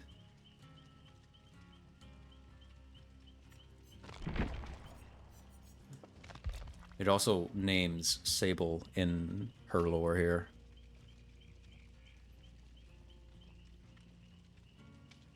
Orelia majored in hospitality at Lakehead University. Freshman year, she bonded with Emily, a girl in her restaurant management class who helped her through her transition. Emily was a huge fan of horror movies, and she regularly listened to recordings of an old podcast called All Things Wicked This Night. The host, Sable Ward, often talked about the stories of a horror writer named Cliff Barra. Many were made into the movies into the 1950s and became cult classics. The art director Alex DeMauro survived the horrors of war and infused his macabre sets and costumes with a palpable sense of dread. I love this.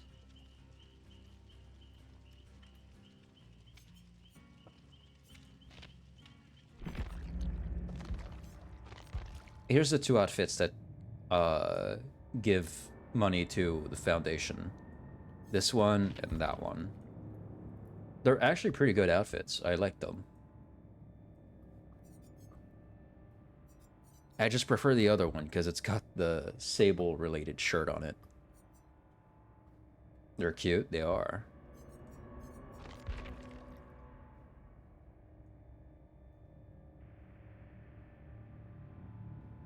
I don't know.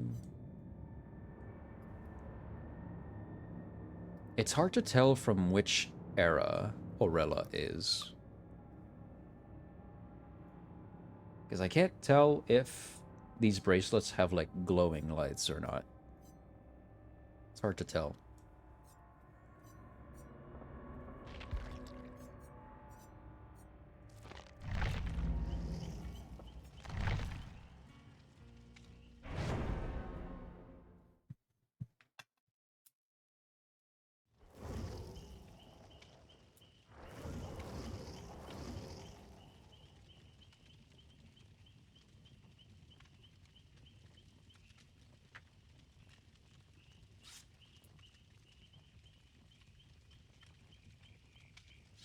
What an outfit, David.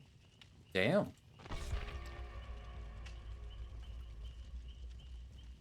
Alright, is everyone ready for a can opening?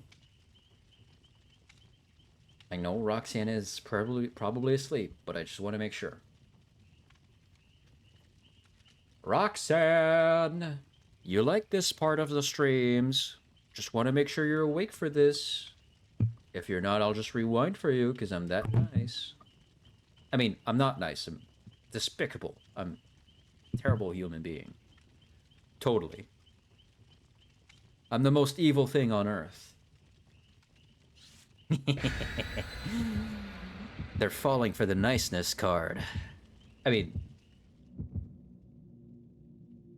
I'm so evil.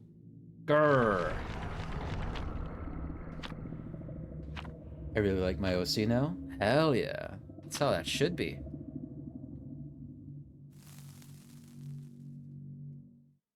You aren't evil. Shush your flapping lips. All right. Can opening happening in 3, 2, 1.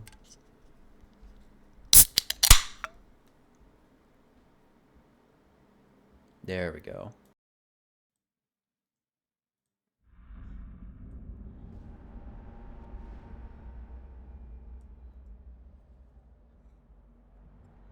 Let's get out of here. Let's.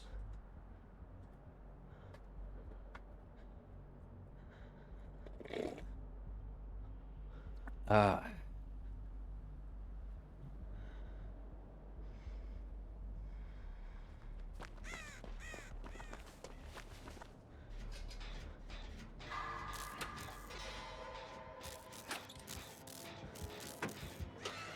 Who's that?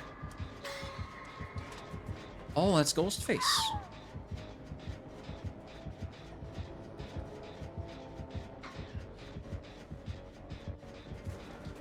Oh shit, I can't make it in time. Oh, that's fine. He made it in time.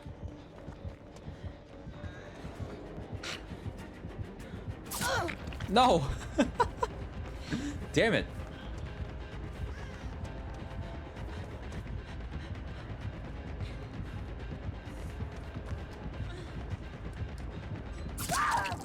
Alright.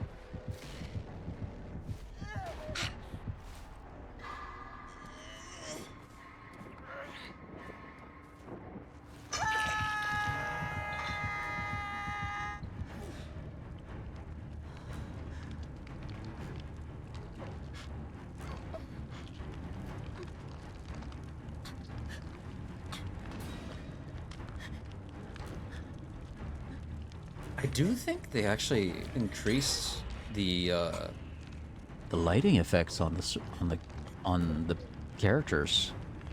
I do think so. They talked about it in the patch notes, but I do notice it somewhat.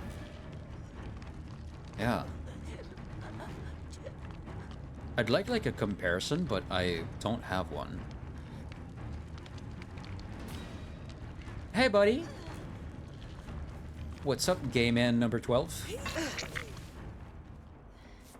Hope that hook isn't rusted.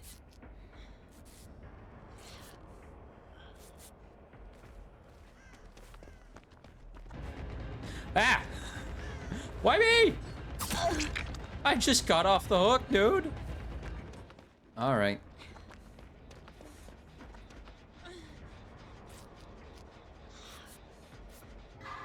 Which ghosty is he, though? It's, normal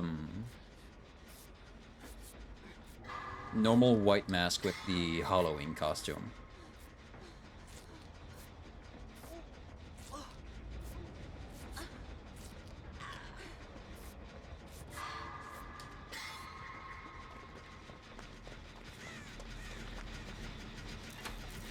Not what I meant. Oh. It's actually gay man number 13, Ghostface. So he's into men.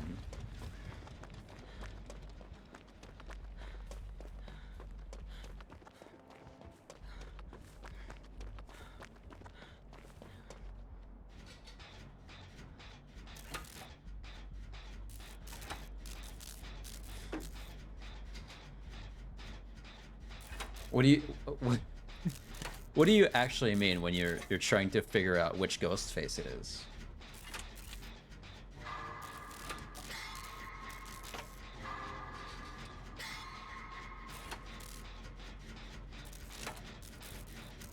Like who's behind the mask? Which actors got ghost face, obviously. Oh, see, that's the thing about Dead by Daylight. They got there's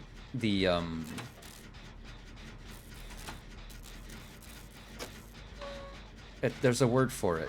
The license for the appearance of the mask. But they didn't get a license for the actual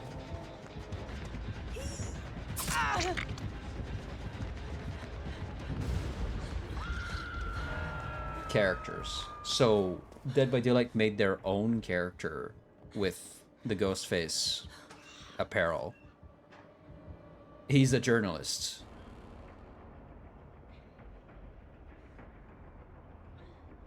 I guess each player who plays it can depend due to how they act.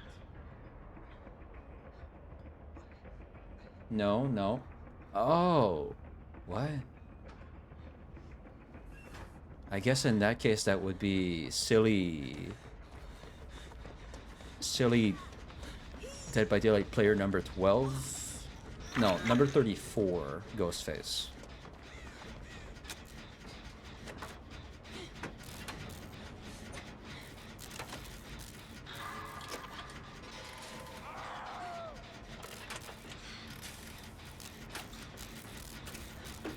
Not what I meant either.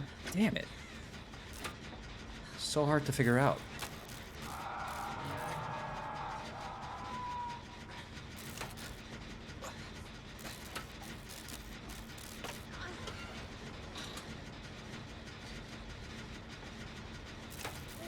Yeah, they don't actually have... Each actor acted differently as Ghostface. Yeah. But none of the actors from the actual movies made it to Dead by Daylight. It's purely just a whole other Ghostface. No Billy, no... whatever the other guy's name was. I can attribute an actor to it based on how the player plays. Huh. Okay. Wow, hi. That was also a protection hit. Like the type of Ghostface they are? When's the FNAF update? It's this summer, right? It is.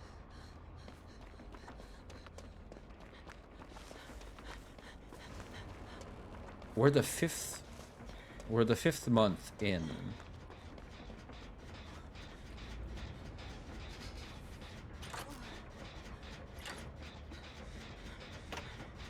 But when this summer? Specific date? No specific date. None. They did say they were gonna talk about the FNAF chapter on their PAX East stream. That's gonna premiere soon enough. But beyond that, we have nothing.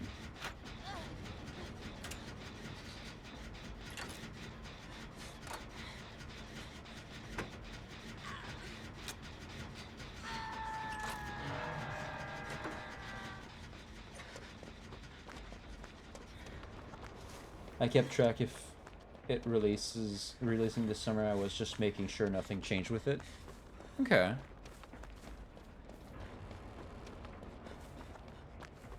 Give me a spring of Trap Worst Father of the Year, please. I'm pretty sure the killer is going to be Springtrap. I'm hoping they give us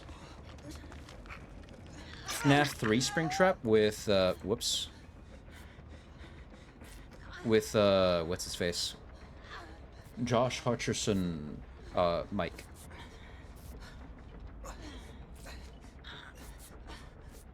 We're definitely getting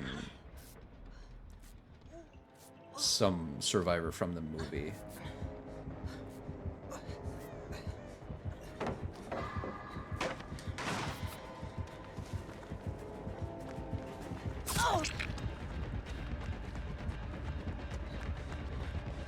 I want him to be a hella worn down version, I hope. Hmm. I saw someone share the idea of a Vanny skin for Skull Merchant. I don't remember. Can they do that?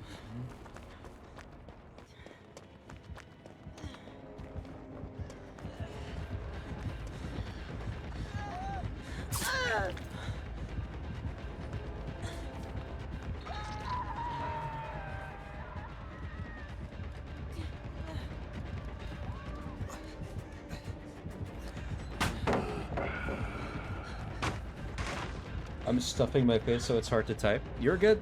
You're good. You're as good as salami. Don't worry.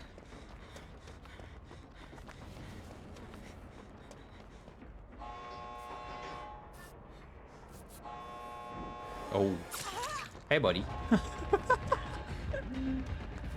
Let me go for the unhook. I've got this. Orelia number 2. I'm coming. I'm coming hard.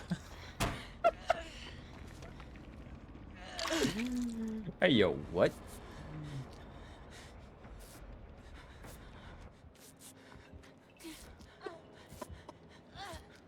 Nothing to worry about.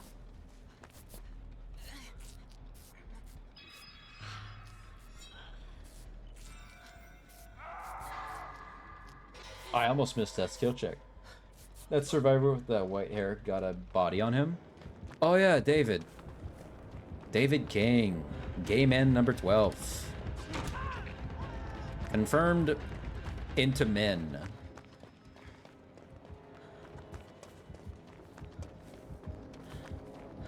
Why must ya? Because it's funny. Hey, buddy.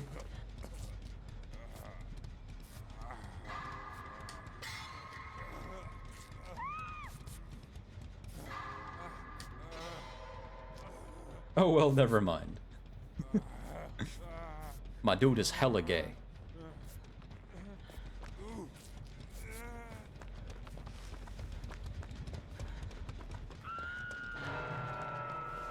Dude's so gay, he probably likes cocks. Oh, shit. Oh, fuck. I'll take my business elsewhere.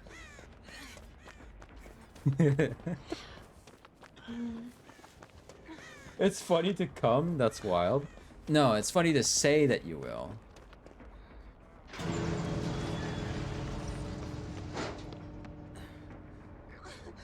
Come on, man, let's heal.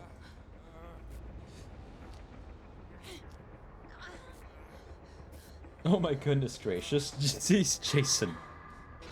I'm giving it a pause, don't worry. Oh, fuck! I made a big bad noise. And now the big bad guy with a big knife is coming this way. Oh, wow. Who's coming where? Sorry, who's going where? Me out the window. The window. Out the gates. Yeah. Sure showed him what for.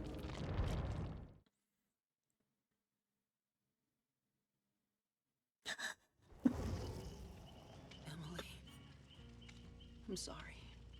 I'm sorry I failed you. Look at that. Passive income.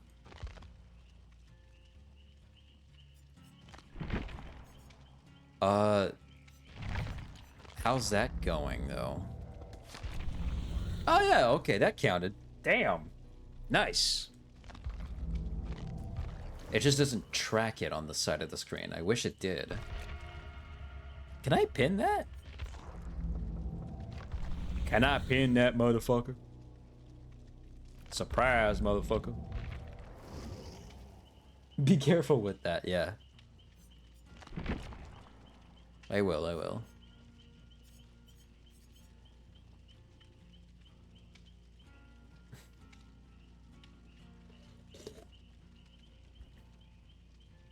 Yeah, River?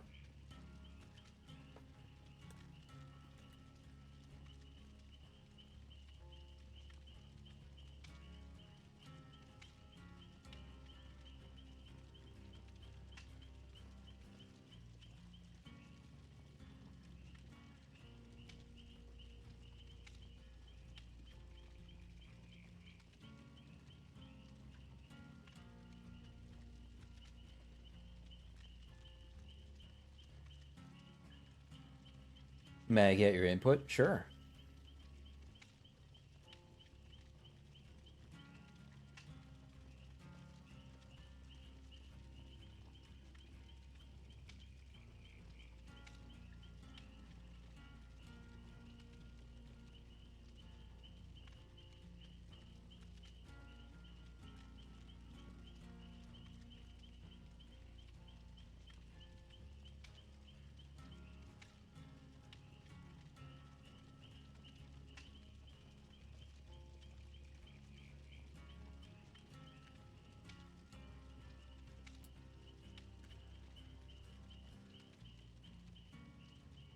That bot that's trying the guy that's pretending to be a streamer where he's trying to scam me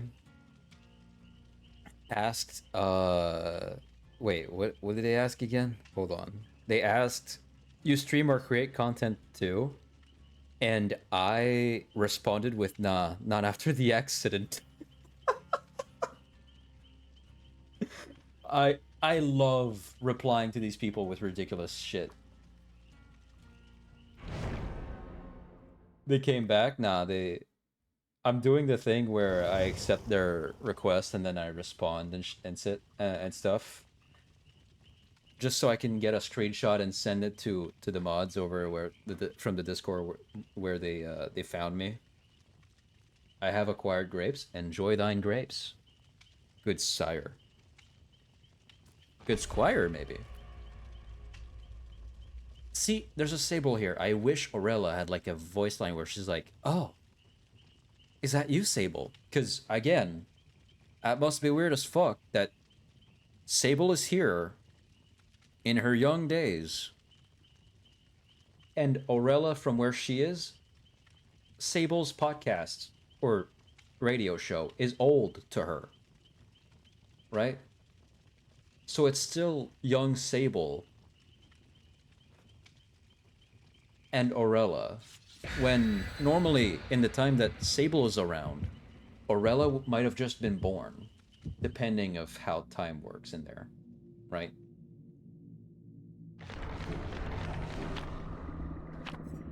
It's like those Instagram reels where the father makes up hilarious bullshit or deter scam callers.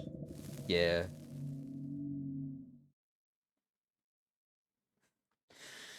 Nah, I don't stream anymore. Not after the incident. Which incident? The poop killer incident from 1986. Boy, what a story. If you're willing to sit down for me to tell you everything, though, I wouldn't mind. It all started when that guy fell into face first into shit right in front of my store. He blamed me for everything. Crazy bastard that he is.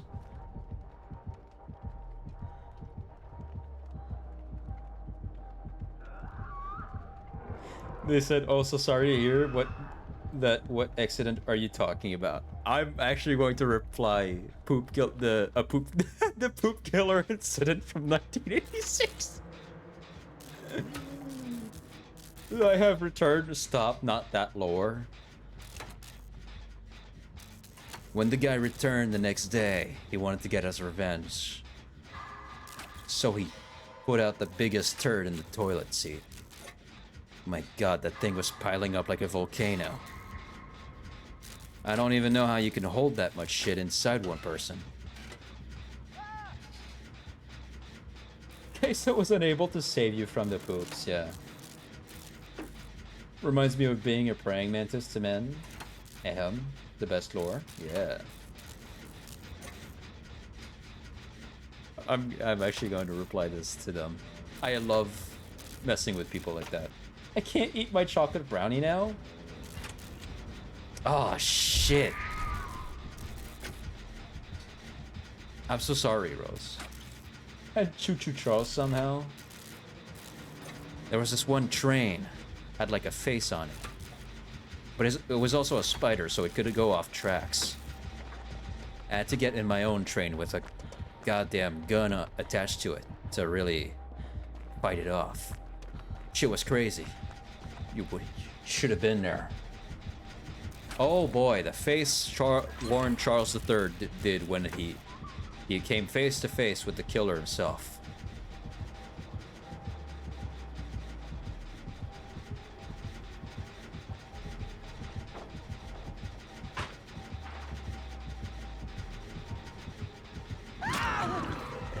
There was so much blood splattered everywhere. It was almost like a party. Except not a party at all. It's more like a massacre.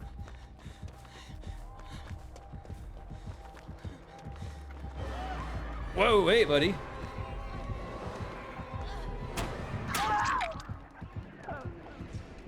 Okay, I'm gonna reply that to them. Hold on, let me just struggle a bit.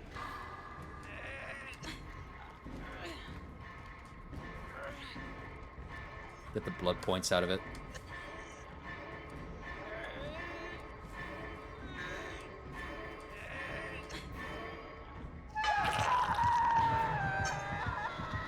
The poop killer incident from 1986.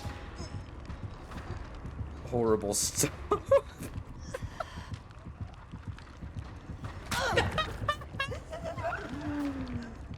Oh.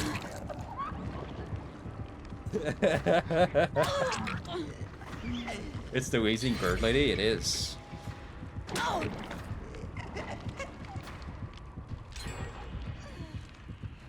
Oh, hey, Banshee. Welcome back in. What's up, buddy? Let me make some space for you. My candle went out anyways. I saw... Hold on.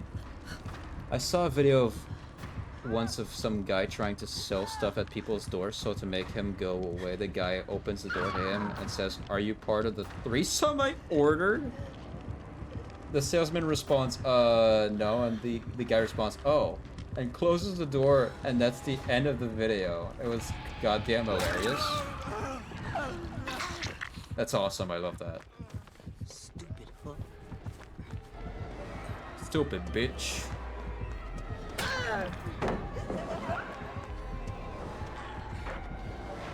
She's gonna try to tunnel, but it's not gonna work.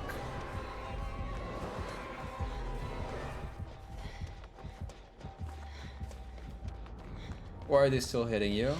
This killer's pretty cringe. Yeah, they lost a lot of gens in the first part, so they wanna try tunneling and base camping. Try to get the team to be disorganized and stuff. They tried to tunnel me for a good second there too.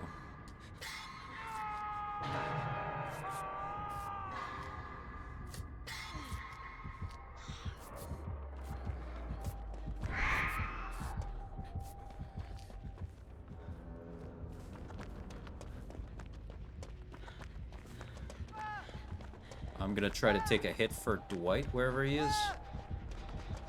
Dwight! Dwight!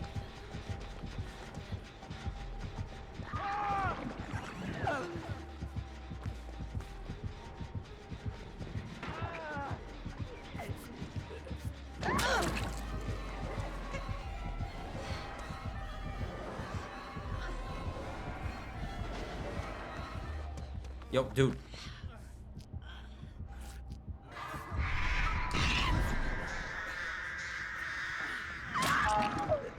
That was a protection hit. If I can take one more of those, I'm good. They haven't replied since I replied. The poop killer incident from 1986. Horrible stuff. They haven't replied since.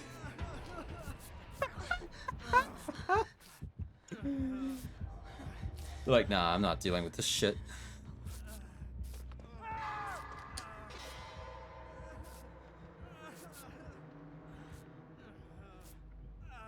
Where's you guys' most progress gen?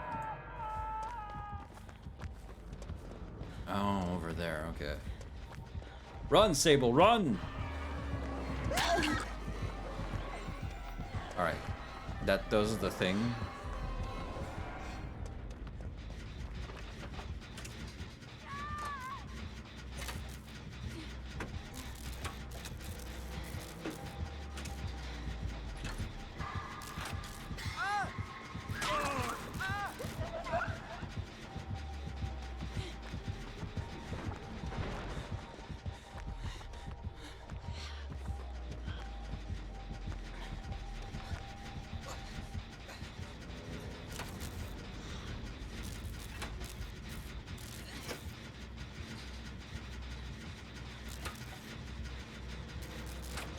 think eventually Dwight's gonna be able to unhook himself. Go for it. Damn it, we're gonna lose Dwight. Fuck. This should have been a slam dunk. Go! Help! Help them! The gen is almost done. It's got literally like 2 seconds of work done left on it.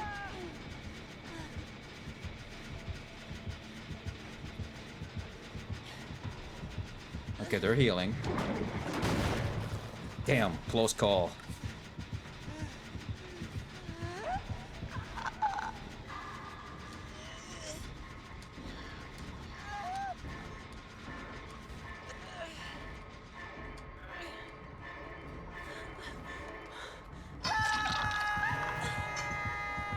They have not replied since, dude.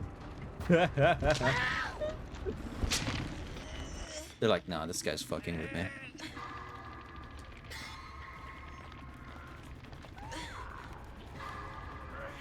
They're like, ain't no way.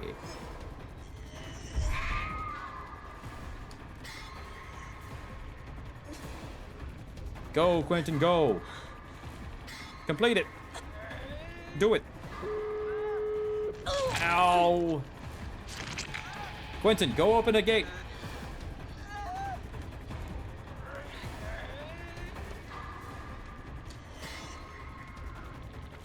Oh, did the gates just lock?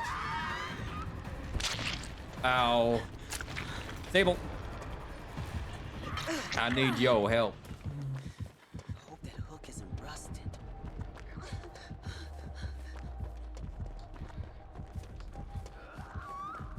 Okay, main building should be a safe spot. Can you open the gates? Are they blocked? Are them shits blocked? They are. Fuck.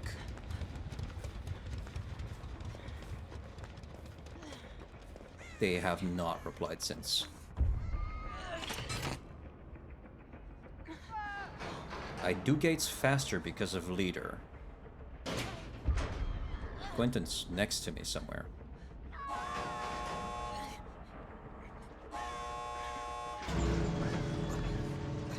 Quentin?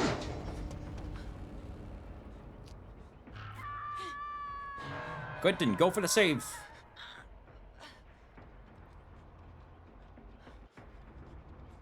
Are the gates blocked? No. Okay, just checking for Blood Warden. You never know. Go, Quentin, go. You got this. Quentin! I can't help. I'm injured and on my last hook. You gotta do it. Good shit, Quentin. Good shit. Sable, take a protection hit.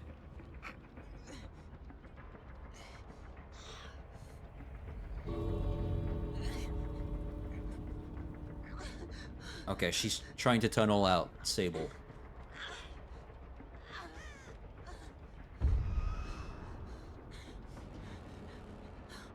Towards the gate.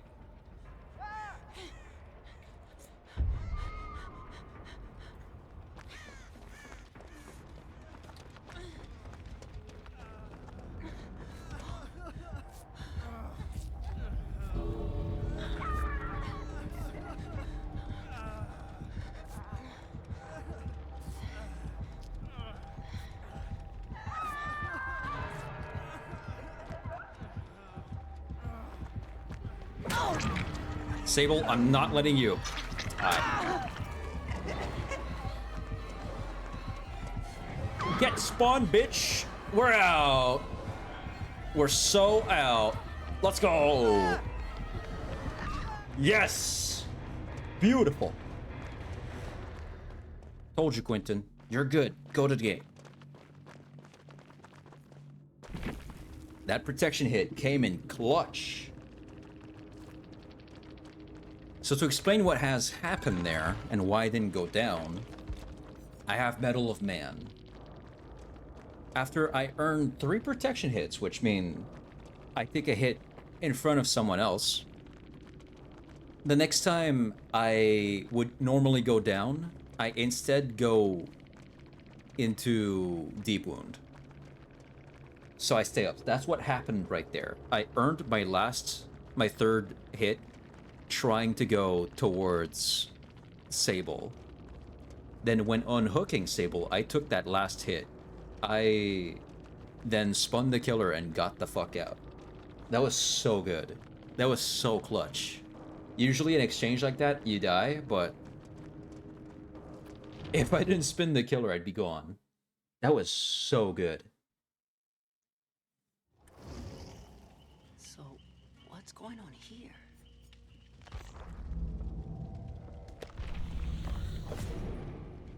Be chased by the killer for a total of 90 seconds.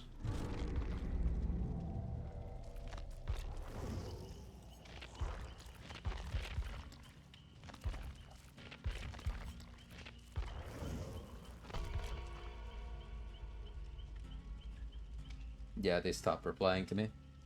I now have spaghetti for dinner. Damn. Nice.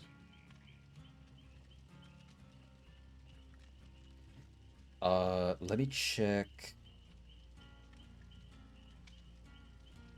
the buff pop mod thing so I can send them the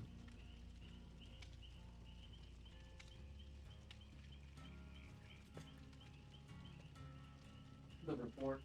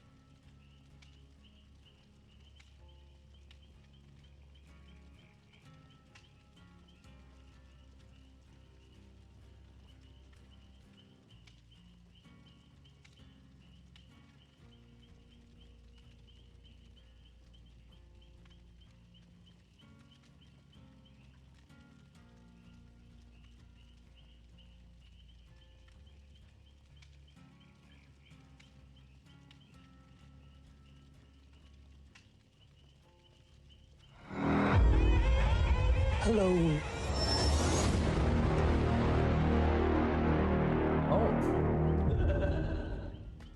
Hello, Eric. Well, come on in. How are you guys doing? How was stream? What did you guys do? Hello, everyone. I'm Jason Black, a art slash Dead by Daylight slash horror slash kind of doing a dating simulator game, right? Some time to time VTuber. Doing pretty good. What about you? I am doing great. We just had a fantastic escape against the killer. Let me shout you out and not accidentally raid you.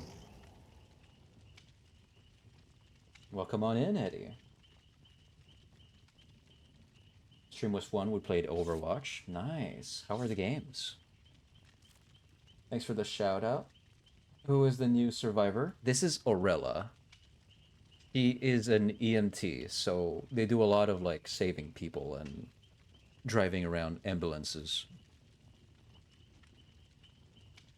They have a cosmetic that has a shirt that says All Things Wicked on it, which is the title of Michaela and Sable's chapter. Not chapter, radio show. But in her lore, it's described as old, so in between then and there, it's probably been 20 to 30 years between when Sable gets taken into the Entity's realm to when Orelia does, which is pretty cool. And weird, because now they're both here at once, like, no time has gone by in between. It's really strange the way that works.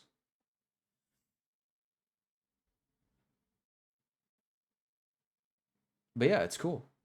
She even names her sometimes in when loading in.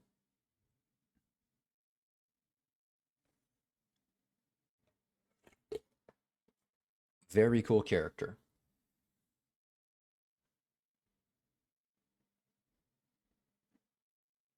And DBD was very nice about two of her cosmetics as well, which the funds that go into buying two of her specific cosmetics go to a foundation that helps children and families in a certain region of Canada. Let's get out of here.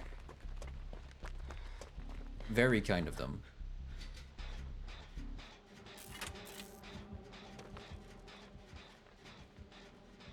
What does that sound?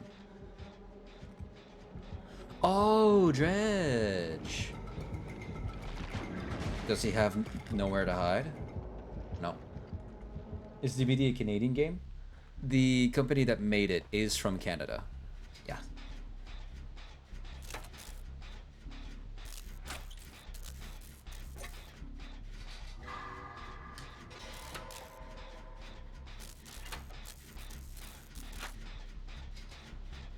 When they fuck, not when they fuck, when they try to do like a, when they talk, when they do a stream and they like show off things about the game, you can recognize their French accent behind their English speak. And it's not like a French from France accent, it's really French from Canada. Jesus, I almost missed the third one. Or was that the fourth one I would have missed? I lost count.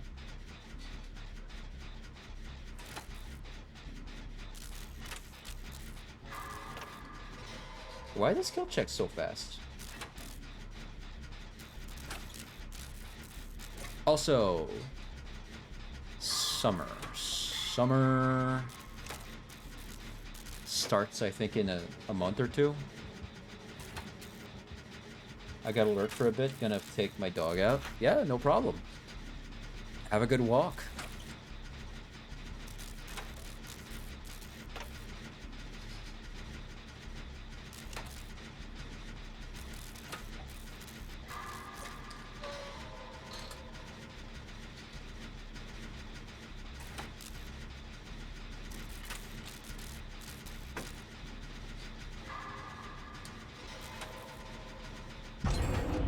Oh.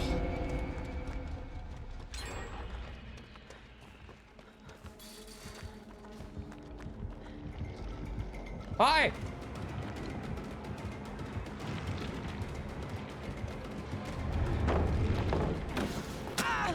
Yeah, that's gonna cost me.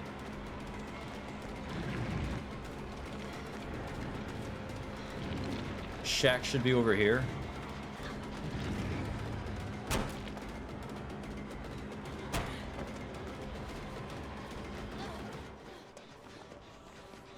Alright, cool.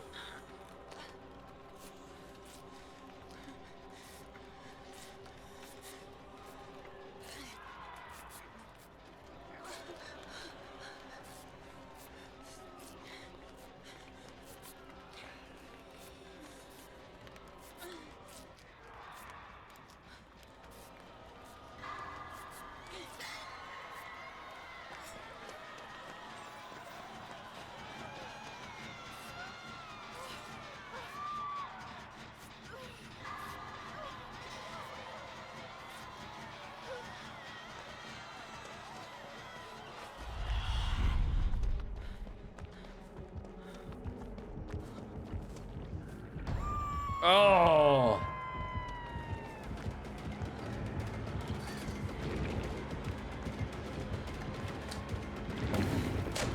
See, I should have gone there. For sure.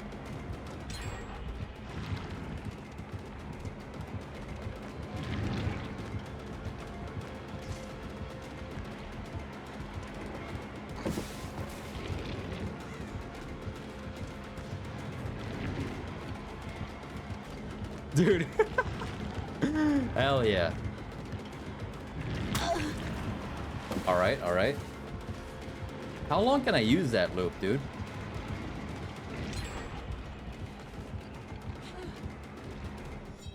That's pretty extensive.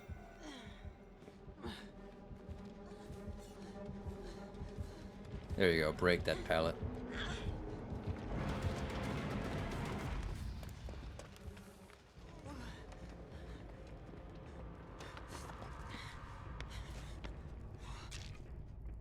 Hideous monster with hideous sounds. Yeah.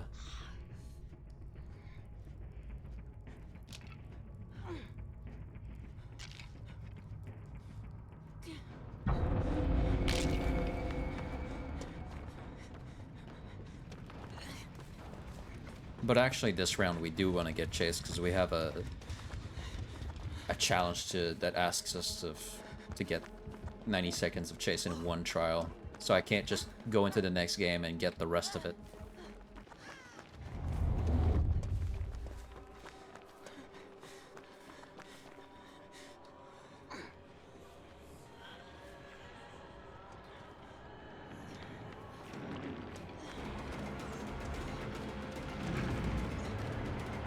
Oh, damn it.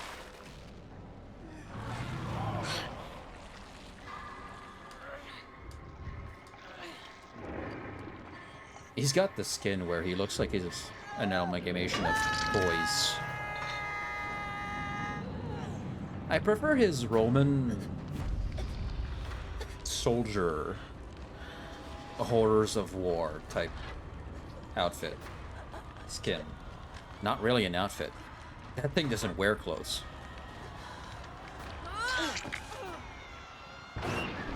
Oh, wow!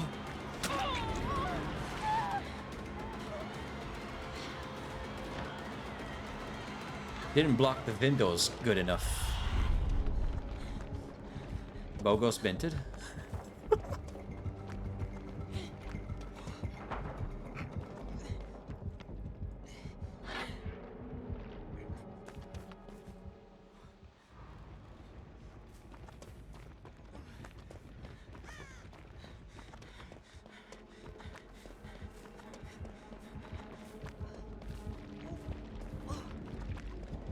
Oh no! I'm getting chased again. Fuck! Oh, this is bad. Oh, wow. Yep. Did it. I did the challenge, though. And the gens are gone.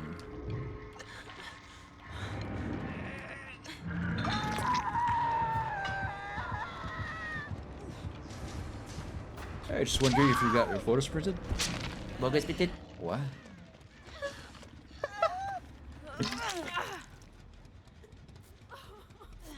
I fucking love that meme.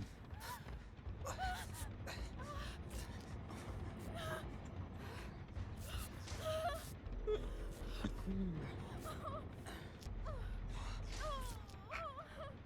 got nothing to worry about. I got Bro, you okay? I'll show you what it is. I'll show you.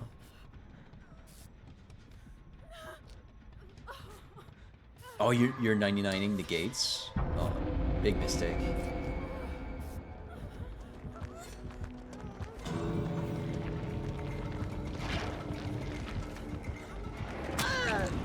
Wow! The fence here is long, god damn!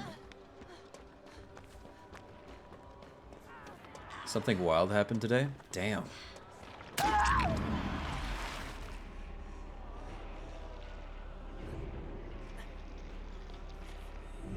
I'm gonna get moried, bro. Or not.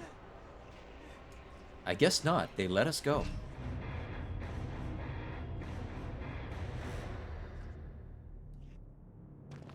The Bogos minted meme is stupid, but I love it. The X reached out me like hello. Hmm.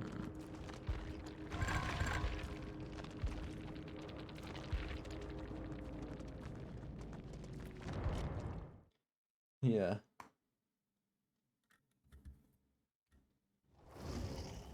How did I end up here?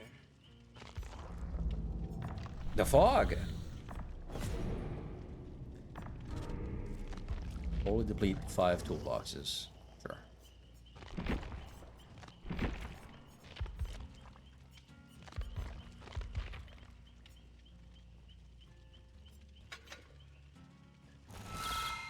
Whoa.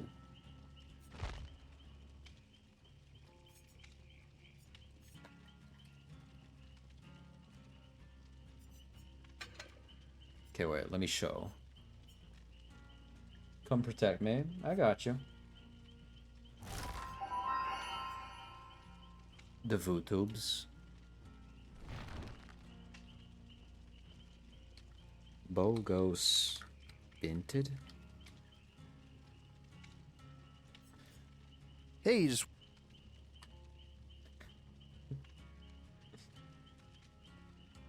Hey, just wondering if you got your photos printed? Logos binted? What? It's so stupid. And then they made a version with oh, where is it?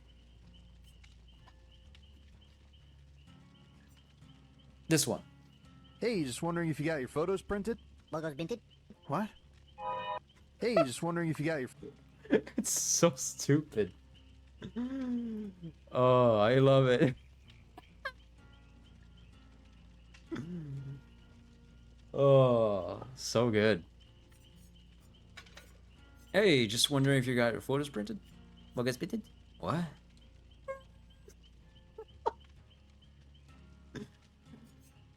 Oh, so good. Good meme. Good meme.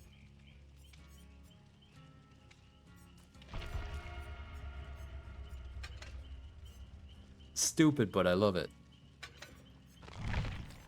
That's so cute, right?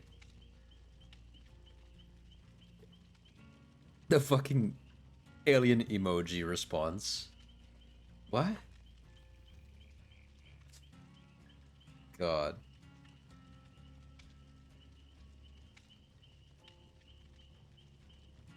Truly a craft of art, beyond our comprehension.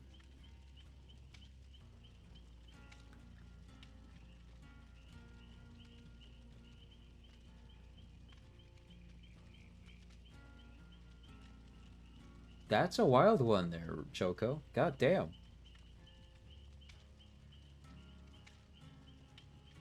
I don't know how I feel about it. But that is sure something.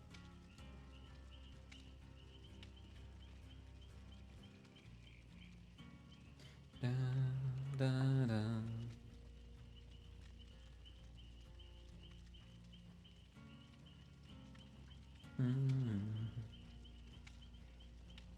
I just find it really funny how the MMR in this game works. There's like an MMR, a matchmaking rank cap that if you get to, you can just get in a match with anyone. And it's not a cap that you can get, that you have to get to in like tough ways. Like you have to try super hard. So that's why sometimes I end up against people that are sweating their dicks off.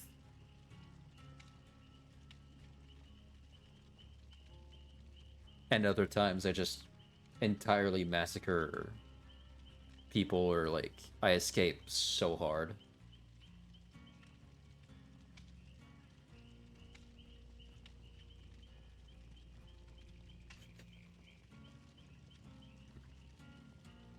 That's possible. Yeah. The way the MMR works in this game is if you get to a certain number that is not shown to anyone, you can end up in a match with anyone else that has similar number. Men are weird. Oh, okay, that part. That's what you meant.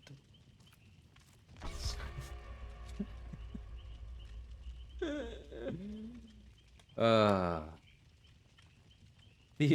anatomy wild.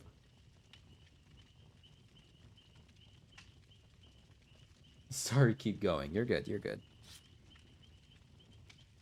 But yeah, no, let's say I do a few matches and I get to like, what?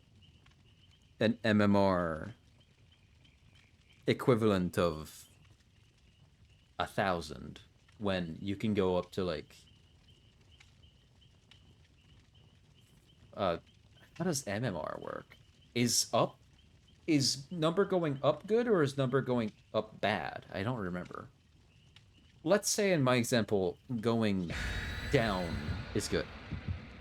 Let's say MMR 1 is the highest you can get. Let's say you get to an MMR of like around 1,000. What happens is the game can just send you against people that are like in the top 10 MMR. Right? That's like, let's say you did a math test and you got a 50%.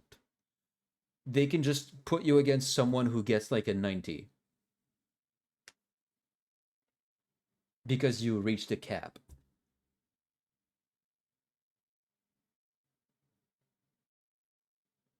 There's no in between. It's just like, oh, okay, you got to this level. Go against anyone. Here you go. Then they squeeze you hard with no effort. Yeah. I have no interest in dying today. I've got in matches where I'm playing a killer that's really strong. I have good perks.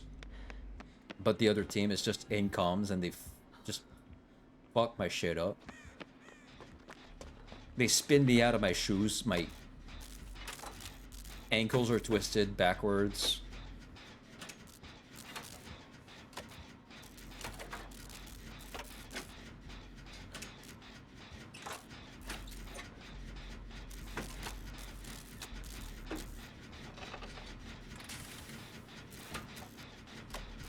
And then I've done matches against people that are just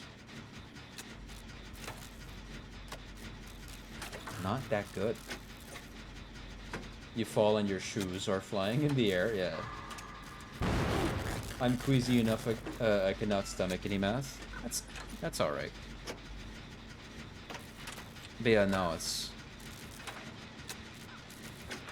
The MMR in this game works in a way that if you get to a cap that's not even that high, they can put you against people that like play competitively.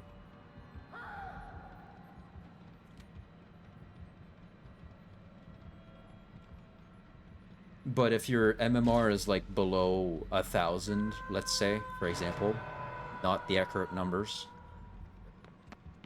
they'll only put you up against people that are up to that level. But past that point, you can go up against anyone.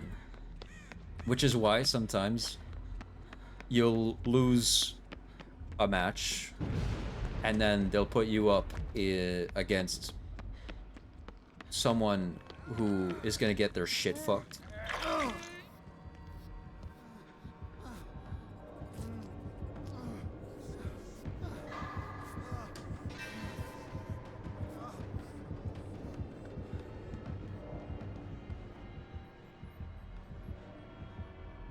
And if other times you keep dying,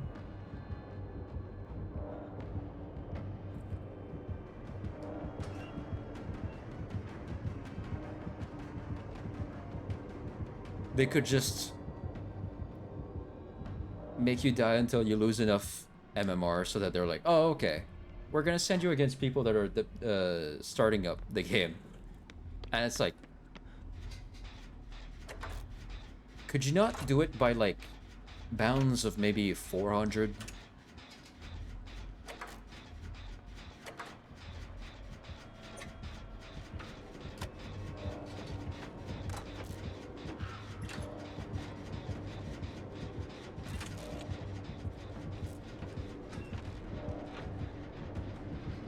Oh. Run.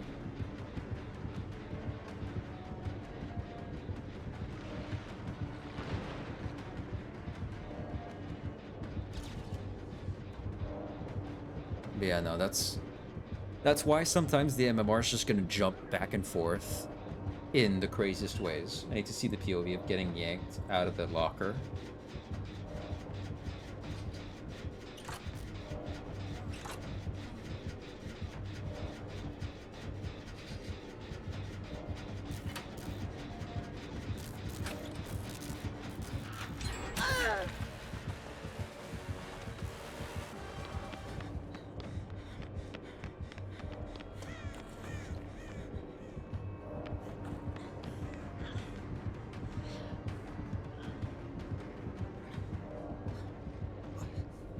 Go team, go! It's like a bonds going against plat or diamonds. Yeah. It's like, oh, you got the silver. Here's an iridescent. Here's a champion.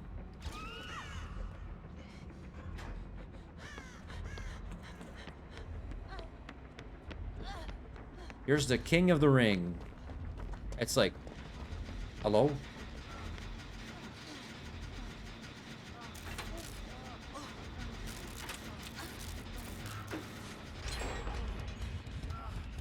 Mr. Sir.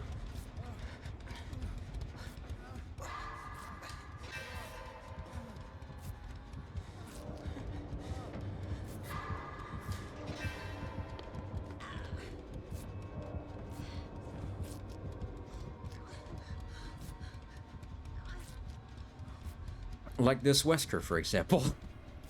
He's not doing great. He's got one hook done. We've got one gen left to do.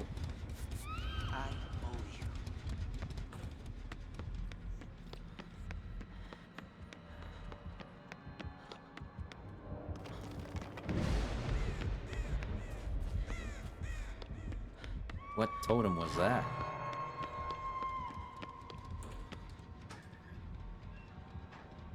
In Apex, I recently became kill leader champion.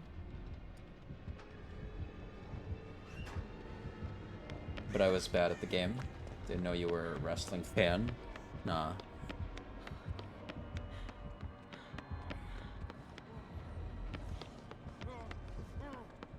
Yo, yo, yo, yo, yo, brother, brother, sister. I got you. Let me heal you. You're gonna be all right.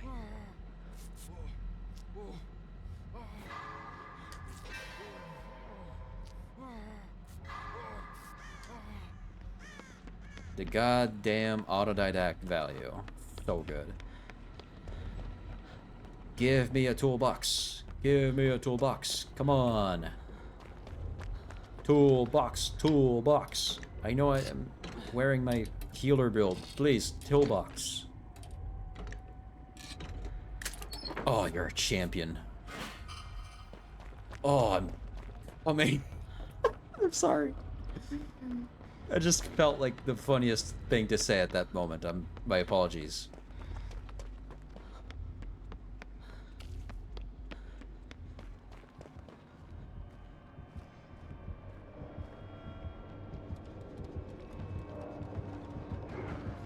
Oh.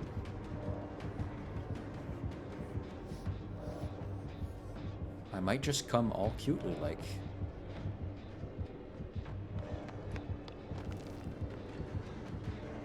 Yo, oh, hey! Hey, man! What's up, bro? Wow! Am I lucky to see you? Check this out.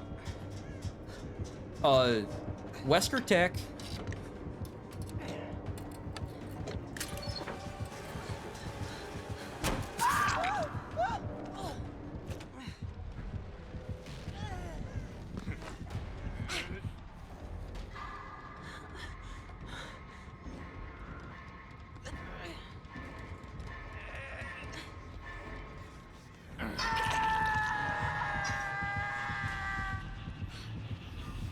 Uh-oh, Mr. 7 Minutes has arrived.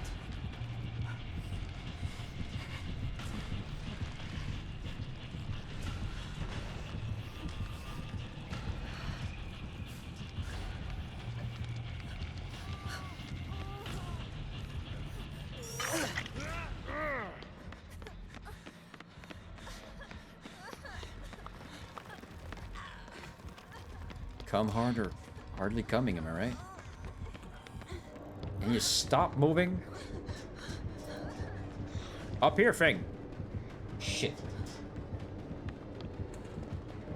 Fang. Fang. Fang. What are you doing? Exactly.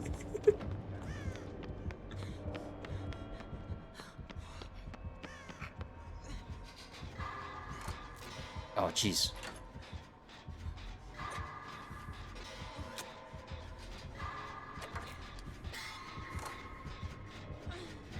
No! That's the challenge done. Fuck.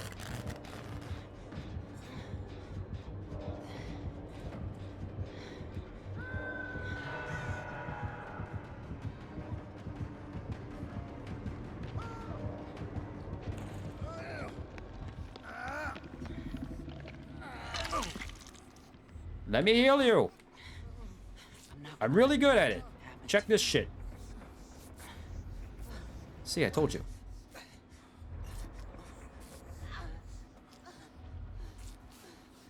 He's actually pressuring us pretty good.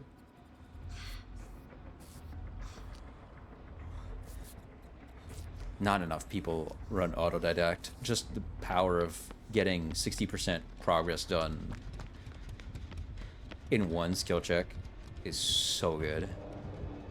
Where's the last gen anyways? There's gotta be like a third gen somewhere. Yo, dude. What's up, man?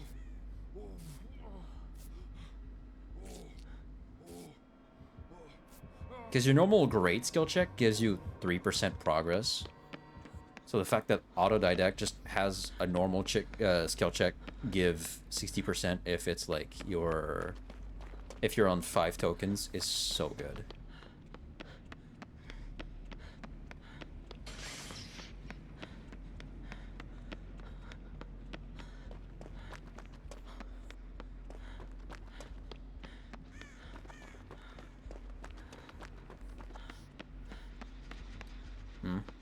Oh.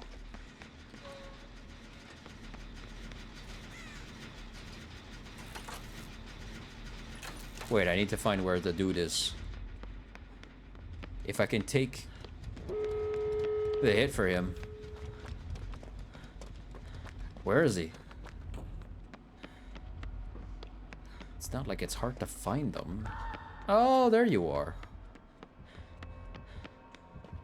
Wesker's got a fucking huge 40-meter radius of terror.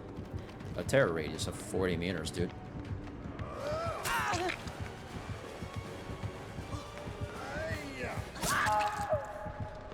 Yeah, that's not gonna be enough. Fang! Block! Block, Fang! God damn it! We lost him! Morning, Roxanne.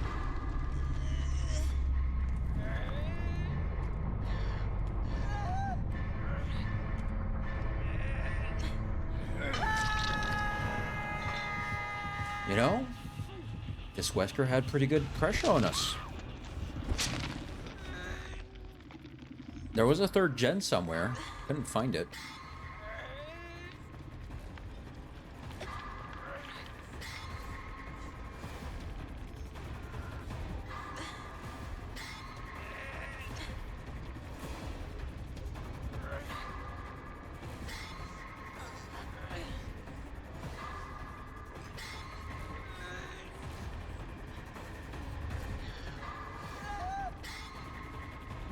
Why is there a light like on tentacles over there? I don't know. Why haven't either of the other survivors opened the gate? Dude, open the gate first. What the fuck? Hey guys. Well, jeez.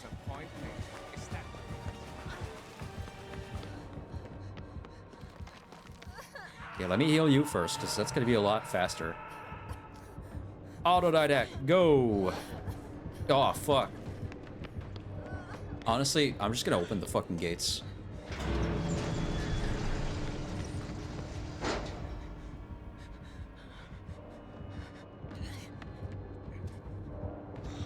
Oh, geez, tough stitch.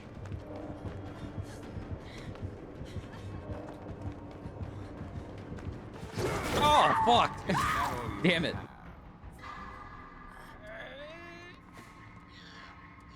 Go save him!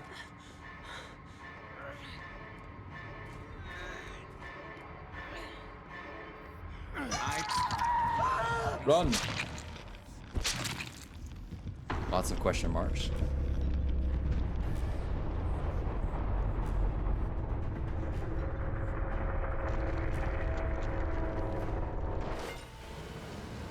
I wouldn't mind answering those question marks if you want.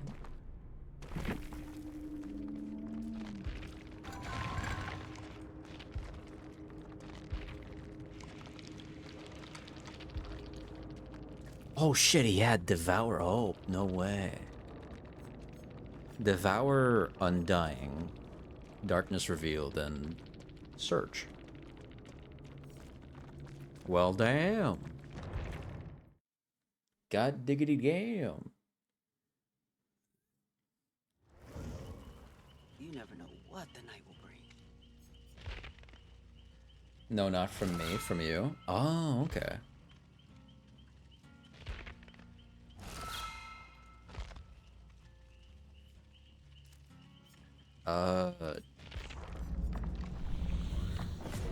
Fall from a great height while being chased 3 times.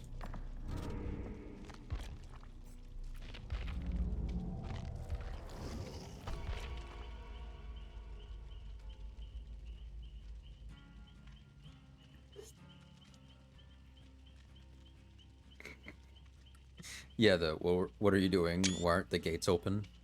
I just took a screenshot by accident. I wanted to clean one of my keys on my keyboard, and then that happened.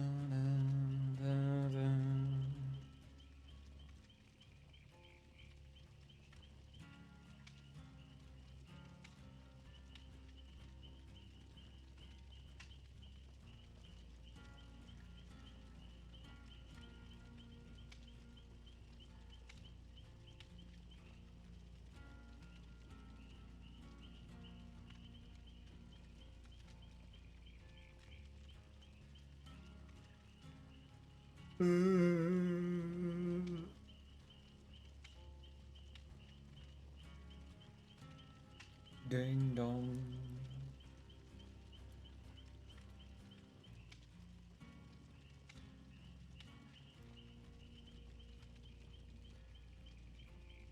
Banshee looks cute when he's on my bed.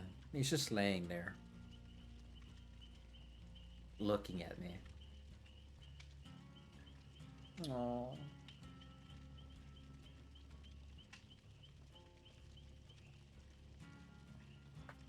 Oh, dude, Roxanne. I got a spam, like a scam text from someone on Discord. They haven't tried to scam me yet, but I'll tell you how the DMs went. I'll go word for word on this.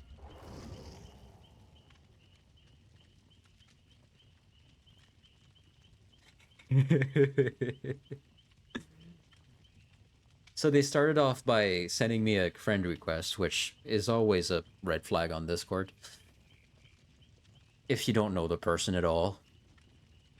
So I do the wave thing. They wave back. They say, "Hey pal, how are you doing, Jason?" I'm like, "I'm good, you?" They respond with, "I'm good. It's nice to meet you. My friends call me Nina. How about you?" And then I respond with, "They call me Jason," with the smile emote. they respond with, "Oh, nice. You stream or create contents too?" I said, "Nah, not after the accident." And then they said, "Oh, so sorry to hear that. What accident are you talking about?" And I responded with the poop killer incident from 1986. Horrible stuff. And they haven't gone back to me. Not a damn thing. Dude. I love messing with people like that. Oh my god.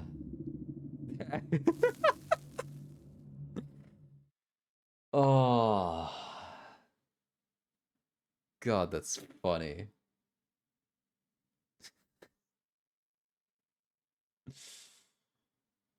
Oh, I love that because not only am I wasting their time, but I'm getting enjoyment out of it. Why haven't they? It was traumatic. Yeah, especially at the part where my arch nemesis JC Poo showed up in the middle of my investigation. Got away from me at the last moment. Left a scar on my inner thigh, rendering me unable to run anymore. It got so much worse when Choo Choo Charles showed up, but We have one shot here. thank God I had an amazing train with a gun mounted on it.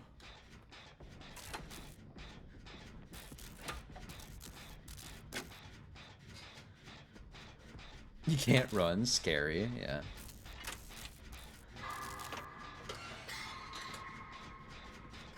Wow.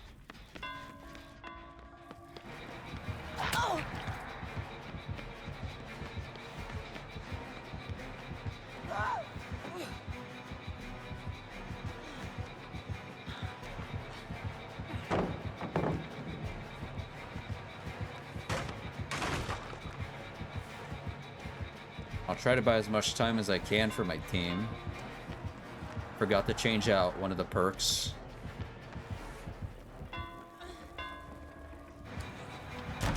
Oh, I thought I'd make it. I don't think I would have done good if I faked that.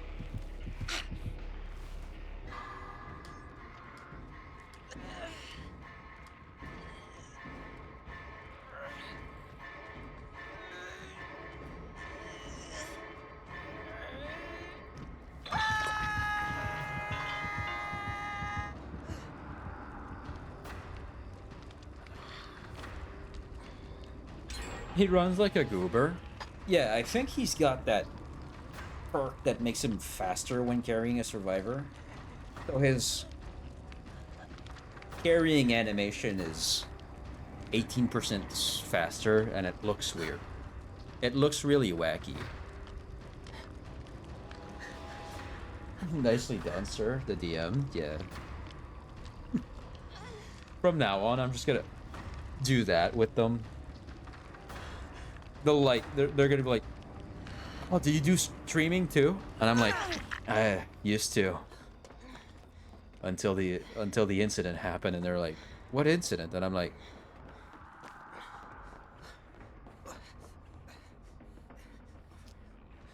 "Run!" Are you gonna tunnel me? No. Thank God.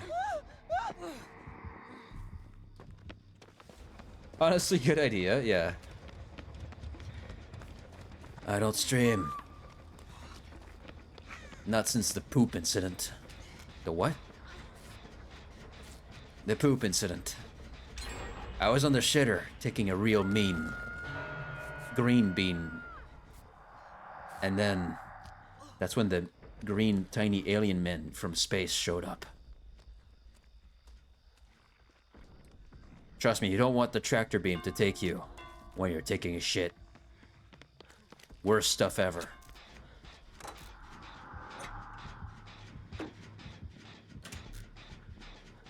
Maybe use it at work? What? I'm gonna steal that idea for no reason. Use it at work? Sorry, boss, can't show up today. The poop killer is at home.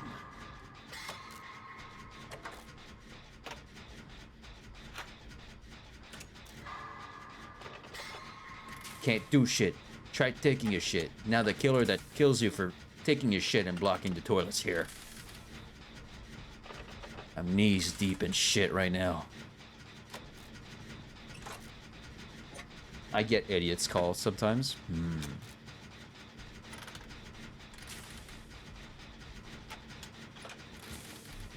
They're carrying the goddamn tool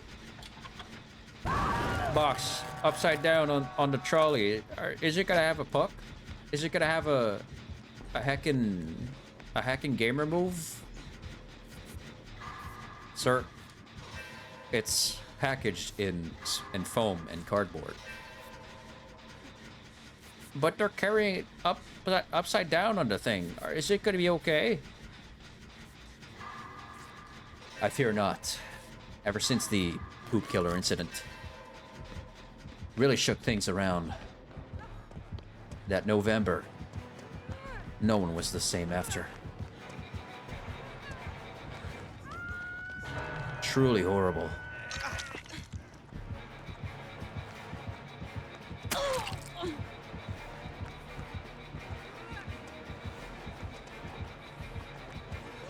Some people even started eating each other.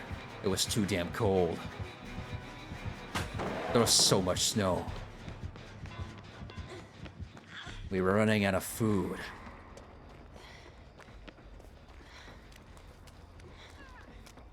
And then after eating 3 people, I realized McDonald's was still open.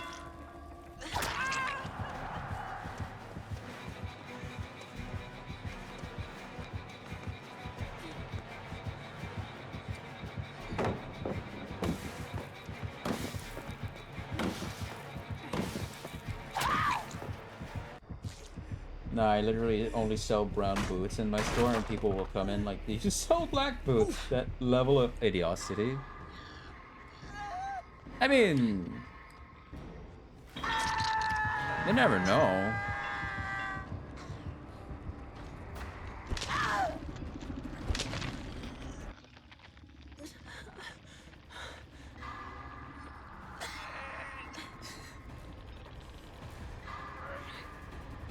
Do you sell burgers? Ma'am, this is a hot dog stand. But do you sell burgers? No, I'm afraid not since the Kung Fury incident. The what? Yeah, this one guy was a cop and his partner got slashed in half by a crazy ninja guy. A real bad villain dude person. Right before trying to shoot at the ninja, dude got bitten by a cobra and struck by lightning. He had visions of Shaolin monks training him.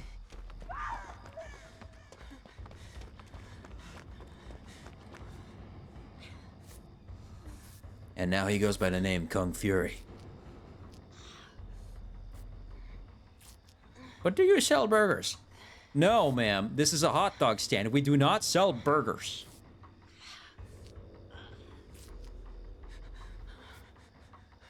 We still have a chance. I want my Happy Meal. Ma'am. Jesus Christ, she's no longer with us. She's completely lost her mind.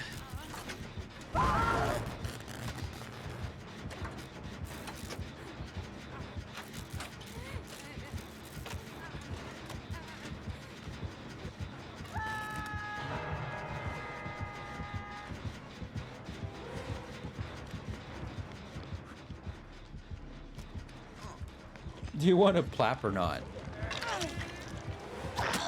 Do you want your burger, your hot dogs with the plap, plap, plap or not?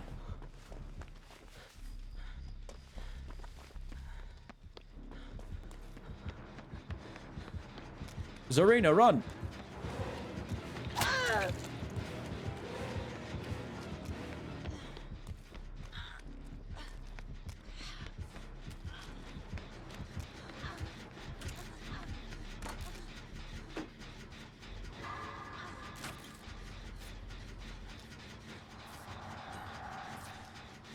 People will just see. me next to a register that is behind a counter. They look and stand at the other closed registers, confused as to where to check out. Even looking at me confused and in need of help, they ask me where they can buy the food. I point to my register like, this is this is a register. So saddening. I've had that happen, so annoying.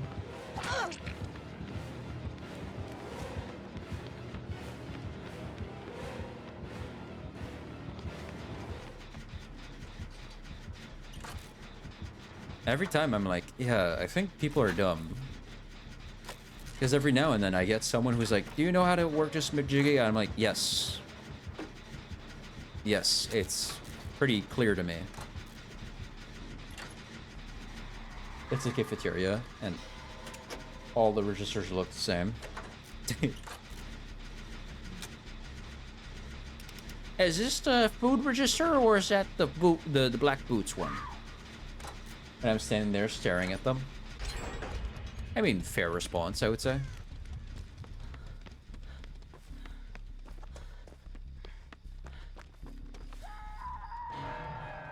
Ma'am, this is a Wendy's.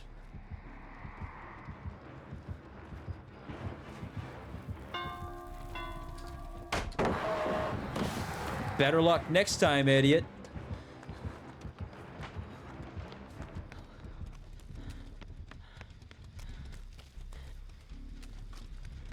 This is a Schmindiesel.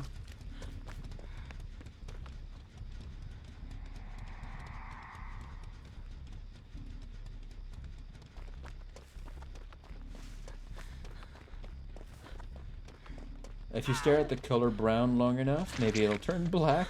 You weenie. Who knows? Maybe dumb people are dumb enough to think that.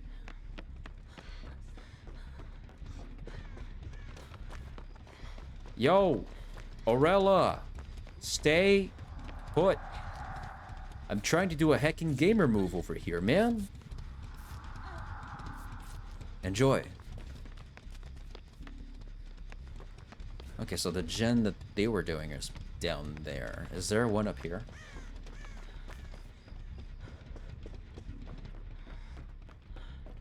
Yeah, this one is done.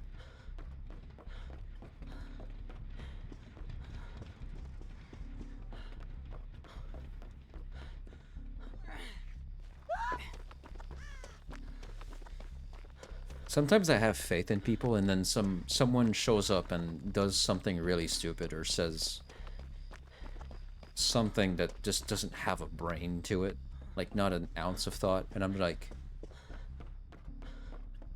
what happened with you?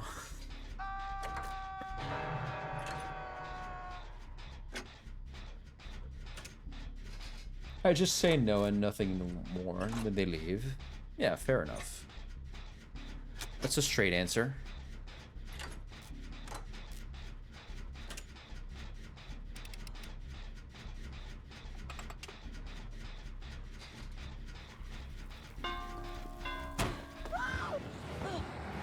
Oh.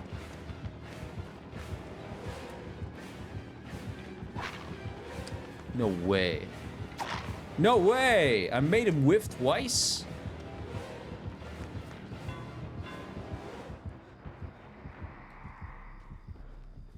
Dude. 70% of the non-staff customers are not the brightest, though. I love them all, even though the staff aren't anyways the brightest, lol. Yeah.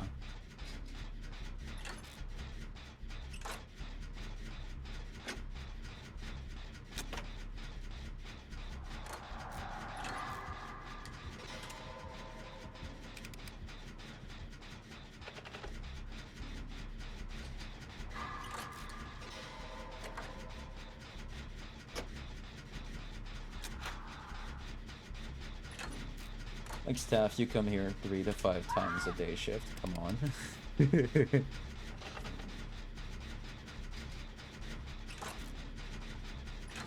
Yeah.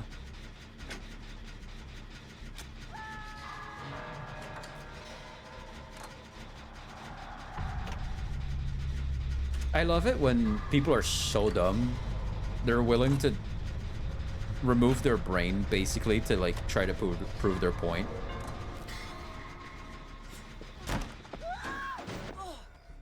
Like, they'll say shit like, oh...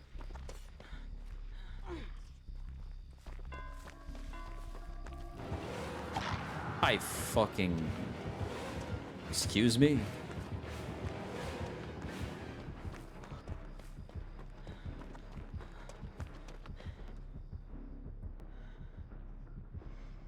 Like, the flat earthers are like, what do you mean my calculations just proved to me that that the earth is a globe? No, I must have done the wrong calculations. Let me try again. I'll find something. And it's like, dude, there's a point where you gotta learn something from this.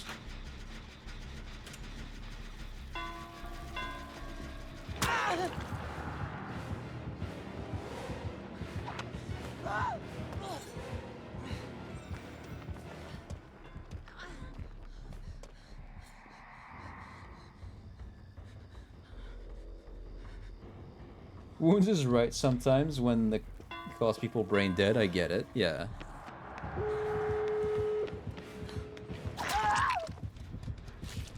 I'm not a ghost, but if I feel like one when they look at you and see you're who they need.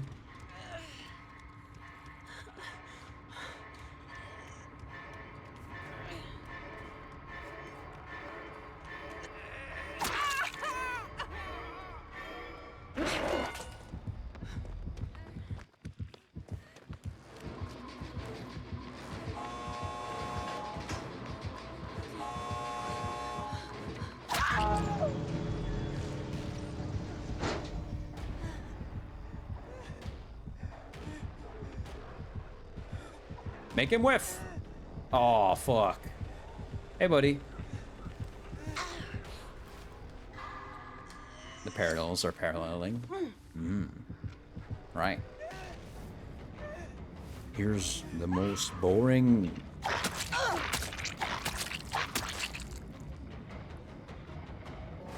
Mori ever. It's a pretty bad Mori, isn't it?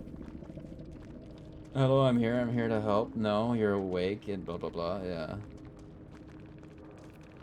Never mind, you were right. Yeah, see? His Mori is shit. Oh. So, what's going on here?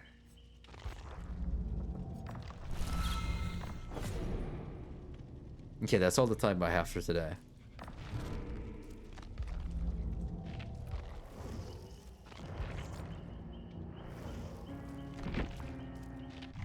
Loving the new Survivor. And you blah blah blah blah blah blahing me. I'm sorry. He whack-a-mole. Are back, yeah.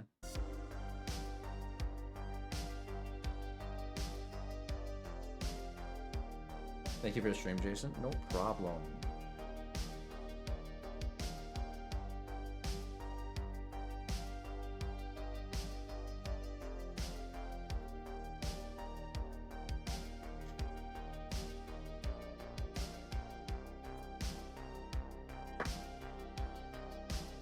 Like, hello, I'm here to help. No, you're walking away to do another to do another circle. Okay.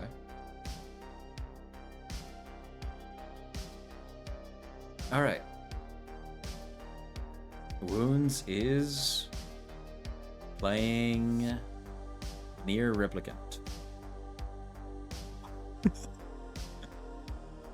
Version 1.22474487139. I don't know why that's part of the category name, but all right. Thank you, Gravity, for 210 biddies.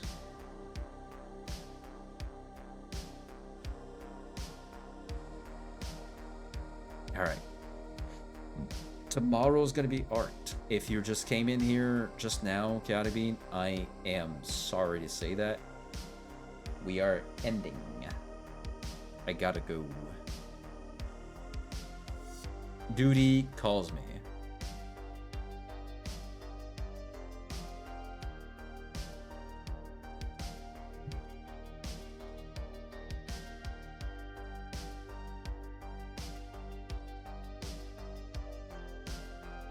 Me was Lurker and Eeping. Okay, fair enough.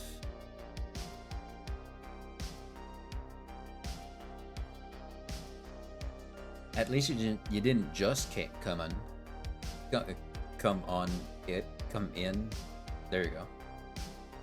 I was here. Hell yeah.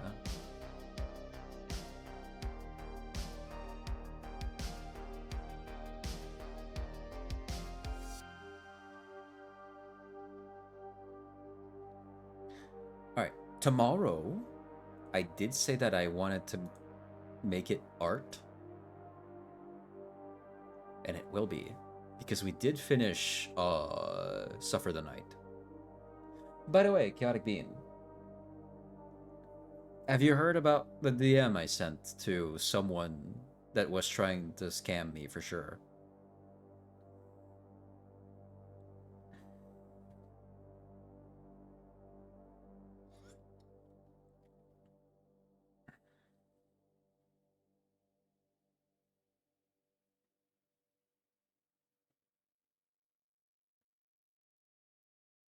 What? Yeah, hold on. I'll read to you the script. It's that type of thing where someone's trying to that's pretending to be a streamer and they send you a friend request out of nowhere. Right? So they sent me a friend request, I accepted. I waved hi, like the Discord thingy. They waved back. They said, "Hey pal," with a wave emoji. Then they asked, "How are you doing, Jason?" I said, "I'm good, you?" They said, "I'm good. It's nice to meet you. My friends call me Nina. How about you?" And then I responded to that by, they call me Jason with the wide-eyed, like, smile emoji. It looks kind of like, wait, I'll show you. It looks like the Twitch emote to some degree.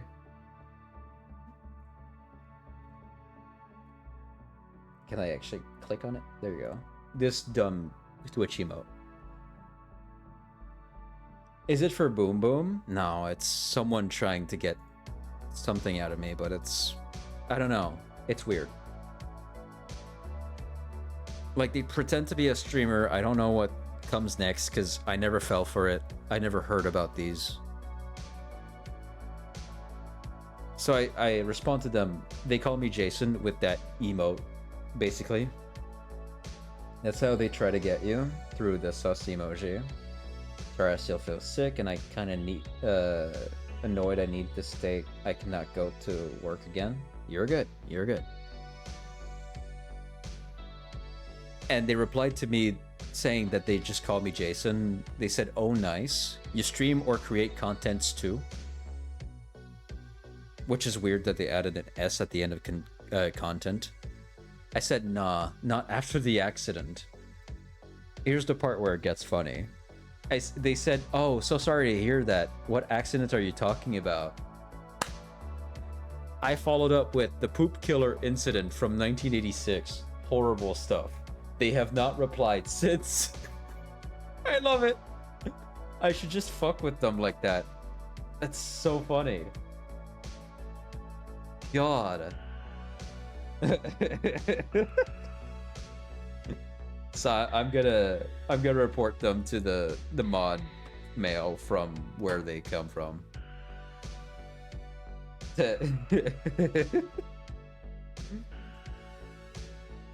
If I don't, that's fine. Someone else will. They'll try to do this with someone else, and they'll get banned from there anyways. Honestly, I might try it too. It's great. Because they know that you're... If you're fucking with them like that, they know that you're like 2 steps ahead of them and they can't scam you. Because you know. Because otherwise you just wouldn't reply stuff like that, right? It's so good. I not only wasted their time, but I had fun doing it. Either way, tomorrow, art time. Might work on improving the ref sheet more. I could also work on the femboy model design. That could be cool. That could be cool. Bum plug included, maybe. But yeah. Today was good. Today was a fun day. Had some shitty matches, but had more positive ones. Had some clutch escapes. Had some not so clutch escapes. Good stuff.